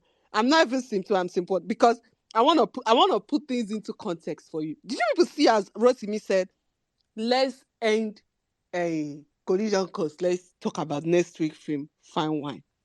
This is the context. When after tensions were heightened, people's traumas dug up from collision course. Me, myself, along with Queen Elizabeth, out of the magnanimity of our hearts, out of the goodness of our hearts, we said, let us give Nollywood Film Club a break. Let us give Nollywood Film Club a time where they can just enjoy. She get me there. Filmmaking, schmilf-making, editing, who cares about that? When you have a gorgeous man standing before you, that even when they leave this man for his baldness with Papa Jasco baldness that they try to give RMD, it didn't even work to dilute the beauty. RMD's beauty is effervescent. That man has been beautiful from time immemorial and will remain beautiful. See, let me tell you, if RMD should come and meet me lonely as I am by, that girl, that one that she was there walking around with her stupid banker boyfriend, no, this is not shade to Adedamola Adedoye, because that's an also nice looking man. I don't know why he still do texturize his hair. That is another talk for another day. He should stop texturizing his hair. But if RMD should come and meet me lonely by, haba, I'm following him home. I don't even need yachts. I don't need speedboats. I don't need supposed wine discussions. I don't need anything. I'm following RMD. And my mother will be all right with it. In fact, my mother will give me her full support. Baba, you're fine. Man, you're fine. Kamakuro kamajali. And whether or not you call me a simp, that's you people's personal problem. See, sometimes we need to drop filmmaking at the door. We need to drop filmmaking at the door, because filmmaking can survive. Is it not filmmaking that you were there say some of the cinematography in collision course is good? Yes, it was breaking you people's hearts, giving you people heart attack, and giving you people trauma. Even till today, you are still bitter that you cannot even do YouTube video. How many months ago that you are supposed to do YouTube review? Didn't you review it? Thank you. Because your heart is in severe pains. You can review fine wine within 2 seconds because there is no pain attached to it. It's just sweetness.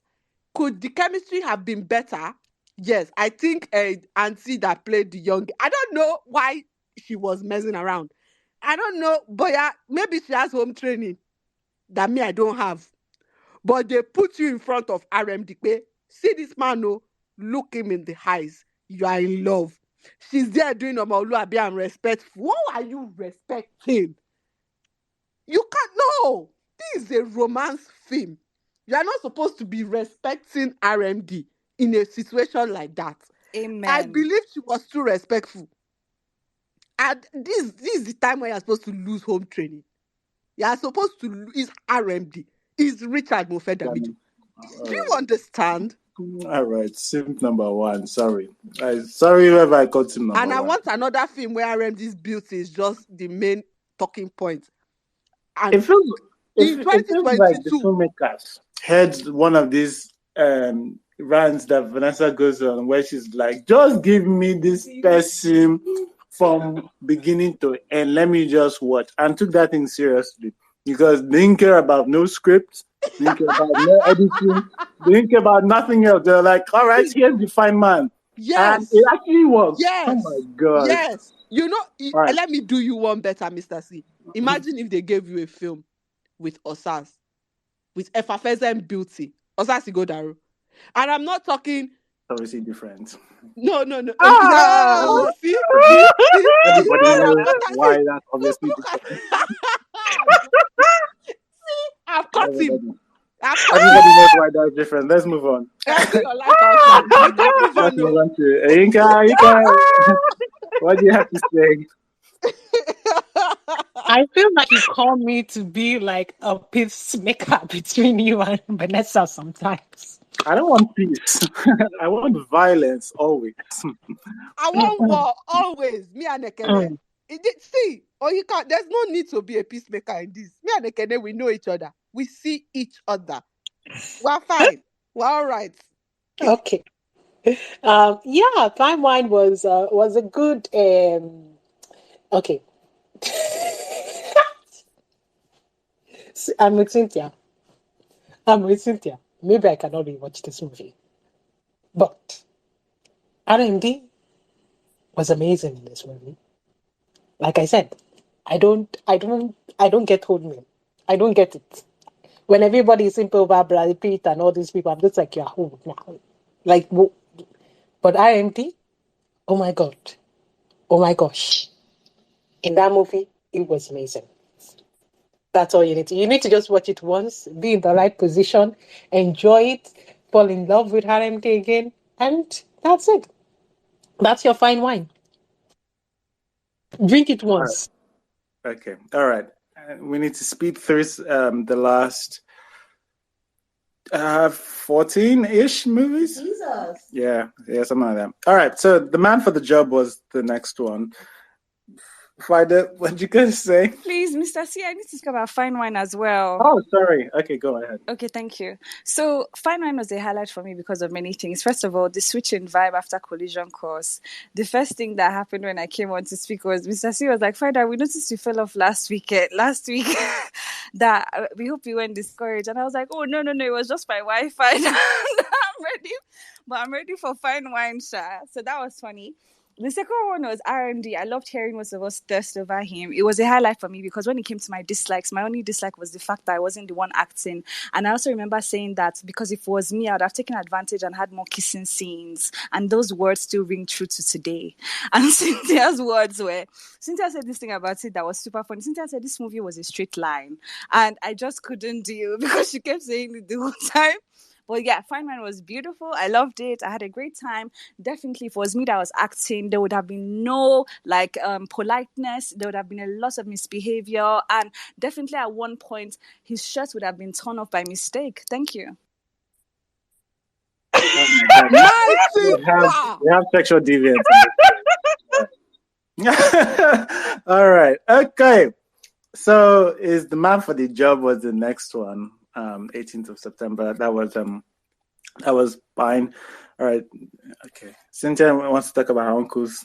Right. Yes. I can be running fast. So The Man for the Job is my best movie.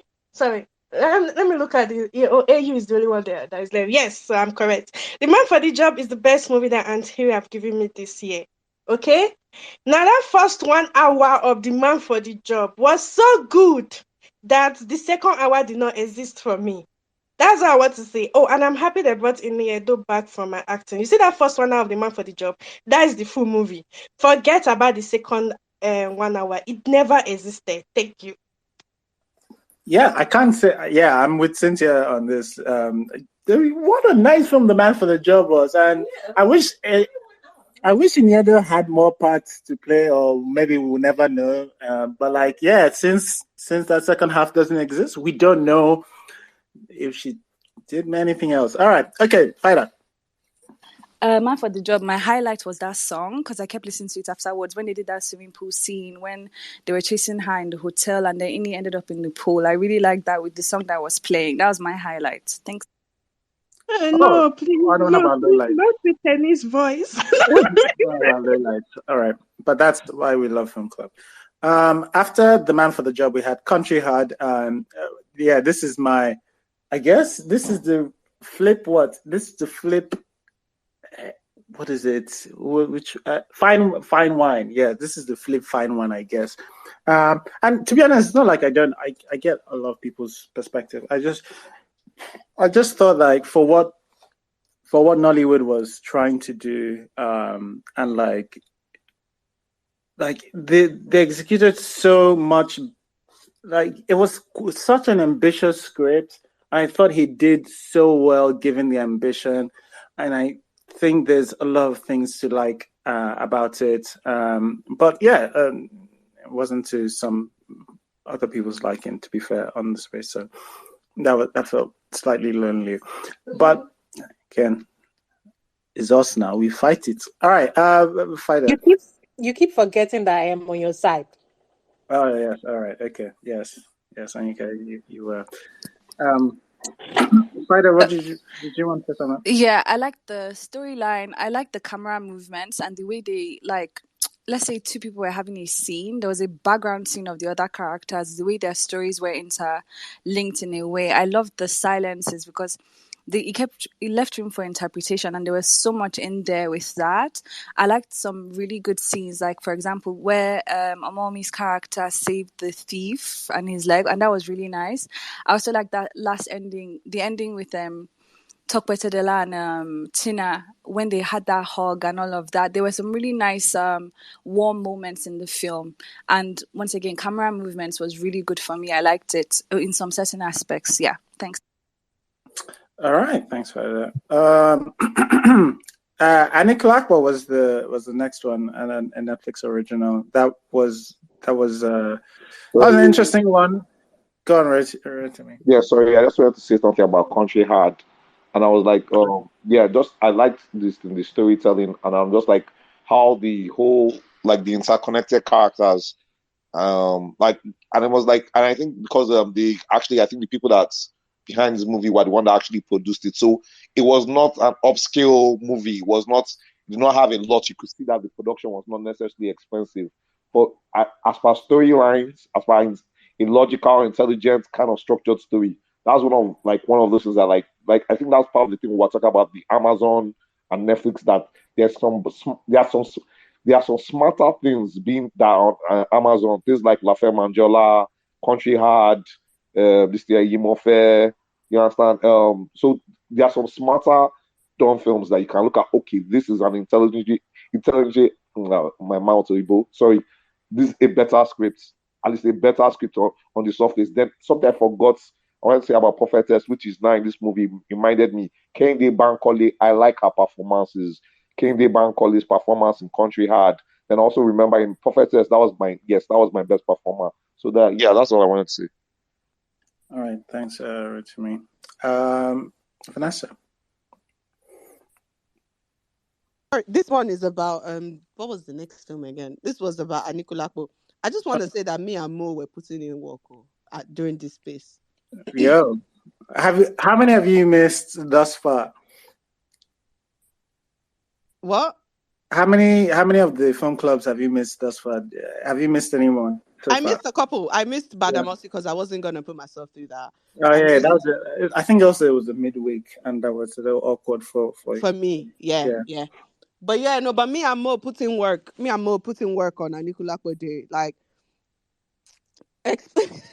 explaining themes and all of that 9 yards. I really liked Anikulapo. I think the space was one of our more like evenly balanced ones, actually. I don't think anyone during the space like outrightly hated Anikulapo. And no one like loved it to the point of distraction. I think the running theme was everybody was just happy to see Kunle Afolayan back to status quo. Especially given like his last few showings, filmmaking wise, and this just felt like, okay, we're back to Kunle Afolayan that people like really loved, and hopefully he stays this way and like just gives us Yoruba stories, because he does those really well. And I think we should have directors who tell certain type of stories really well and should not be afraid to stay telling those type of stories. It's not all the time diversification. Sometimes tell the story that you know how to tell and tell it well. We need people like that. It's one of the few reasons why people love Tunde Kelani, because of the type of stories that Tunde Kelani tells. And I think Kunle Afolayan should pretty much be the same. Tell those like Yoruba stories and tell them well. All right. Thanks, Vanessa. T? Did you call my name? No, saying T, the person. Tia, if you're there, we're talking about Anikulapo, if you have anything to say. Oh, I think... Did you put your hand for a different film? Can you hear me clearly? Yeah. Okay. So, with that movie, I wanted to talk about Country Heart, actually. I just want to say I liked, or just give a general overview of the movies I liked this year. To say that I liked the movies that look like they were basically done in the trenches, that look like low-budget movies. The big-budget ones were a bit disappointing.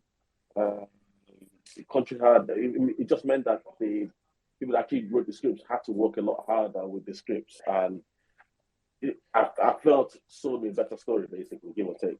The ones that look like the big budget ones, Lionheart and the rest, they were pretty much straightforward. Even Blood Sisters, within the first 30 minutes, I figured out what was going to go on for the rest of the movie, and it was just boring through it. I can't quite pronounce the name even till now. I liked the beginning. It was a good movie. Just generally good movie. It was not something to be remembered, but it was just an okay movie. I like the way Yoruba movies are going this year, especially that you can actually premiere these movies anywhere in the world and people will go and watch it. I implore them to continue actually using Yoruba and actually leaving subtitles, because I actually like that. That's how I get to watch. I enjoy a lot of foreign movies where they actually speak the language. And I just basically use the subtitles. I don't use the adaptation to English translation, because it just makes it seem silly. And I like that authenticity with the movies. They just have to make sure that the storyline works and it's tight and it's solid. That's all. Thank you. All right, thanks, T. Anikulapo, someone was saying Anikulapo was quite balanced.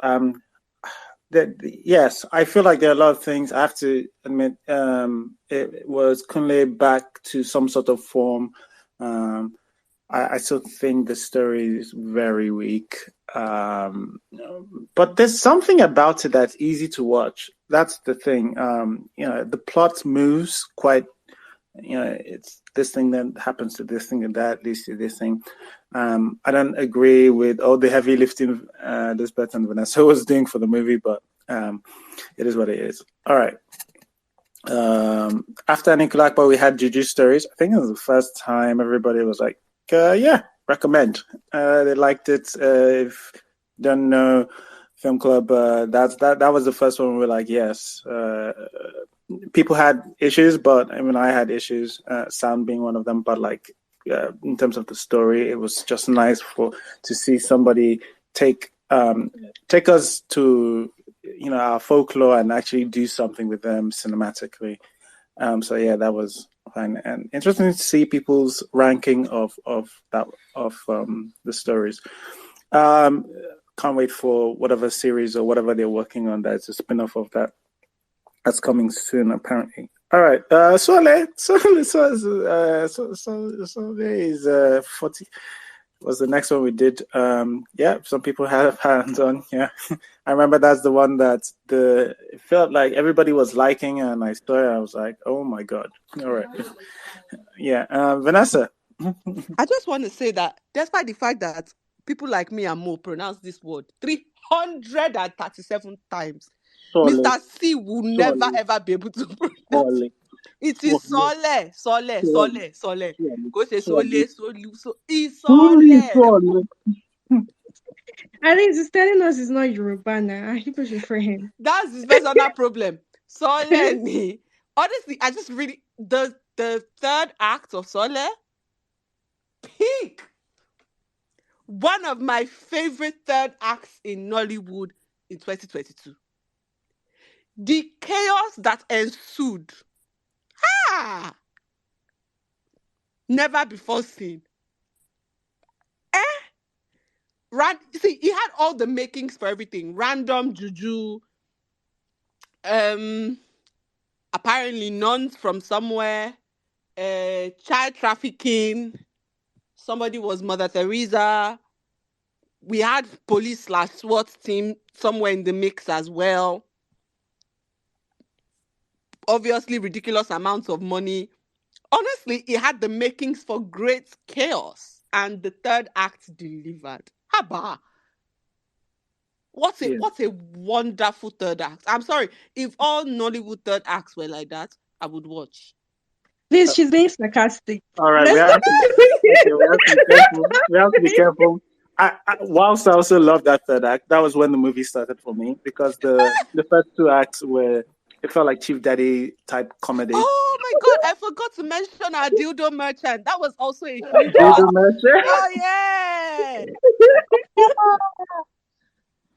All right.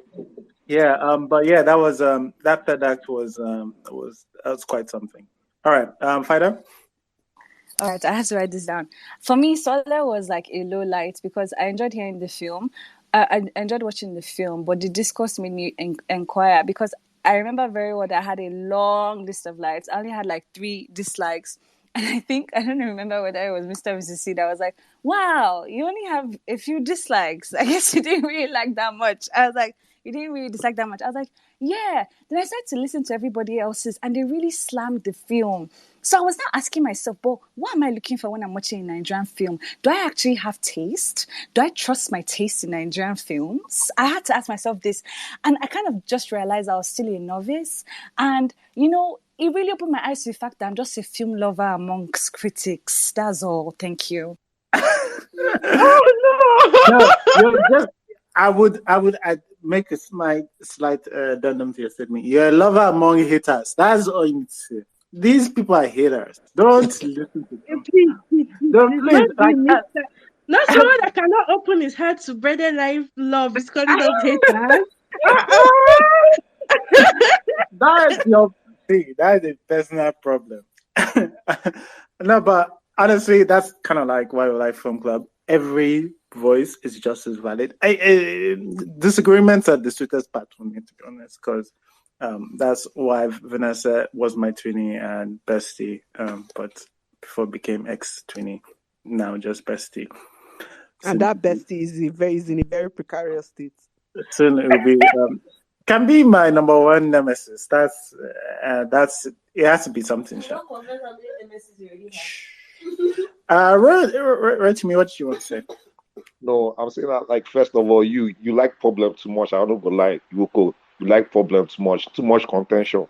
That's another thing. But personally, for like Soole is like those things are like, I watched it in the cinema when it first came out, and I'm like, this thing is the kind of thing I just turn my brain off, and I just allowed this thing to entertain me. And I find Soole, first of all, I like the premise about the bus. I think that was a very unique stuff about the bus journey and everything. Anybody that's traveled in Nigeria, like Christmas period, everything, going back to their village, I'm like, or coming back to Lagos, like, okay, this is a nice premise. Then the madness that ensued in that third act, I was like, okay, this is just crazy entertainment. And I was like, okay, at least, if anything, even if you're going to make something ridiculous, at least entertain me. At least the minimum, not when like you're doing stupid stuff and like you're pissing me off. Soole was entertaining. Was one of the few things I consider. It's just, even if it's not the most logical things that happened, I'm like, at least it was entertaining. So yeah. Yeah. All right. Cynthia? Yes. So after watching Soole, I blame Buhari. Because Buhari is the reason why Shola and other people will take this script. Okay, yeah, I get it was entertaining, but let's be honest, Soole was like a wrong description of what happens from Lagos to Enugu. They're literally showing us like I said it, that I will not have a problem if they were showing us scenes from a bus from Lekki to Oshodi with people standing up to sell things. That thing does not happen when you're traveling from Lagos to Enugu. Anyways, the most important thing in this movie was the young Shagro boss. I need to come back to tell people how beautiful that Costa boss is. And if there's anything Soole did for me, Soole sold that boss to me. I'm so sure that when I go back to Nigeria, okay, and I want to go from Lagos to Asaba or Lagos to anywhere, I'm going to use the young Shagro. That's the most important thing in Soole. The rest were just Jesus Christ, you guys. You guys are just memeing. All right, after Soole, we had Aki Pawpaw, which I think is the most miserable film club, 100%. Yes, I'm going to fight. I love them. Understandable. Understand? I love them. Did not come. They left only me and Elizabeth. I purposely didn't come. I purposely didn't come. And Oyinko. Sorry, Oyinko. I'm sorry. Vanessa went to party. Where did she go to? Vanessa, where did you go to? Mel, which space was this, please? I can't, Papa. Oh, I can't know. Actually, Molofundina Kone. Honestly, when I got I won't lie. When I got the dinner invite, I jumped upon it because I said affliction will not rise a second time. I will not do this to myself. I successfully avoided watching this film. Oh my God! No. They really left me, Elizabeth and Oyinko. You guys were heartbroken. I'm speaking for three of us. Why did you do it? It was such a miserable space. It was just like just deliver to it. Like, you remember, at least collision cause, we're passionate, and it has nothing to do with numbers. Like, I didn't care. Like, I don't think there were a lot of votes for Foreigners Good, but that also had some passion behind it. But Jesus, Aki Pawpaw was just miserable. I can't even believe they tried it. There's did they even try it? Is actually I think they planned it. You cannot tell me. They planned to not come. Anyway, but all right. Mel, did you have something you wanted to say? I did. I still haven't finished it. I haven't. I don't know. I can't remember where I stopped. I still haven't finished it.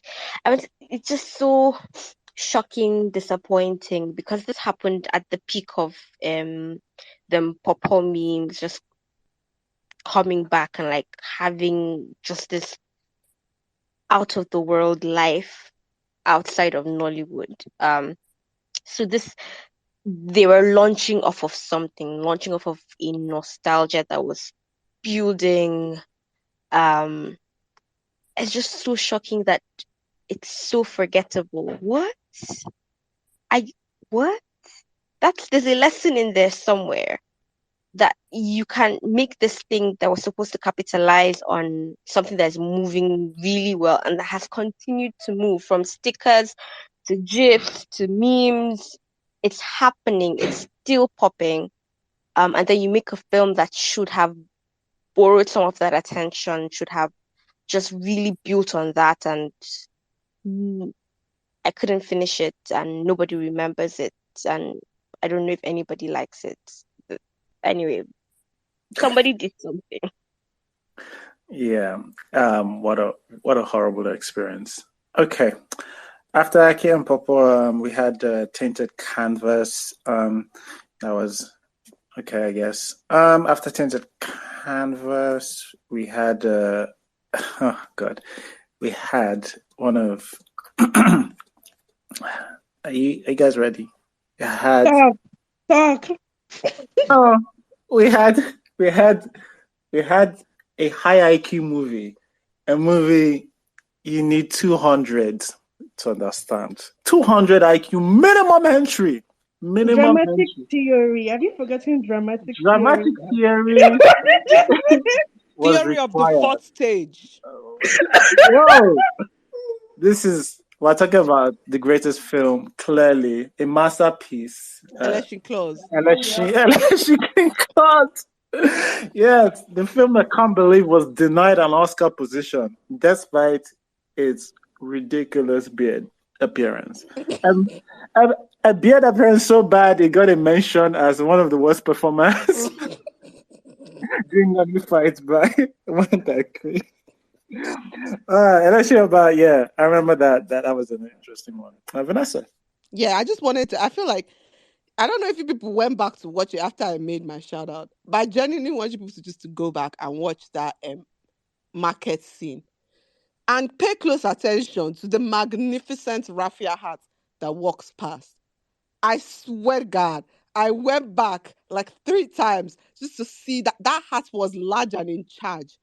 When I saw that hat, I was like, wow, you are a thing of beauty. Honestly, that was the highlight of the entire film. That hat. That hat gave more acting than anybody in that film. Second only to Shafi Bello. Everybody else, they did not act more than that hat. That hat was doing things. That hat was moving. That hat had movement. No, that hat understood Okay. acting. All right. Okay. It's okay.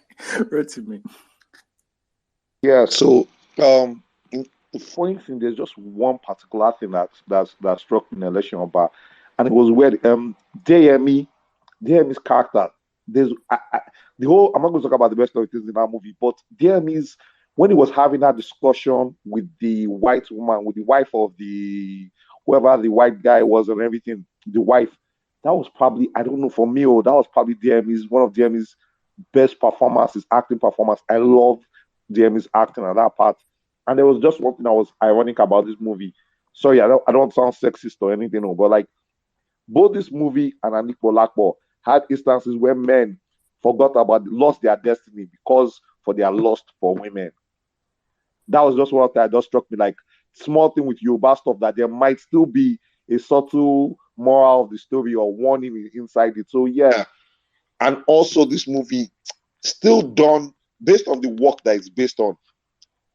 This kind of movie, if it's done to the best possible, highest level, the best version of this film is also a Oscar film. But I think it's like the choice of the approach to the film. It's questionable. Let me just put it like that. Let me just be polite, not to say it's questionable to approach this film like this because it's an adaptation. So how well can you translate a stage, something that was written as a play, into a film? So you are supposed to alter it, not alter it to make it work as a film. So a lot of people that this whole you have to have an IQ. I know it's a great literary work from Nobel laureate Wole Soyinka, great work. But we're talking about translating it into a film for people to watch. So yeah, that adaptation, I'll say that this adaptation of Wole Soyinka's work was not the best. The best version of this adaptation, yes, could be an Oscar nominated film. Yeah. All right. I'm going to, because I saw hands go up. I'm going to give you a chance to tweak what you say, because I think I know what you're trying to say, and it's part of your thing. But I think what you're saying is between this film and Anikulapo, it was men's lust that got them into trouble. Yes, what to me? Like men. Yes. Yes. Definitely. Okay. Yeah, that's exactly. Okay. Cool. All right. I saw hands go up. I was like, I think I know what he's trying to. He's not right. That's the way. All right. Anyway. Geez. Mel. Yes. So a bunch of things Rotimi said I wanted to, but I think I'll just pick one. So I'm really quick about it.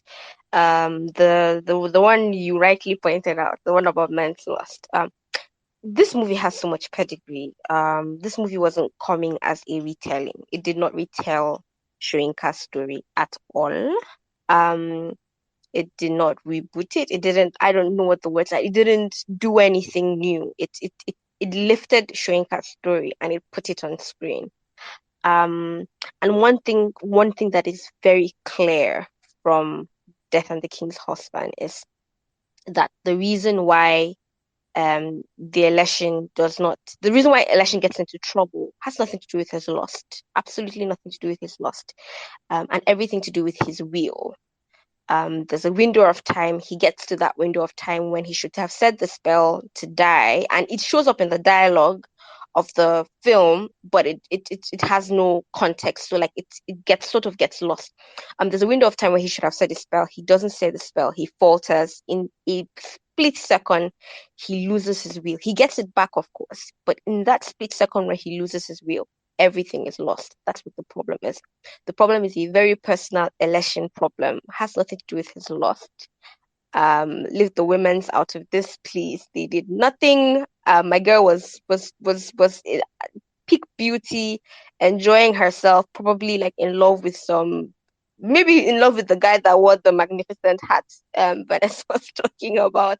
But it had nothing to do with women. Had nothing to do with lust. Had everything to do with his will. And for the film to fumble the bag so bad that message, the core of the play itself, is lost. I feel like it says everything that needs to be said. Yeah, that's interesting because like I think Fighter, you've read the play. Fighter, sorry, Mel, you've read the play, right? I think that's where that your sort of knowledge of this comes from, because like the way this film shows it's given the way they introduced the Elesin, like surrounded by naked women and just like covered in it, and like the warnings he has when he wants to pick a wife. It just seems like everything is pointing to his.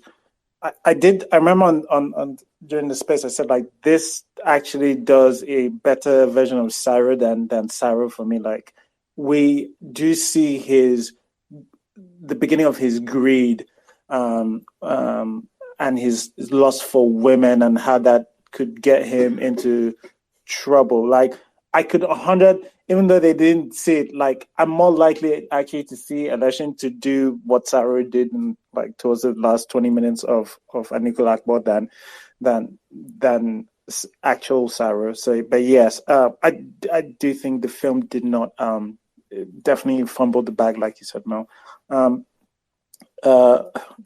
Ayinka.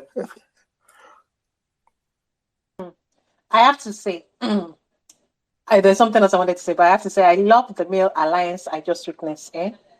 Rotimi, you need to thank Mr. C, because he tried to say what you said, and I loved it. It's amazing, men supporting men. This movie, well, I think this movie is an okay movie. It's okay. It's not bad. It's not good. Look, Green Book won Best Picture. Okay, this is like a Green Book movie, and I think it could have gone to the Oscars. Like some people have fondness for the Oscars. I understand the Oscars, but I don't think they sometimes choose the best movies, and like some movies win. Crash won Best Picture. This movie could definitely have just gone to the Oscars. I just think they should have just submitted something. It doesn't mean that you're going to be nominated. I thought it was a manufacture or something. It was a manufacturing thing. You are never going to get nominated in the first place. But the thing about this movie is the condescension that came from the producer. It's the condescension I did not like. And I think that's what increased the backlash to this movie, because this movie was okay. It was like, okay. It had many very stupid moments, but like, that's it. It wasn't the worst movie ever. It wasn't something, and the conversation about needing like film theory and everything. And this is just to say about some Nigerian filmmakers, not all Nigerian filmmakers. They are so condescending, and it's a way to defend yourself because you thought your thing was going to be great, but it wasn't. And instead of you to humble yourself, you did not humble yourself. Your research was bad. You made this movie. First of all, the timeline where this movie is set. There's a reason why you are saying Saru. Oh, but like, no, it's not supposed to look like 16th century. It's 1940. It's 1945, 1943, 1945. It's the 1940s. The movie is not supposed to look like this. Secondly, you did not even, what's it called? You did not even adapt it well. You also did not even do it very inventively. You just went, this is a straight adaptation in some ways. It's a straight adaptation. There are many things, many choices that you made that brought it into question. And more than anything else, this movie did not surprise me, did not shock me, did not do anything. It wasn't that bad. It wasn't that something. More than anything else, it's the marketing of the movie and the reaction of the producers afterwards. And you know, this is bad because a lot of times I've seen many filmmakers continuously insult the Nigerian audience. And in many ways, they're not, I kind of understand that sometimes when they are saying that insult, they're not necessarily talking about maybe Nigerian middle class or something like that. They even insult like the Nigerian masses. Oh, they're too dumb. Nigerians don't read. Nigerians don't know things. We can't be as intellectual as anything. And it's like, no, that's very, very silly thing to say. That's a very, very silly thing to say. And again, Ava in the collision something said it. They said, oh, this is for the domestic market, meaning that we accept anything. We supported you. The reason why all these foreigners are coming towards you right now is because we supported you. We supported the stories that were doing that were well in the 90s and in the 2000s. We supported it. The Nigerians were the ones that carried it. And yet you do not think we deserve your best? Okay. All right. That's in the something. That's just like the condescension that they have, because I've had a lot of like Nigerian filmmakers have that condescension just towards people, towards Nigerians in the whole. They think we're stupid. They think we're dumb. They think we can accept anything. And when they bring out something they believe to be highly intellectual. Yeah, true. That's why the 200 IQ nonsense came And out. then they didn't do something highly intellectual. And people were pointing out, well, what is this? This is not exactly our culture, and you want to present it, and this. Whose eye are you making this for? It's not a bad movie. That's it. I disagree. It's very bad. All right, Vanessa. Sorry, me, I just wanted Ah, to push please, back no, on. wait. Am I invisible? Sorry, I'm going to be very quick. Me, I just want to push back on Rotimi saying that this was Deyemi's best performance. That's a dirty lie from the piece of hell. This was a horrible performance. Surely. Surely I'm sorry. Deyemi should be ashamed of this performance. I thought it was Vanessa, Kenny, I'm not lying. No, I thought it was decent. It was decent. I It's think not it was his best. It's not his best. It's not his best. I don't think it's his best. That's the bottom line. It's not his best. Everybody should not be. In fact, I'm going to ahead of 2023. Let me just say it now. You people overrate DME. Thank you. God bless you. All right. Okay. This is not the DME hate space. We'll have this argument. Okay, sorry. Why Elesin Oba now? You have called everybody. So let me talk. But anyway, I agree with Vanessa. You guys overrate DME. Anyways, I don't think it was about the women. Why is Rotimi shocked? We don't. We said this one now. Okay, Ekene. Okay, I will follow you today. It's okay. So like what Mel said, I just felt like the most important thing was missing, and I still don't understand why people thought it was about the women, because even from what I interpreted, it was like the whole villagers did not want him to like follow the king or whatever ritual they were doing, because if you notice, they were ready to fight to not stop the wedding, but when that important thing was happening, everybody just let that white man walk in and do whatever he wanted to do. So I interpreted it as the old villagers did not want it to happen. Okay, so I also did not know where all the old women talk happened. Then about the Oscars, so I just have one line note to say. I will not waste time about this Oscar talk. I feel like I'm still shocked that Elesin Oba got the highest votes. But another thing I would like to say is that I did not think they wanted to compete at the Oscar. That's my own opinion. I just felt they wanted that Nigerian Oscar Selection Committee Lore in front of their movie.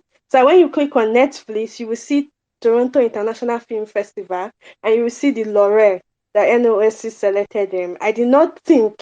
I honestly did not think they wanted the Oscar. They just wanted that Lorette to be in the film. When you click on Netflix and when you buy the book, you will also see that Lorette. The Nigeria Oscar Selection Committee picked the movie. Then to the condensation, I'm in agreement with Onyeko.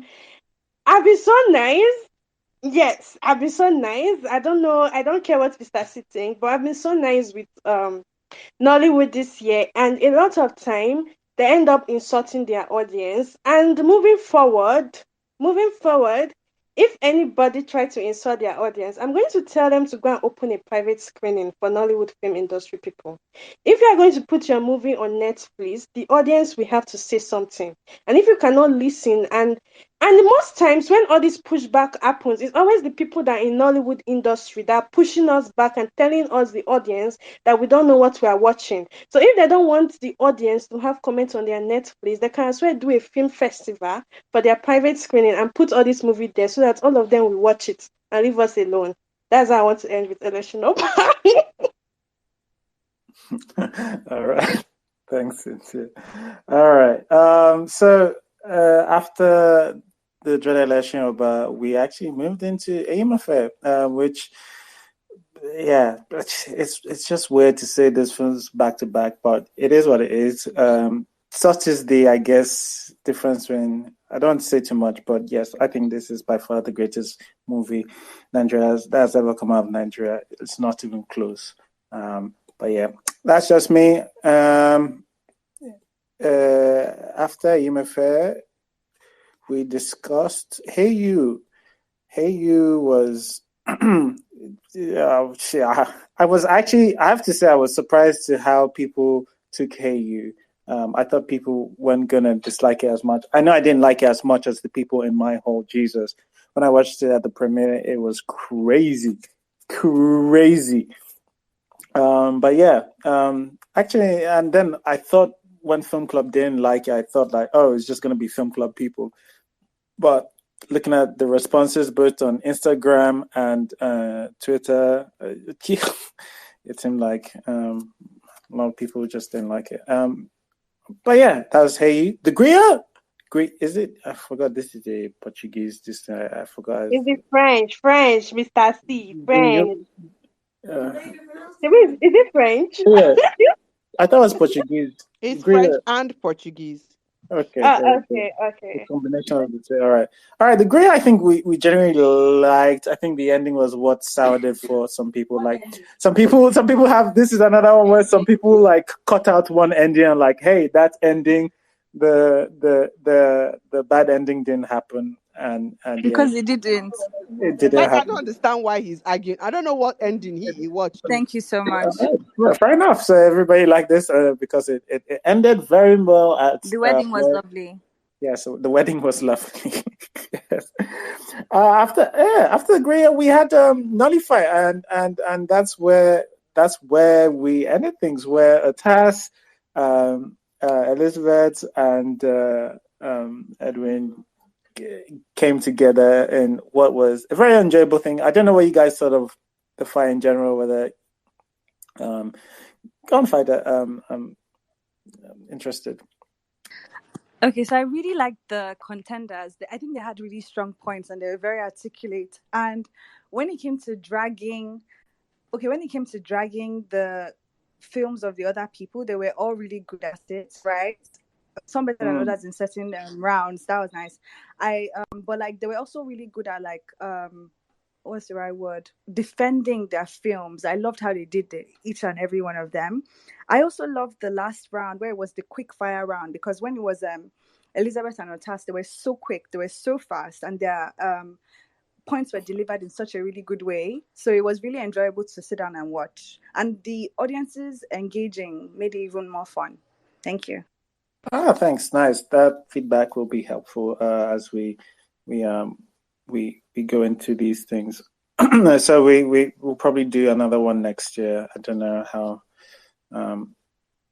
frequently we might have them. Anika, do you have something? I would like to say there was a lot of murdering going on, and I do not necessarily support murdering, and the more evil sides of myself might have enjoyed some of the murder that happened. But Right, yeah. I I'm think going to present myself as this reporting. Guys, let's be kind to some people. Come on. yeah, I think I put out all the caveats I could possibly have put out that, people are just going to have to be ramp up, even if they don't like something, truly they didn't like something, they would have to ramp up the hatred because it's a show they're trying to win points. But I thought it was fun. It's also a fun exercise, and I think it's something like I like because, that's how you also defend or attack a film. Is a useful skill for people who talk about films anyway. All right, so that's and I also learned not to be on the bad side of some people. Thank you. So Elizabeth, I'm never going to be on your bad side. I'm never going to be on your bad side. Yeah. All those people are like, I'm not surprised they're the people who volunteered themselves because those guys are fearless and very, very silver-tongued, horrible people. If they choose to. Sorry, what are you trying to say? Like, I don't understand. Oh, didn't see that. All right. All right. So we've come to the Hall of Fame / Hall of Shame part of this section. Hopefully, you have a minimum of we're just saying the list, and there's nothing else. We have done 5 hours. This is our longest space. It's crazy. But I actually have enjoyed every minute of it. I really mean that. But yeah, let's get to the Hall of Shame and the Hall of Fame parts. I didn't actually tell people, but I was looking like a top 5 best / top 5 worst. If people had, you don't need to expand on why, but just like here, something like that. Does anybody have a list ready?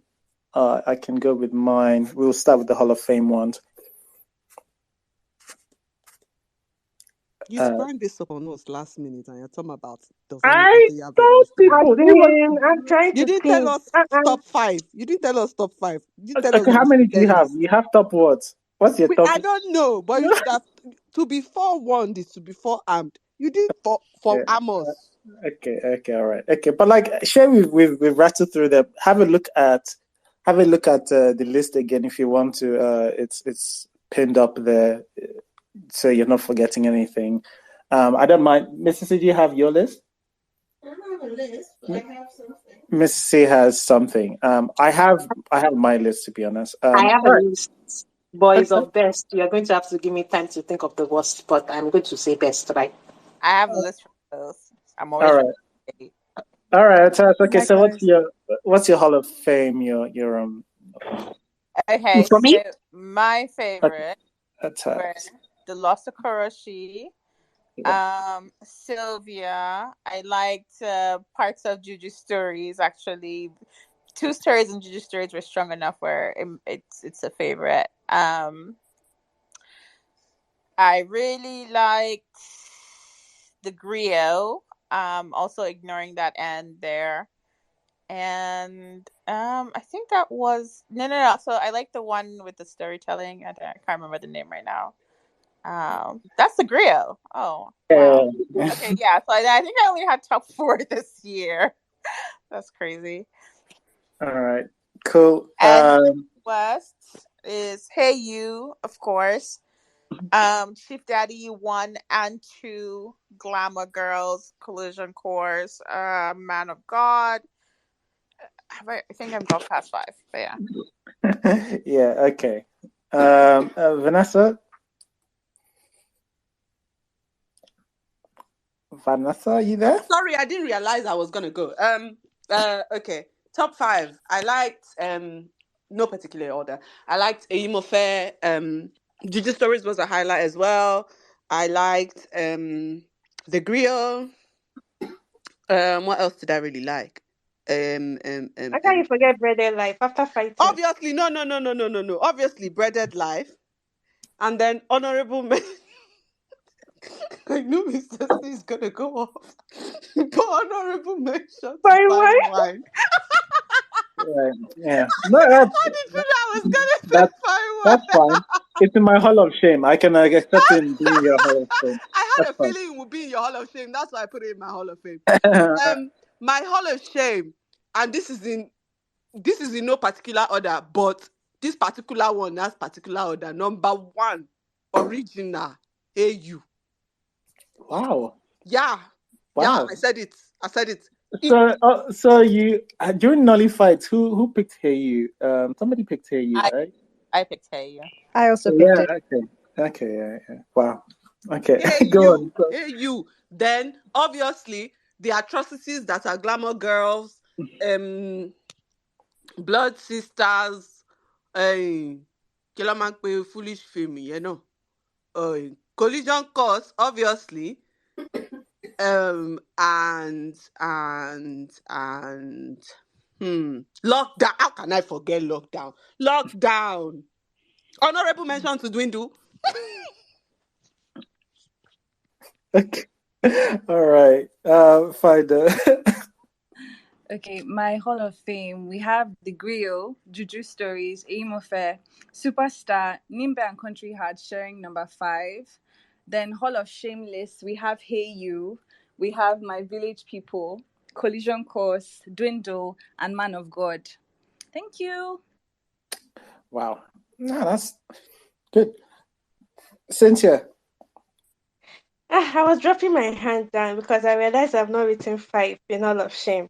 Anyways, Hall of Fame, Breaded Life, Something Special, Introducing the Kujus, Eyimofe, and Anikulapo. Okay. All of Shame, I'm coming. All of Shame, first of all, I mean, the movie that became a villain origin story, Blood Sisters. Okay? Dwindle. Prophetess. I'm sorry to my uncle, but Prophetess. Prophetess.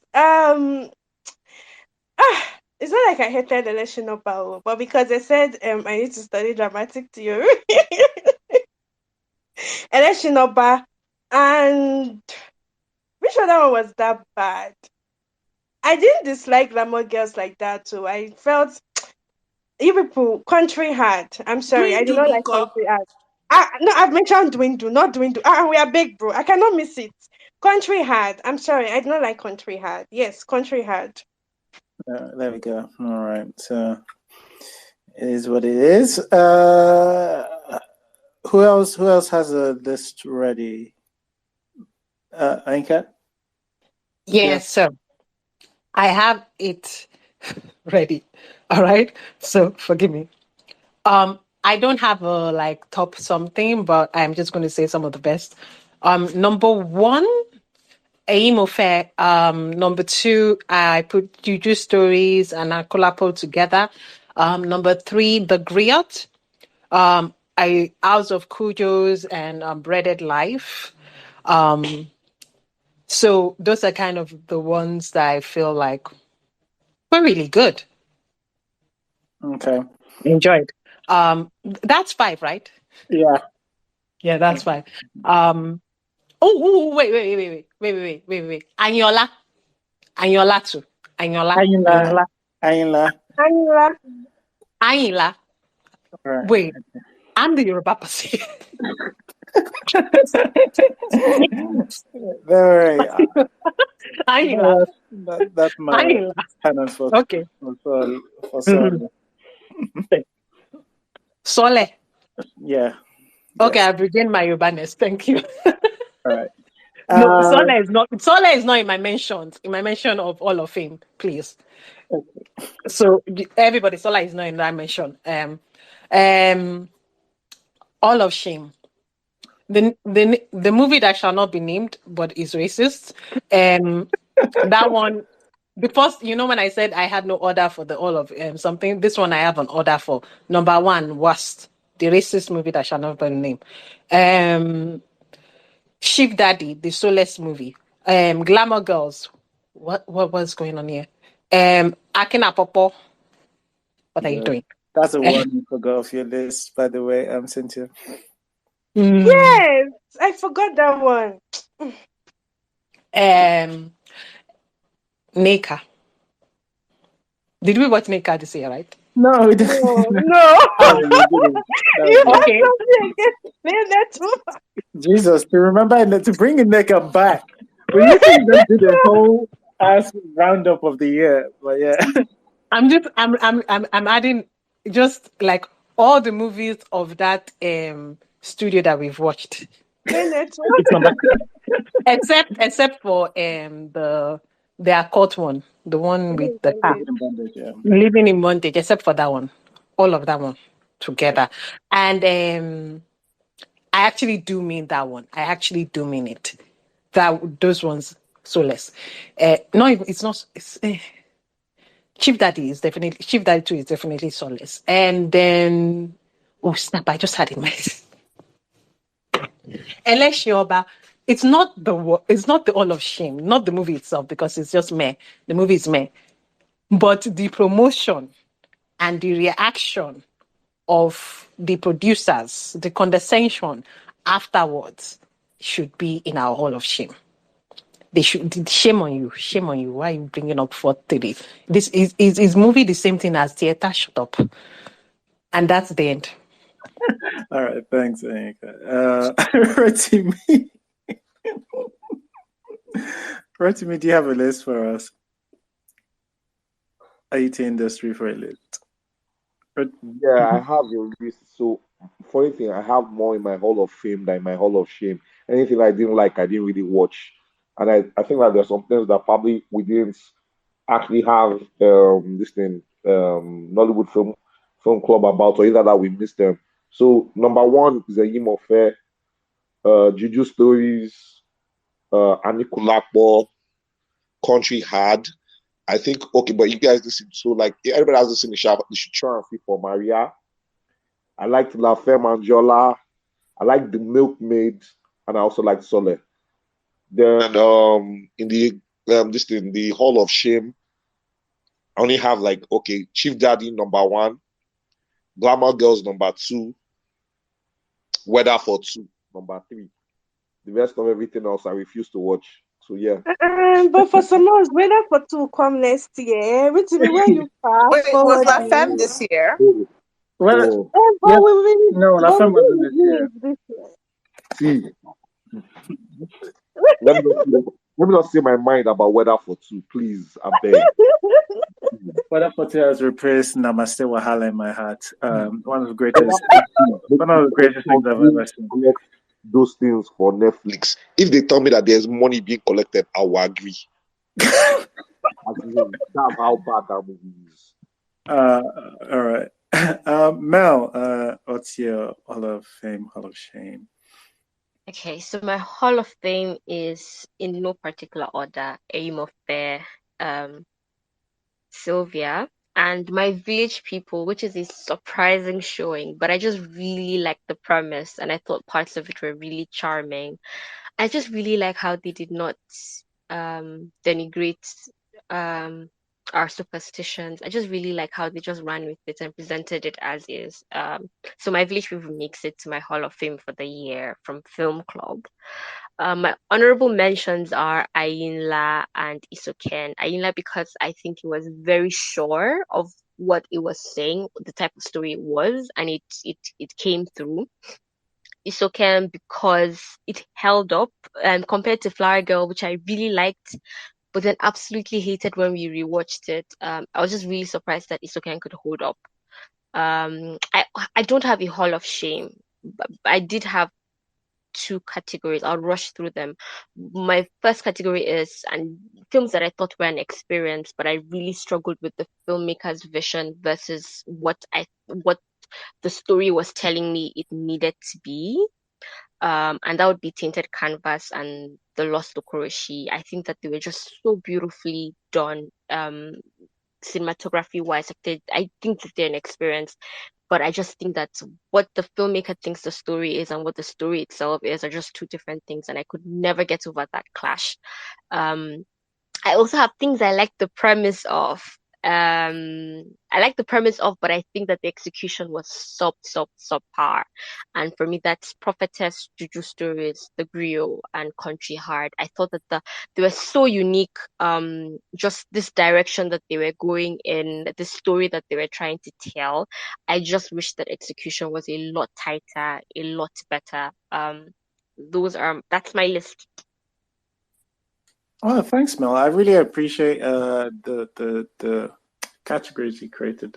Thanks for doing that. That really should be my job. Maybe help me create categories for next year. But yeah, it's interesting to do that, I think. Who else is that everybody? I think that might be everybody. Mrs. C. Okay. Hall of Fame, Eyimofe, Juju Stories, Something Special. What else did I have on this list? Lost Okoroshi. Sorry, extra coughing. Sugar Rush for the Random Jazz. Gotta rate it. And The Grill. Minus that last ending, but what ending? Oh, and my Blood Covenant. I'll give Blood Covenant a bit of Hall of Fame. Hall of Shame could be just most of what we saw. But to be more specific, Chief Daddy 2, of course, Glamour Girls, of course, Foreigner's God, number 1, atrocious, Collision Course, very, very shameful, and I'm going to have to put Nancy's performance in Razz Guy in my Hall of Shame. Yeah, I think that's about it for me. Okay, all right. Thanks, Mrs. C. Jeez. I think you could put almost any Nancy performance in this. Really. Okay, so mine's not too dissimilar to Mrs. C, but I already have 4 in my Hall of Fame. I have Eyimofe, I have The Lost Okoroshi, I have Juju Stories, and I have Something Special. I think those 4 are the ones that I think the stories just work for me in general, and I don't have a why the hell did this thing happen that spoils the rest of like a main plot points for the film for me, and that's how I make my Hall of Fame. A Hall of Shame, like Mrs. C said, a bunch of things could have gone in there, but like honestly, like it's difficult. The ones that you can almost divide this in the ones that are just really bad, but like who cares? Like Chief Daddy 2 and Glamour Girls, like they're bad. Who cares? And Fine Wine as well. Let's not forget that. Just awful. Don't care about filmmaking, or they hired. I don't know. Maybe they hired project managers to come and do filmmaking. I thought we are only supposed to. What? Did I just stop you guys anyway? Carry on. I thought we were supposed to just list our movie. What is all this explanation for? I'm sorry. I let Mel do a couple of categories as well. Like if you, but yeah, I'm dividing my own into subcategories. So there were ones that I thought were just bad but inoffensive. I thought Aki Pawpaw has a special place in my heart for like almost a combination with lazy and cynical. I really hate that film, and there was just nothing inside of me. Like I felt tired even trying to describe that one. And then you had The Foreigner's God, you had Badamasi and Man of God that I found offensive. Even though, like, I think the filmmaking of except well, 2 out of 3 of those movies are actually much better than a lot of the films that we talked about. But yes, this had offensive sort of cause to them. But yeah, that's the general gist of it from my side.